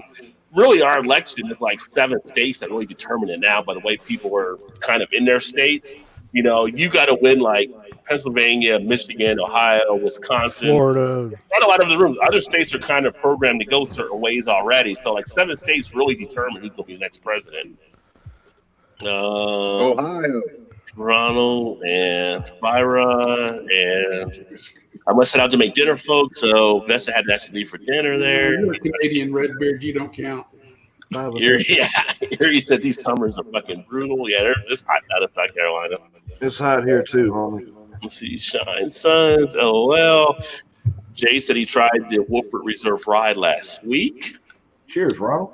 And not a grand a month, but a grand a week is what Erie was saying. Or Alan was saying Erie, we were talking about that. 290 was saying cheers earlier. And if you guys haven't checked out 290 Brewing, check them out as well. At some point, they'll do the state series that I sent them for Kentucky. But Yeah, I've actually got to send them beer for South Carolina. I'm so far behind. After I got put off from work with the head stuff and the ear stuff, it's not even funny. But I do have to take and send them stuff from South Carolina because I'm going to take and send them Edmonds Oast and Westbrook and a couple other things. Yeah. Yeah, that's what Eric Gilbert is saying right there by your comment. Yeah. That's a response to market. That's not something that we decided just to come together and do. That's a response to market. No, they've got barges out in the ocean and out in the Gulf and stuff that. They can't offload fucking oil because the refineries can't do anything with it right now. Refineries can't do anything else right now. Everything that Saudi Arabia has produced in the last 3 months, when they started jacking this up back in February, is sitting on tankers that are full out in the Gulf. You can't use it. We can't produce at the level they can eat that money because the Aramco, which is a Saudi Arabian oil company, and the Royal Bank of Saud, which they're both owned by, it's a kingship, it's a monarchy, and it's controlled and owned by the damn same. So they decided they'll take the hit, and you can't. It's like subsidies. It's like when Boeing has problems with Airbus because the European Union subsidizes Airbus, and Boeing's playing in a much more free market value until the government started helping Boeing out a little bit by giving them some overpriced contracts as a way to help Boeing out and subsidize them in a sort of legal way, because the minute the U.S. government subsidizes Boeing, Airbus knows the fucking shit. The U.S. government subsidizes every fucking thing. Well, they should. To some extent. I mean, no, they really shouldn't, because that's picking winners and well, losers. I'm talking they should when it's direct competition to foreign companies that do it. When the foreign countries are getting together to do the same thing against us, that if we don't, they'll force us out of business. We'll sit here in our country because of no tariffs and no other bullshit. And what's that? China did that with the steel industry. China did it with the steel industry. Yep. Hey, Dio, tell your sister she better have my frat bologna ready when I get home. You get me warmed up, and you get me a little lubed up and warmed up, and I can go. Dio get a new camera?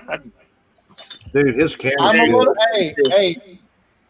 a little bit lubed up, so. Well, I've got a few. My apologies. I got a few here. Plus, I had to talk to Tequila to start it out, so I'm feeling all right now. I made 10 gallons, but I'm on my first. My apologies if I've taken over at times. It's not intentional. It's just this is something that politics and I the love American economy and government is something that just like I'm passionate about. I've followed it for the last 20 years. Well, more people need to know about it, and more people need to have like civics back in school teaching again because probably they don't teach it anymore. Forgot, like they don't know shit. Yes, Rod, you are right. No, and they keep pulling the wool over people's eyes all the time. Like, you know, they can't do that shit. That's like against the Constitution. It's like, really?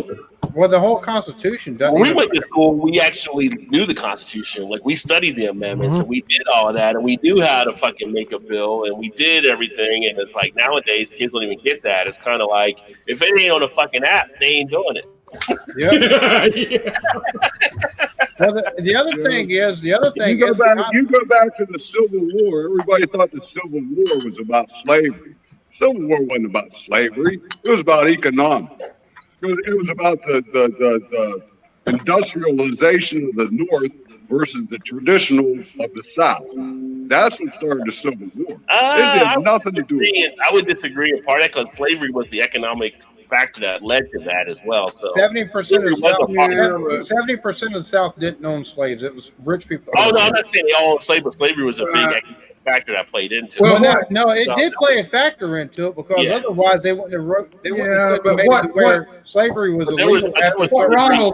What most people realize there was slavery in the North too. But what Ronald's referring to though is the Northern, especially come out of Philadelphia and New York and all those harbors, they wanted the control of the cotton being sent overseas to the textile mills in England at that time. And the Civil War was the transition from America producing the most cotton in the world at that time to India becoming the big dominant cotton. After the Civil War, America could no longer compete because England had to look for other supplies of cotton because of what happened in the Civil War. Which is one of the reasons why you had the East India Company. East India Company predates all that shit. They go back 500 years. But that's why you've seen then the colonialism of India, it rose right about that time because they started producing cotton in India to replace what was coming from the States.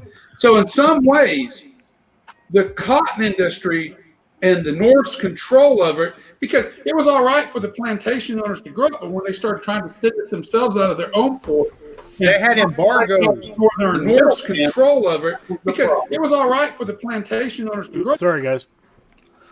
Sorry about that. I hit the wrong button. I was like playing twice. I'm like, wait a minute, what happened? Well, the thing, it's like Whiskey was saying, like for like the plantation owners to send their cotton out of the Charleston Harbor, they had to pay an embargo before it took and left the fucking harbor here to take and get to where it was being sent to. So they were being charged here. They weren't making as much money as what they could be made. It had to be taken and sent up north and be sent out of ports like New York and fucking Boston. That's part of the reason. That's one of the major reasons why. Look, there's no doubt slavery was a fucking big reason. But the other big reason is the fact that these plantation owners, and even not even plantation owners, even the small farmers, because small farmers would take and put their fucking cotton in with plantation owners to have it sent. They get a portion of the fucking money that was taken and sent back.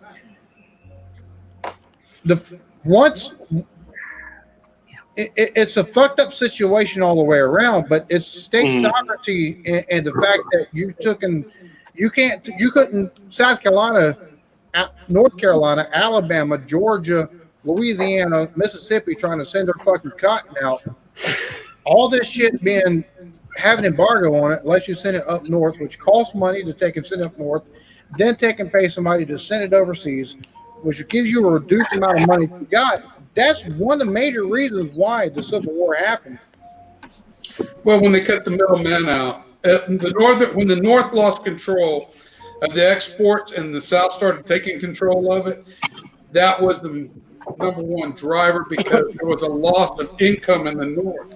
There was never a doubt the North would win the Civil War, and it said so clearly. Ken Burns, he made it so obvious in his opening monologue of that Civil War show. Yep. Never once did they stop the boat races between Harvard and all those schools None of those kids that were wealthy and rich never suffered one thing. It was poor people. Northern colony. Oh yeah. And second thing, if you were Irish and you rolled off the boat from Ireland right then, you were sent straight to the front line to earn your right to be an American citizen. If the North had to fight without using the Irish and the German immigrants at that time, that war would have been much different. Well, the war itself, I mean, it was debated for a while because I mean, Lee was taking that janky ass for a couple of years. Situation that until Lincoln took over the railroads, that's what kind of done the South End. That kind of set up everything else, the railroad stuff. Well, So you had even before that. You had before the Civil War happened. You had people like Henry Calhoun taking and beating Northern senators over the head with a fucking cane because of the prospect of state sovereignty. And the thing about it is a lot. Like I said, it was 70% of the South didn't take and own slaves. It was massive. It was like plantation owners that owned slaves. And it's probably even lower amount than that. But the problem is that accounted for 90% of the South's fucking economy at the time. yeah. But there was a lot of things there too where it was when the slaves were coming in, there was a lot of stuff done to keep slaves away from like poor whites or rural people because they were afraid of joining arms and forming together, realizing what was taking place. Just like with the Indians as well, there was like an actual effort put forward to keep the separation in place there. Yeah. And you're right. Guys, I've had a good time. I got a ride. I'm watching my little 6-year-old cousin, and he wants some chicken nuggets. I'm gonna get cooking some chicken nuggets and smoke some crack. Everybody have a good day, and yeah, John Cena sucked. Everybody have a good day. Blake. Blake. Later, brothers. Y'all take it easy, fam. It's just the whole Civil War situation is fucked up as it is. I mean, just taking a look because there's a lot more layers of what's being said through all of it. Because it wasn't all about slavery, but it wasn't also about right. Civil rights. That wasn't me. My sound guy's a little drunk right now. Was that you? No. Was that Ron? I guess. I think it was Ron. He got that COVID sneeze. I thought it was my sound engineer there. Yeah. And Bamboo Soldier is right. Many states tried to secede decades before the war. Yeah. The main thing is about Bamboo's right. It's about unfair tariffs and taxes on the southern states, and that's exactly he's right about that. The thing about it is most people don't understand. After 1874, 1880, slavery in the South, it would have been against the law to take and buy slaves anyways. Right. So it wasn't about the whole slavery aspect of it. That was part of it. It was the fact that the North was taking and putting embargoes on what the South was trying to send out. Yeah. When did importation of slaves ended? A few decades before, I think, the actual Civil War took place. Yeah, there was no slaves bought and sold, I think, in even Charleston, I think 15 years beforehand. The slavery thing, it could be if they were born on the plantation and then you could take and sell them, but otherwise, right. Yep. And none of it's right. And I'm never going to. No, it wasn't right at all. It's one of the blights upon American history. Right. Yeah, it is. It is. It's just people, like when we took blankets and they put smallpox in the blankets to get rid of Indians. The trailers. Yeah. That was awful. I mean, that was tragic. That was terrible. That was absolutely atrocious. I'm just going to say this, and I might be wrong with this, but anybody who's outraged by slavery, when you need to start taking a look at, and you need to protest against the practices that are being done in the Middle East and in places like India where slavery still exists, and in Indonesia and places like Jakarta and stuff like that where it still exists. They still have the caste system over there. They still have the caste system. Oh yeah, they do. They do. Nuts. The lower castes are still India is a crazy country, man. Yeah. The other thing is, like, dude, I had somebody. I took and did a video where I took it on my other channel where I reacted to Angry Cop is a channel where he took and talked about the Blasio saying that National Guard wasn't the military. And he got upset, and rightfully so, because the National Guard was taken in. They took a lot of them went. They were taken activated national to active duty and sent over to Iraq and Right. Yeah, they took over. Over 4,000 of the people that had died during the war, during the occupations of Iraq and Afghanistan, because basically all of taken. Yeah. Afghanistan was protecting poppy fields. I don't give a fuck what anybody says. It was protecting fucking poppy fields. That's all it's about. Well, You're right. You're right. I don't. That's because the optics of creating a draft to draft people into the army would be frowned upon heavily at that time period. So they used the National Guard. That's exactly why. I completely agree with that, and you're right about that 100%. But the thing about it is, hey, hold on, fellas. Today, what is it? Today or tomorrow is the 50th anniversary of Kent State. Okay, I was a young kid. I was 12 years old in the 6th grade when that happened. My neighbor was in a dorm when that took place. So here's the 50 years of Kent State, buddy. I was 3. That's how the professor was a college student. 3. But during the course of the reaction to the video, the guy talked about the cops taking a turn back on de Blasio. And I was like, it's right, because de Blasio is taken, right or wrong, he's said a lot of stuff. He's taken and put down the New York City cops a lot. Now, there's a lot of stuff I didn't realize that went into fucking that shit. But I had somebody come on here and accuse me of being racist. I have never fought anyone with any of my comments on anything. If you call me a racist, we got fucking problems. Right.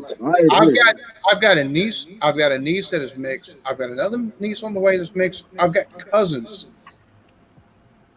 that aren't white. You don't know. What, Joe? No, because I'll kill you over I'll kill you over these people. Yeah. And I'll take I judge you on the content of your character more than the color of your skin, because that fucking don't matter. Because when I was in the Coast Guard, that's one thing you had to take and learn, that it's the person next to you. Well, it's like in the army. It's the person that's next to you. Wait a minute. I just heard you say you were in the Coast Guard? Yep. I got a friend of mine. He was a career man. His name was Pete Price. Pete Price from Steubenville, Ohio. And he's been all over the country. Then a son of a friend's brother's son, okay? He was involved in a helicopter rescue up in Alaska, and he drowned. He got some special medal from the Coast Guard for doing it. Yeah, he was in an air rescue at sea, and he ended up drowning. He saved the guy, but he ended up perishing. Wow. So here's to him. Yep, Pete Price. That kid's name was Cebulski. His last name was Cebulski. I'm trying to remember his first name, but here's to your service, brother. The Coast Guard's a branch of the military that people don't recognize. I'm gonna tell you right now, just all manners of honor to him, because a lot of people don't realize whenever people what take they in, do. Yeah, especially like, you've got to be a different breed of. Being in the Coast Guard, look, we got sea pay when it took a rain and the water went over our fucking ankles. All right, I can make all the fucking jokes that you want, but you also got people like the guy he's talking about that will take and jump out of a Dolphin helicopter, which is the United States Coast Guard's helicopter of preference. That's what's 85% of the Coast Guard uses for even the rescue missions, drug interdiction, and stuff like that. And they jump out into dangerous seas, 30, 40-foot swells and stuff that. They can save people. That Petey Price I was telling you about, it's a funny thing, he lived on High Street in Steubenville, Ohio, next to the high school, but he was a partying fool. But anyhow, he joined the Coast Guard, got straightened up. But he was on a big cocaine bust out around Huntington Beach, somewhere out in California, and he was standing on the bow with a 50 cal machine gun, heading to the people, not knowing what he was going into, but he was strapped to that 50 cal, buddy. He was ready for action. I'm gonna tell you right now, some of the things that have never leave my memory we all take and talk about it. It's one thing for the people that's taking cross from South America, go from South America up to New Mexico, up to Mexico to our southern border, and try to take and actually, cross the border and stuff like that into places where there's not any points of entry. That's one thing. If they want to claim immunity or whatever, if you take a look at the UN's definition of immunity and stuff, not immunity, but if they want to try to take and get sanctuary, you take a look at the UN's definition of it. You take and go to the next country that's not like yours. So people try to take cross here from there. When I say they're illegal, I'm not trying to take and be mean. I'm not trying to take and be racist or anything like that. It's just the UN's definition of stuff. They don't take and do the proper stuff. They're coming here. A lot of times, it's the law of the land. It's the law of the land. You abide by the law. I was going to say I've worked with people from El Salvador and Nicaragua and Belize and stuff like that, who come here and they run their third and fourth fucking identities. Yeah, I don't talk about that. When I talk about that, I don't talk about that foolishly. I talk about that because I've worked with motherfuckers like that. Yeah. I'm not saying they're bad people because the places they're in are bad places. They hold raffles down there. They hold raffles down there just to find out who the kid's father is. Maury Povich tried to do that for free. Yeah, I know. Right?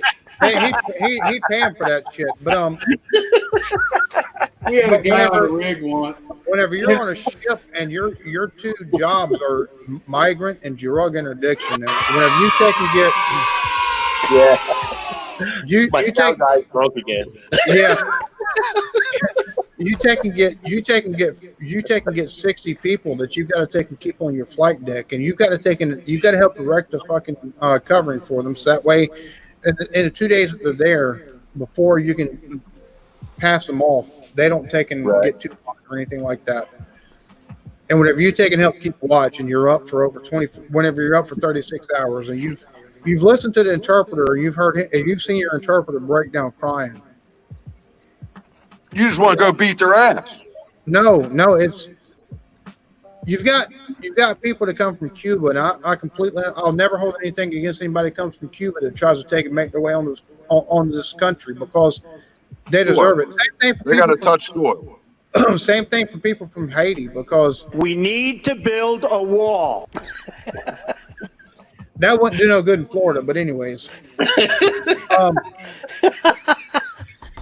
Whenever you got doctors on the ship, right, and they're just trying to get in the country, knowing good and well that they're probably going to take and go to janitorial services or something that's just to get away. Yeah. Menial task. It puts things in perspective, because what I don't understand that's going on in this country is people that are idolizing communism. Fuck you. Yeah. Fuck you if you idolize it. Right. Get out of the country. Get out of the country. Well, no, there's certain aspects to it. Like you talk about Cuba, for instance. Cuba ran some programs that could be beneficial. For instance, like if you were born here and you were Latino or you were They black, didn't have a fucking option, though. They didn't have a fucking no, option. Let me explain. Like if you're an American here, if you're black or Latino, you can go to Cuba and get a medical education for free over in Cuba. And you have to serve like 4 or 5 years over there, and you're good to go. So it depends on what you're looking at. It's kind of like, well, the problem is, to do that, you have to take and get indoctrinated. Wait a minute. I'm saying it's kind of like if you were a person that supported, you voted for Trump. And Trump has a lot of things that are definitely off on Trump. And there's some things that I'll say, there's some kind of racist tendencies and stuff that pop up. It doesn't mean you may be a racist because you voted for Trump, but you voted for Trump because it was better for your position. So for what you were looking at in your thing, you're willing to accept some of that. In Cuba, there's some bad stuff with it, but there's also some things in it that, depending on the person's position, they may actually benefit from Cuba. That's all. If you go over there and you think there's some better things that you might benefit, and you're a fucking communist and you don't belong here anyways. I'm telling you that. I'm telling you that from personal fucking experience. I mean, I know people that have been to Cuba and they found good things with Cuba. I'm not saying it's gonna work for everybody. I'm just saying some people have found different things. It's a matter of what you're looking at. It depends what lens that you're wearing, right? So there's people that find stuff in America, they find issues with America, and they find good things with America. There's people that find the same whether you go to like England or other places. As long as you're a good party member, couldn't they fucking go to? Wait, couldn't they go to fucking Sweden or something like that, or fucking Norway or fucking Finland? Because I'm gonna tell you what, I don't give a shit what your position is. If anything looks good to you from fucking Cuba, because the people there, the stuff they get is fucking forced upon them. You're a fucking. No. I'm not saying they couldn't, but it's kind of like I'm just saying. That means you're so far fucking left that you can't see through the fucking rose-colored fucking lenses. It's as simple as that. They don't. I've seen the fucking first things they teach you when you go to the military. I stayed up 36 fucking hours as a fucking yeoman who doesn't fucking have to take and watch motherfucking migrants. And I stayed up 36 hours. I watched our fucking person that took and did the fucking. He was from Honduras. He took and did the fucking the translations to the people on our ship. I watched this shit. I watched him break down in fucking tears. Yeah. I talked to him afterwards to take and see what had happened. If you take and agree with anything, programs there, if you do it, it's because it's fucking forced. If you'd agree with it, then you take and have a part of you that doesn't belong in America and are what the fuck we stand for and the rights we fucking stand for. It's one thing to take and have things set up to where we have this available to you. It's a different thing to have this where you have to fucking do this. Oh yeah, if it's forced. What's one of the 10? Hey, hold on a second. Whoa. What's one of the 10 truths? What's one of the 10 truths they tell you when you enter the service? One of the 10 truths, okay? Communist lie. I wasn't fucking told that. I fucking figured out. I figured that out by seeing the fucking.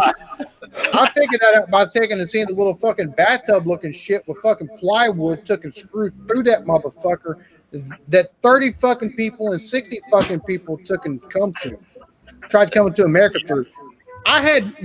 We were fucking 2 miles off the coast of fucking Key West. If these people would have made it to fucking Key West, they'd have had fucking freedom. And we had to hand them over to another cutter, take them all the way back to fucking Cuba because knowing good and goddamn well they were going to fucking prison once they got back and turned over to the fucking Hey, buddy. Now, Can we put that Ocasio-Cortez bitch back in that boat? Maybe we can push her off ashore and keep fucking towing her out to sea.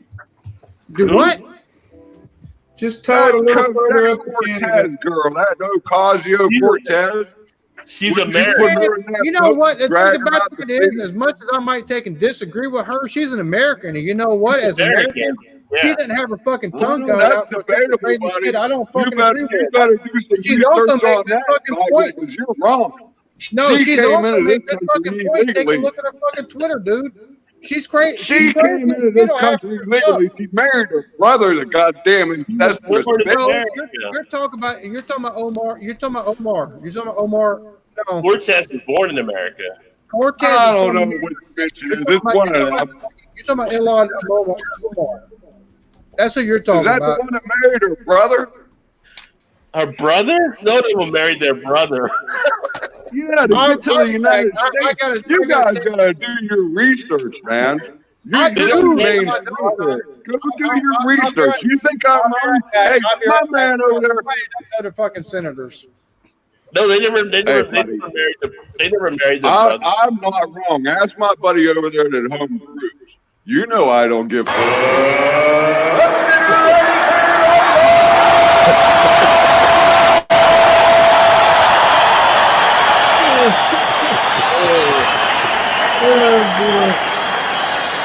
As my sound guy drops in another sound. Yeah. Let me show you something. Let me ask you a question. Hold on. Let me get something. Apparently, I missed something earlier. Drunken one was asking about wet dreams. I don't know. when I was going, maybe. No, You guys got your bells out tonight? We're supposed to ring bells at 7:00 tonight. We are? For what? Is everybody just ringing? Why are people ringing bells? I got my balls hanging down below my knees. I could probably use them. I think Ron got locked up. Yeah, Ron, you locked up. I think your phone's getting hot. Gilbert said Asian hornets are scarier than the hornets are pretty big. I'll give them that. They're a good size. I mean, Canadians are keeping borders closed. Damn our crooked government. Our crooked government. Bring back American jobs. Yeah, I mean, it's always good to bring back the American jobs. It's hard to put it back in the bottle now that we're part of a global economy. Well, okay. Hey, Lee Russell, fuck you. I'm not trying to talk over Rod with useless nationalism and bigotry. Motherfucker, unless you've took and served and seen shit, fuck you. What's everybody going? I'm not even doing comments yet. I'm still going down. You're way behind. Yeah. Lee Russell, Beardy McDumbass talking over Rod with useless nationalism and bigotry. Motherfucker, unless you've served and you've seen motherfuckers coming over trying to get here from another fucking country who has fucking communism and are fucking lawyers and fucking doctors, fuck you, motherfucker, because you don't know a fucking thing.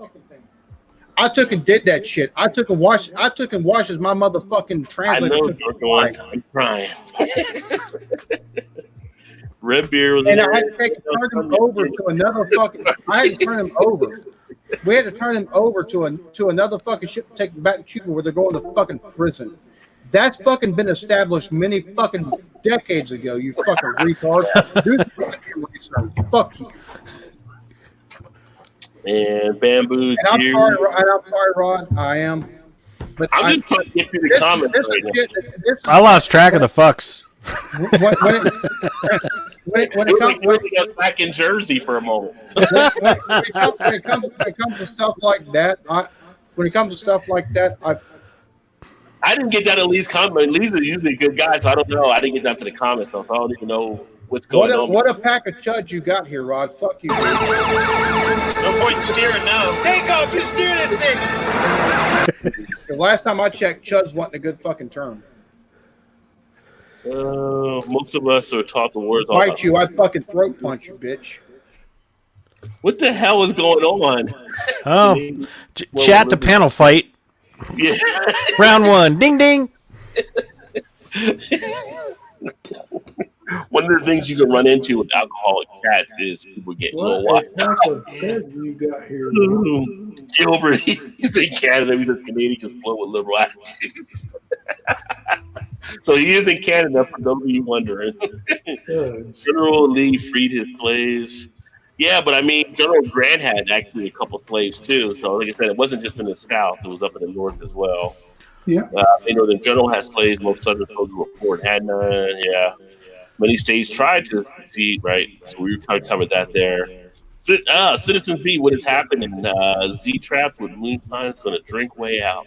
A lot of propaganda. With any civil war, the winner gets to spread the message our way. Yeah, I mean, whoever wins gets to write the history, right? So right. Winner tells the tale. Fort Sumter was where the North physically took in the taxes, and while the South fired on it, they were fed up with being controlled by the North. Hope you are doing well, Roddy. Yeah, definitely. Hope you are as well, Bamboo. And if you want to get in, I added a link there. I thought just let me know. Poppy occupations, CIA big farmer, make a request to get out. Cheers to Red Beer. Tomorrow. Bamboo. Yeah, Kent State. Like I said, one of my professors in college, she was one of the students on campus that day, and that was a turning point in the country for sure when that happened. Mm-hmm. Good case study. I doubt, and I hope National Guard, when called in a time like this, won't fire on Americans. I think a lot of them would hopefully they would hesitate. I don't think it would be something like that nowadays. I think that's one of those things you hope you learn from the past, right? So you don't do that now. Cheers. Lee. slow it down. Blimey, kind of slowed it down early on, Craig, and then I don't know, it got kicked up. Damn UK guys in the freaking chat again. Jeez. Come on, Craig. My apologies. Apparently, I'm an asshole. Sorry. No, it's okay to speak your mind, man. It's all good. I can tell Alan is not racist by any means. I think you know what you talking about, but you talk about threats of violence. You can't even run, let alone race. Jeez. Put me in front of you. Put me in front of you. I won't need to race you. I'll take and fucking knock you in your fucking throat. I don't play that shit. Cuba actually had a good medical system, very to the docs. So I mean, they did, but they didn't get paid for nothing. That's the problem. That's the reason why. I'm not saying that. I'm just saying there was some things they did have there, but depending where you were, it becomes the thing of, I don't know. Sometimes you're looking at what you can do to fix your position, but yeah.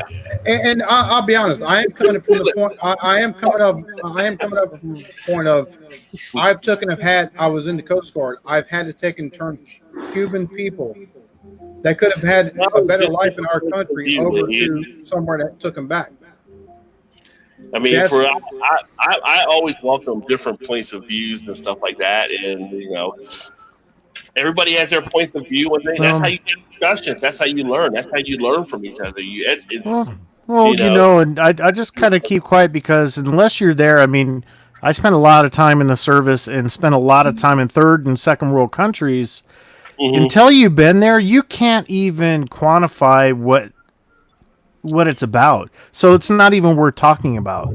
You can say, yeah, it's bad and all that, but I'm telling you, unless you served over there and did time and been with the people and seen the politics that they have and the communism and the shit that's going on. I mean, I don't even say anything because no one can comprehend it. You have to see it firsthand. Well, the problem you're getting an understanding of what's taking place, I would assume. So it's kind of like a little bit different when you're actually in the mix. Yeah.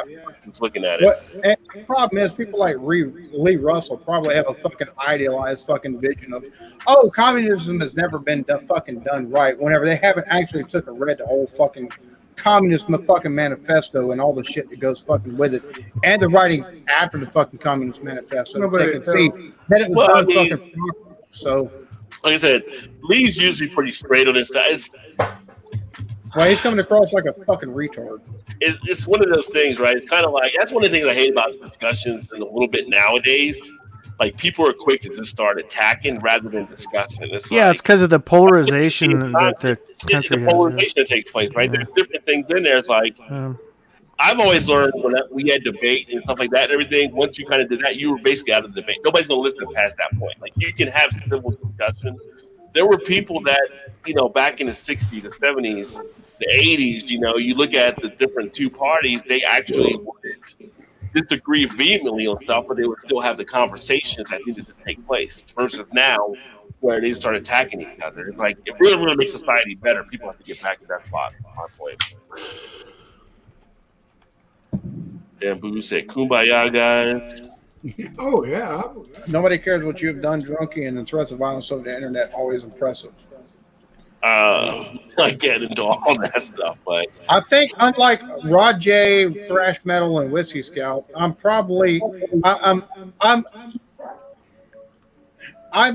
educated to a point, but I'm also fucking redneck. So I would say I'm sorry for saying fuck you, but fuck you.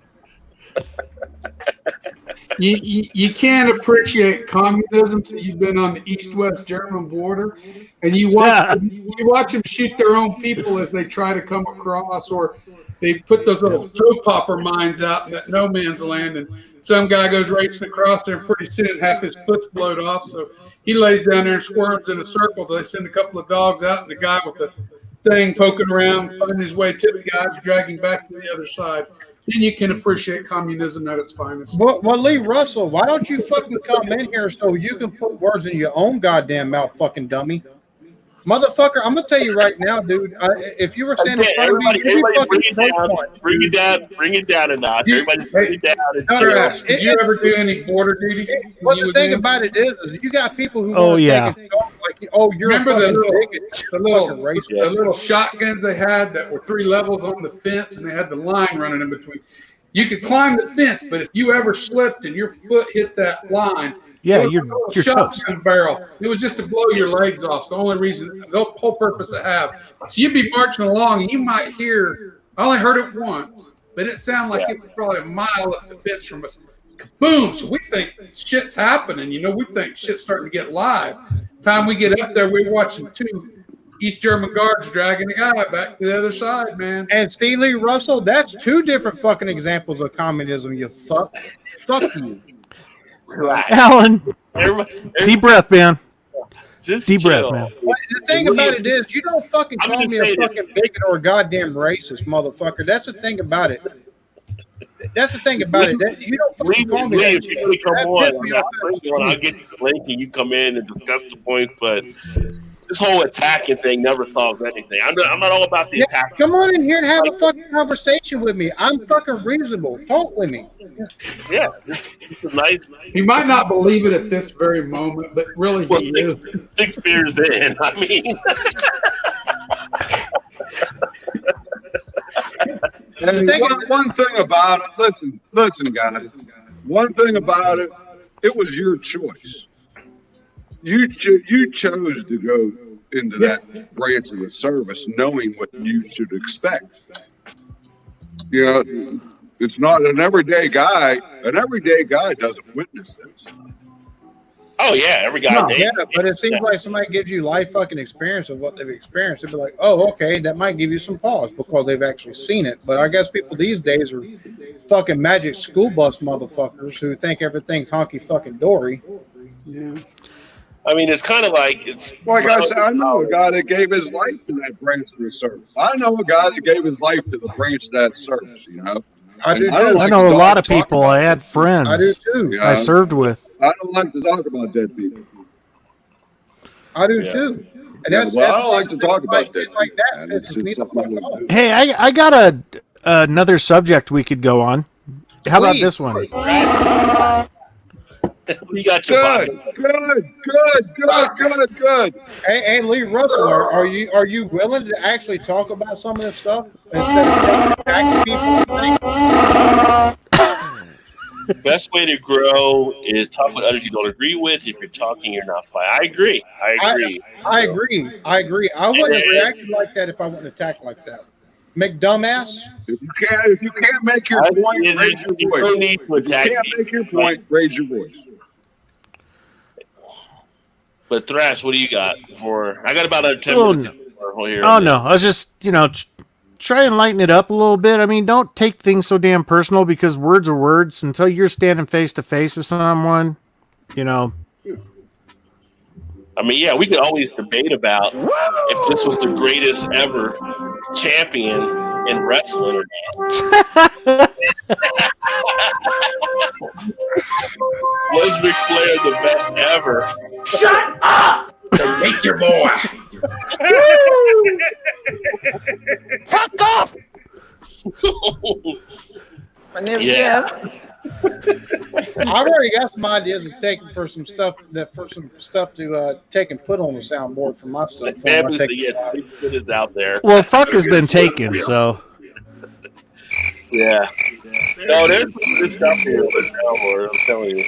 Macho Man Randy Savage. Oh yeah. Dude, I love fucking wrestling back in the day when Macho Man was one of the fucking men of fucking wrestling. Him, fucking Hulk Hogan, Andre the Giant, fucking Ball Hogan, shit like. I fucking love that era of wrestling. Even after a little bit after that, we got Kevin Nash and fucking Goldberg and fucking Sting and shit. I fucking love the era. After that, whatever.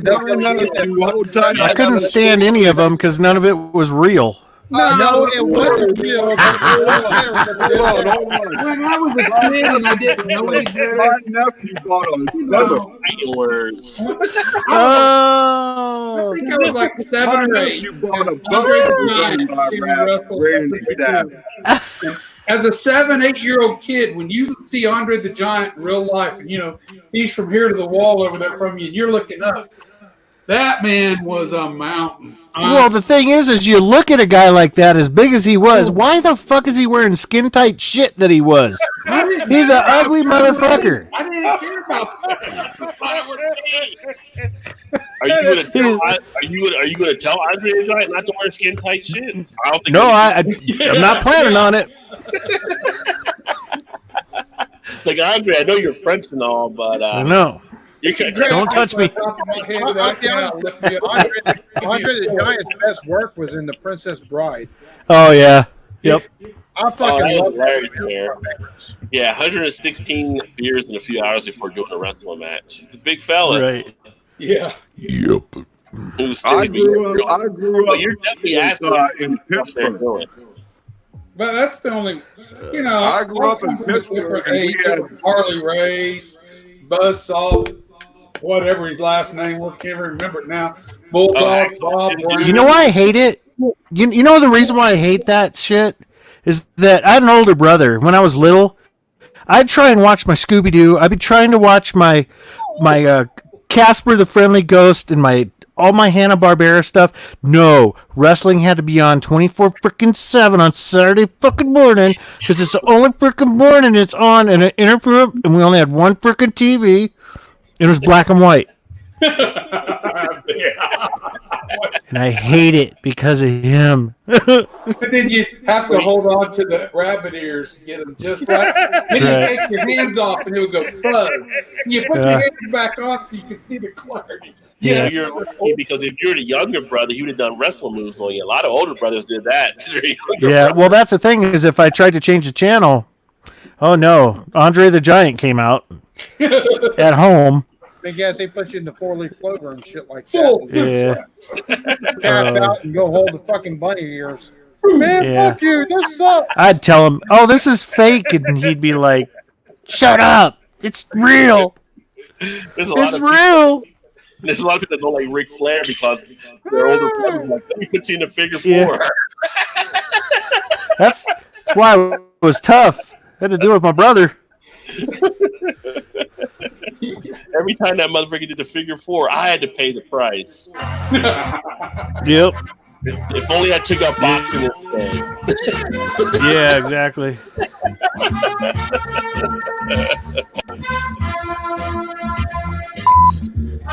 I would say the Rocky theme still runs true.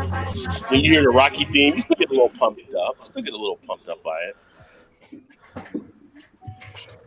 For those of you that like tech type stuff, I'm going to go ahead and put out there now. Other than my channel, UFD Tech has some really good stuff. Put out there. What's the name of the channel?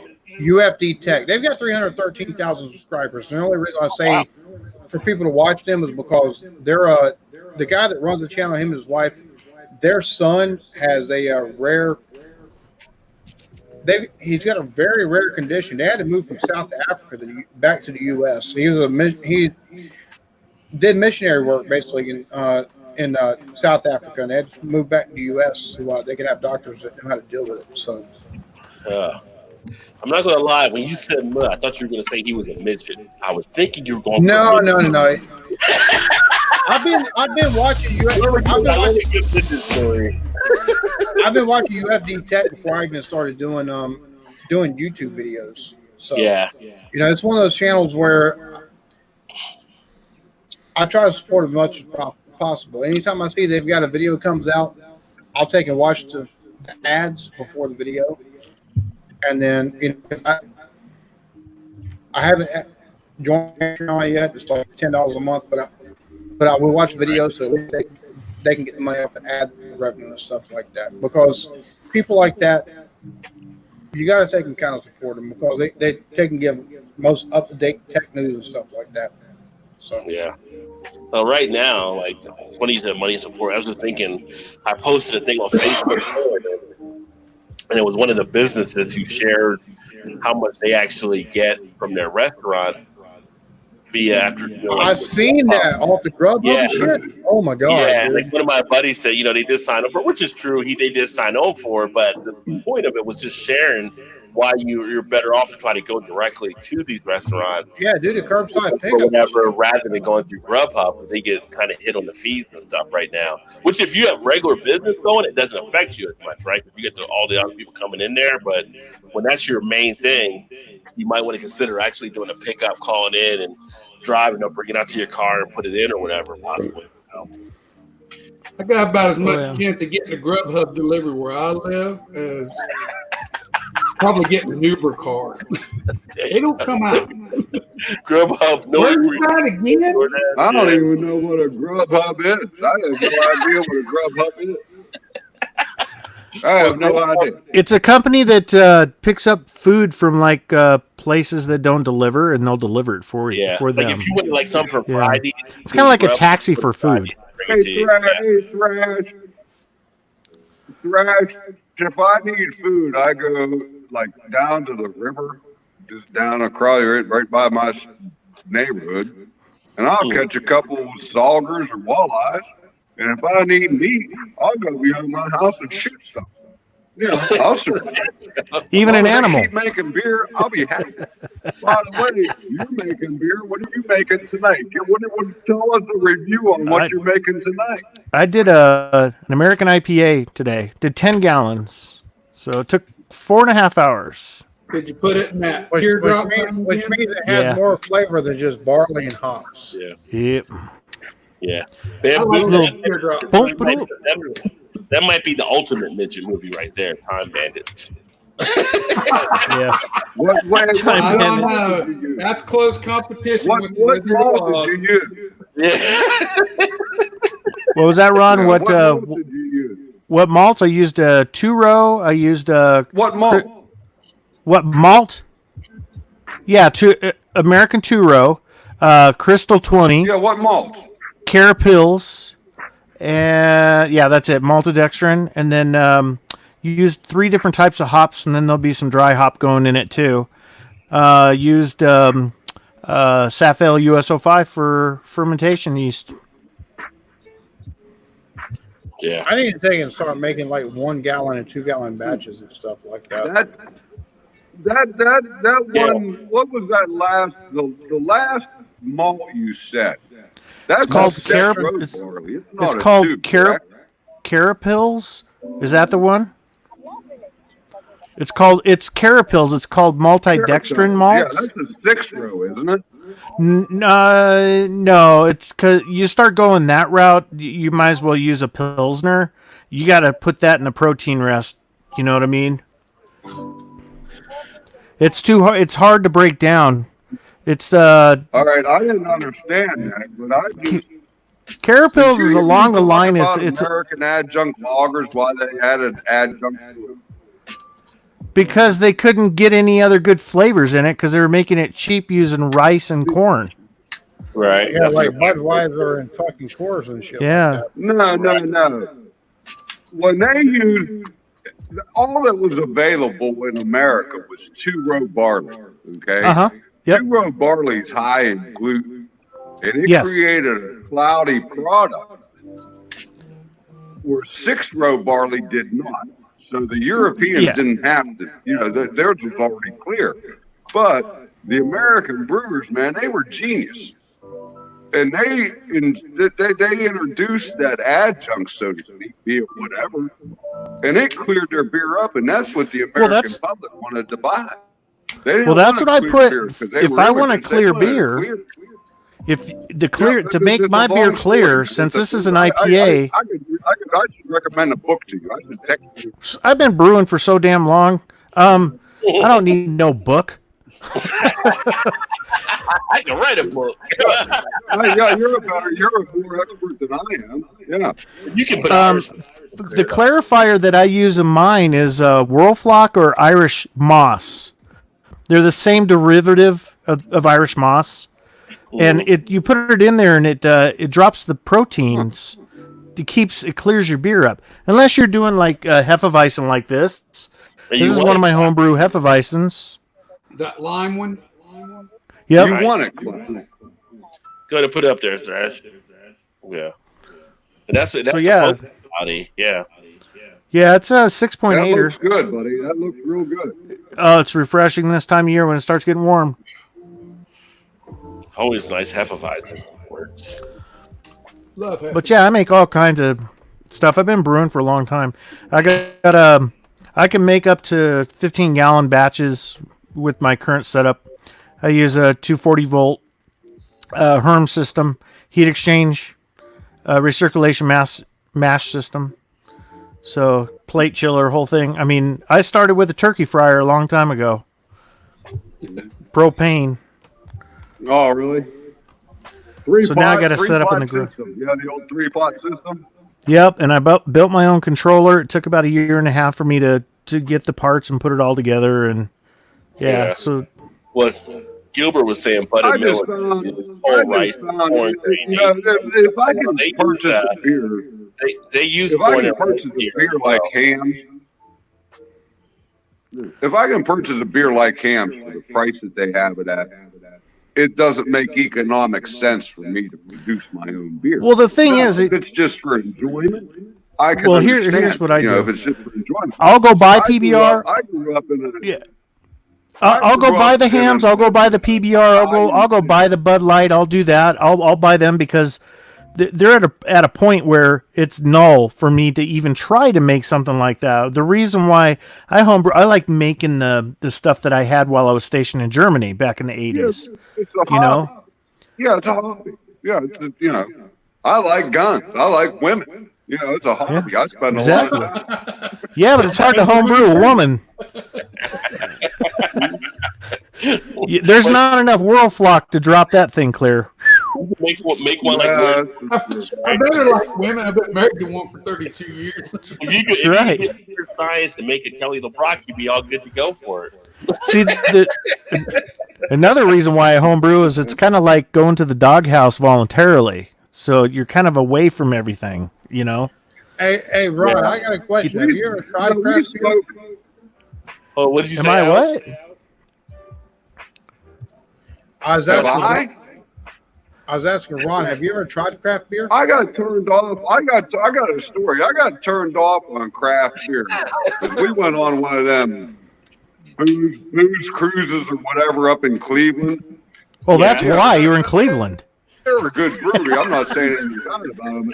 That Lake Erie Brewing Company, I went up there and I got so sick on some of their beers that I said, I'll never put a craft beer in my palate again. Well, if you just got to have the right craft beer. No, we got a real good one. I told Rod before up in Akron that Thirsty Dog Brewing Company is worth beer. Yeah, Thirsty Dog is good beer. That Labrador Lager they got. I've had that. It's awesome. Yeah. Labrador Lager is an awesome. Where did you go in Cleveland, though, Ron? Was that Great Lakes Brewing you were saying? Who did you have in Cleveland? Yeah, it was Great Lakes Brewing, and I don't know if I got a bad beer or what happened. You must have got one I bad. got ill when I they make good beer. Yeah, they do. But yeah, it's all in what you like too. If you're a Budweiser person, if you're drinking lagers all the time, if you're doing Pilsners, lagers, try a Helles, craft beer or try Gold Ale. Yeah, Purcell. What is it? Ulrich? I can't remember. It's the German. I can't remember the name of it. Anyway, a lot of those real clear. Okay. I used to drink a beer called Leinenkugel, which everybody's heard of now. Yeah, Leinenkugel? That's shanty they put out. Yeah, it's shit shanty. Listen to me. I can't stand it. Miller bought them out. They were an independent brewer, and they had copper line kettles that were brewed. The beer was brewed by 160 people who cared. Okay, It started at Big Eddy Creek. Okay, Chippewa Falls, Wisconsin. I know all about it. I've been to the Liney Lodge. They have a Liney bar at Pittsburgh, okay, at the baseball stadium, which I can't remember the name of right now. I'm brain dead. But anyhow, okay, they made a beer called Leinenkugel Red Lager, and it was the elixir of the guard. It was so good. It was amazing. I was hooked on it, and I had a steady supply for about 4 or 5 years. And then There you Miller go. bought them out. And they fucked them up. Creamy dark is excellent. Now they make what's called like a canoe paddler or something. But that line is red with the elixir of the gods. Right. And you can get it now only in the state of Wisconsin, and it's not called a lager; it's called an ale. Yes. Yeah, And canoe. you can get it, but Lonnie, I mean, that was the holy grail. You mean an ale? Hell, it's ale.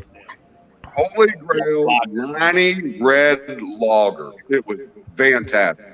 You can still get Lonnie Red in Oh, some. I miss it. Believe me, it brings a tear. It brings a tear to my eye. It brings a tear to my eye. I've got a couple lagers that are made in the state of South Carolina. I could send you. You'd never fucking drink Budweiser again. You'd be asking me every fucking week, hey, could you send me some more? Could you send me some more? It's that fucking good. Look, and that's the good beers. The greatest of all time. Ron Terrio still comes back to Budweiser. Budweiser. Well, it's because that's Ron. Well, Ron That's the guy who buys $3 freaking vodka from King's or Kmart. Ron Terrio is the first.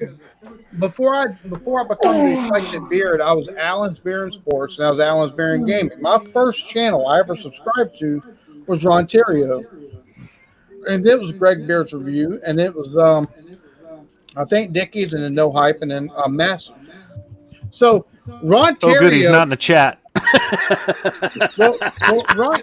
Well, even if Ron isn't chat, that should be a good thing. They've been drinking Mad Dog. They've been drinking Mad Dog 2020 for Christ's sake. I was drinking that freaking 40 years ago. Wow. Yeah. Why do you drink that if you're out of high school? That's what I'm Yeah. You're my age. I graduated. I moved on. Exactly. There's some better shit out there than that. How old are you? I'm 60. You got to be the same age I am. How old are you? I'm 54. 60. How old are you? I'm 54. But Ron can drink all the Budweiser he won't. But you know, it's beers like the Hells and stuff like that, and like New Belgium, some of the stuff they've got that's just above like Budweiser. They got many craft beer.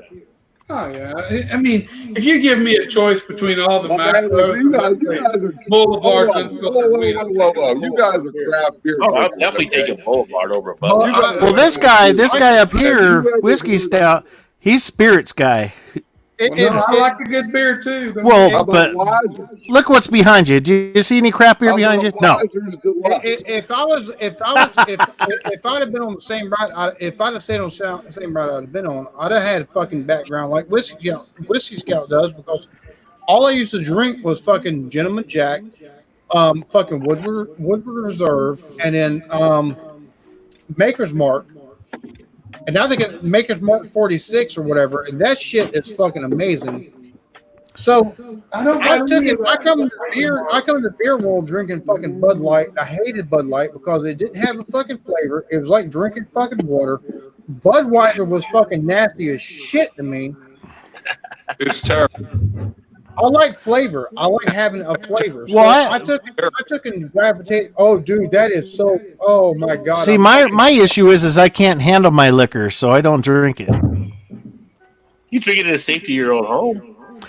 No, not even that. Well, see, No, I piss off the wife too much.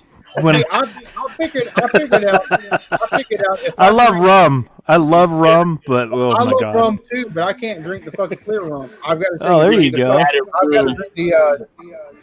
Oh yeah. Oh yeah. Oh damn. It makes you cough. Yeah. Gag. Get that COVID cough. It's a gag. That's not a cough. If I drink rum, it's got to be dark rum. I don't care what you guys think. For my palate, that's the best whiskey I've ever imbibed in. It's amazing. Yeah. Amazing. See, I like brewery, see, the distiller. The distiller is known for its old whiskey. That's 18 years old. That's the oldest they make. Oh, got I got more- something it's got that I've more been keeping. round. It's about twice that age. It's right here.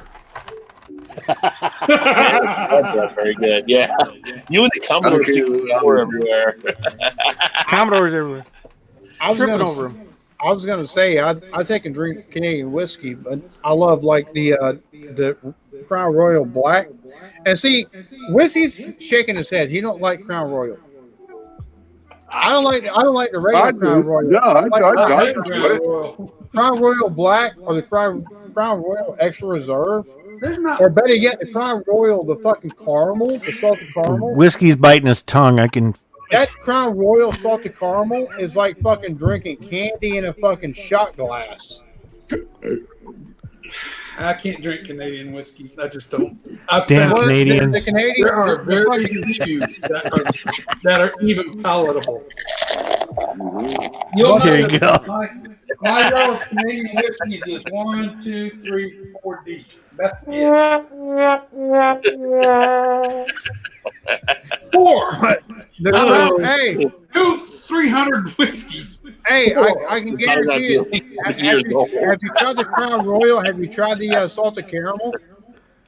No, I give up on that crazy shit a long time ago. Dude, if you like salted caramel, it tastes just like salted caramel, just with a little bit Yeah, I'd like to alcohol. order a case of dry, dusty pussy beer from You're a dick. from the bitch who was I was just talking to, Dick. because she ain't been fucked in about 30 years. Yeah, how about Dirty Cunt Dark? Holy shit! Because when you're out of Dirty Cunt Dark, That's you're out of beer, bitch!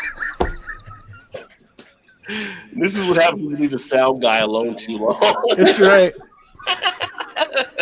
But actually, that's a good break. I actually need to wrap up. All right. Because I got to go get the roast and carve it up and all that stuff. But you guys are great to be on here today, so appreciate you. See you later. Good show, buddy. Thanks. Check out these channels. Check out Thrash Metal, Homebrew and Barbecue. Check out Whiskey Scout. Check out the Eclectic Beer. Check out Lake TV. Everybody was here. Check out everybody in the comments. And no, it was great to hang out Sunday. Good talking to you. Yeah, we did slow it down. At some point, we raced it up a little bit, but then we brought it back down. So hopefully you guys have a evening. And we'll definitely look to catch up with you guys soon. Cheers, everybody, and keep drinking. There wasn't much to do. All the bowling alleys had been wrecked. So as I spent most of my time looking for beer. I'm in my closing thing here. You're still throwing stuff up. But cheers, everybody. Thanks for hanging out. Catch up with you guys soon. Cheers. Cheers.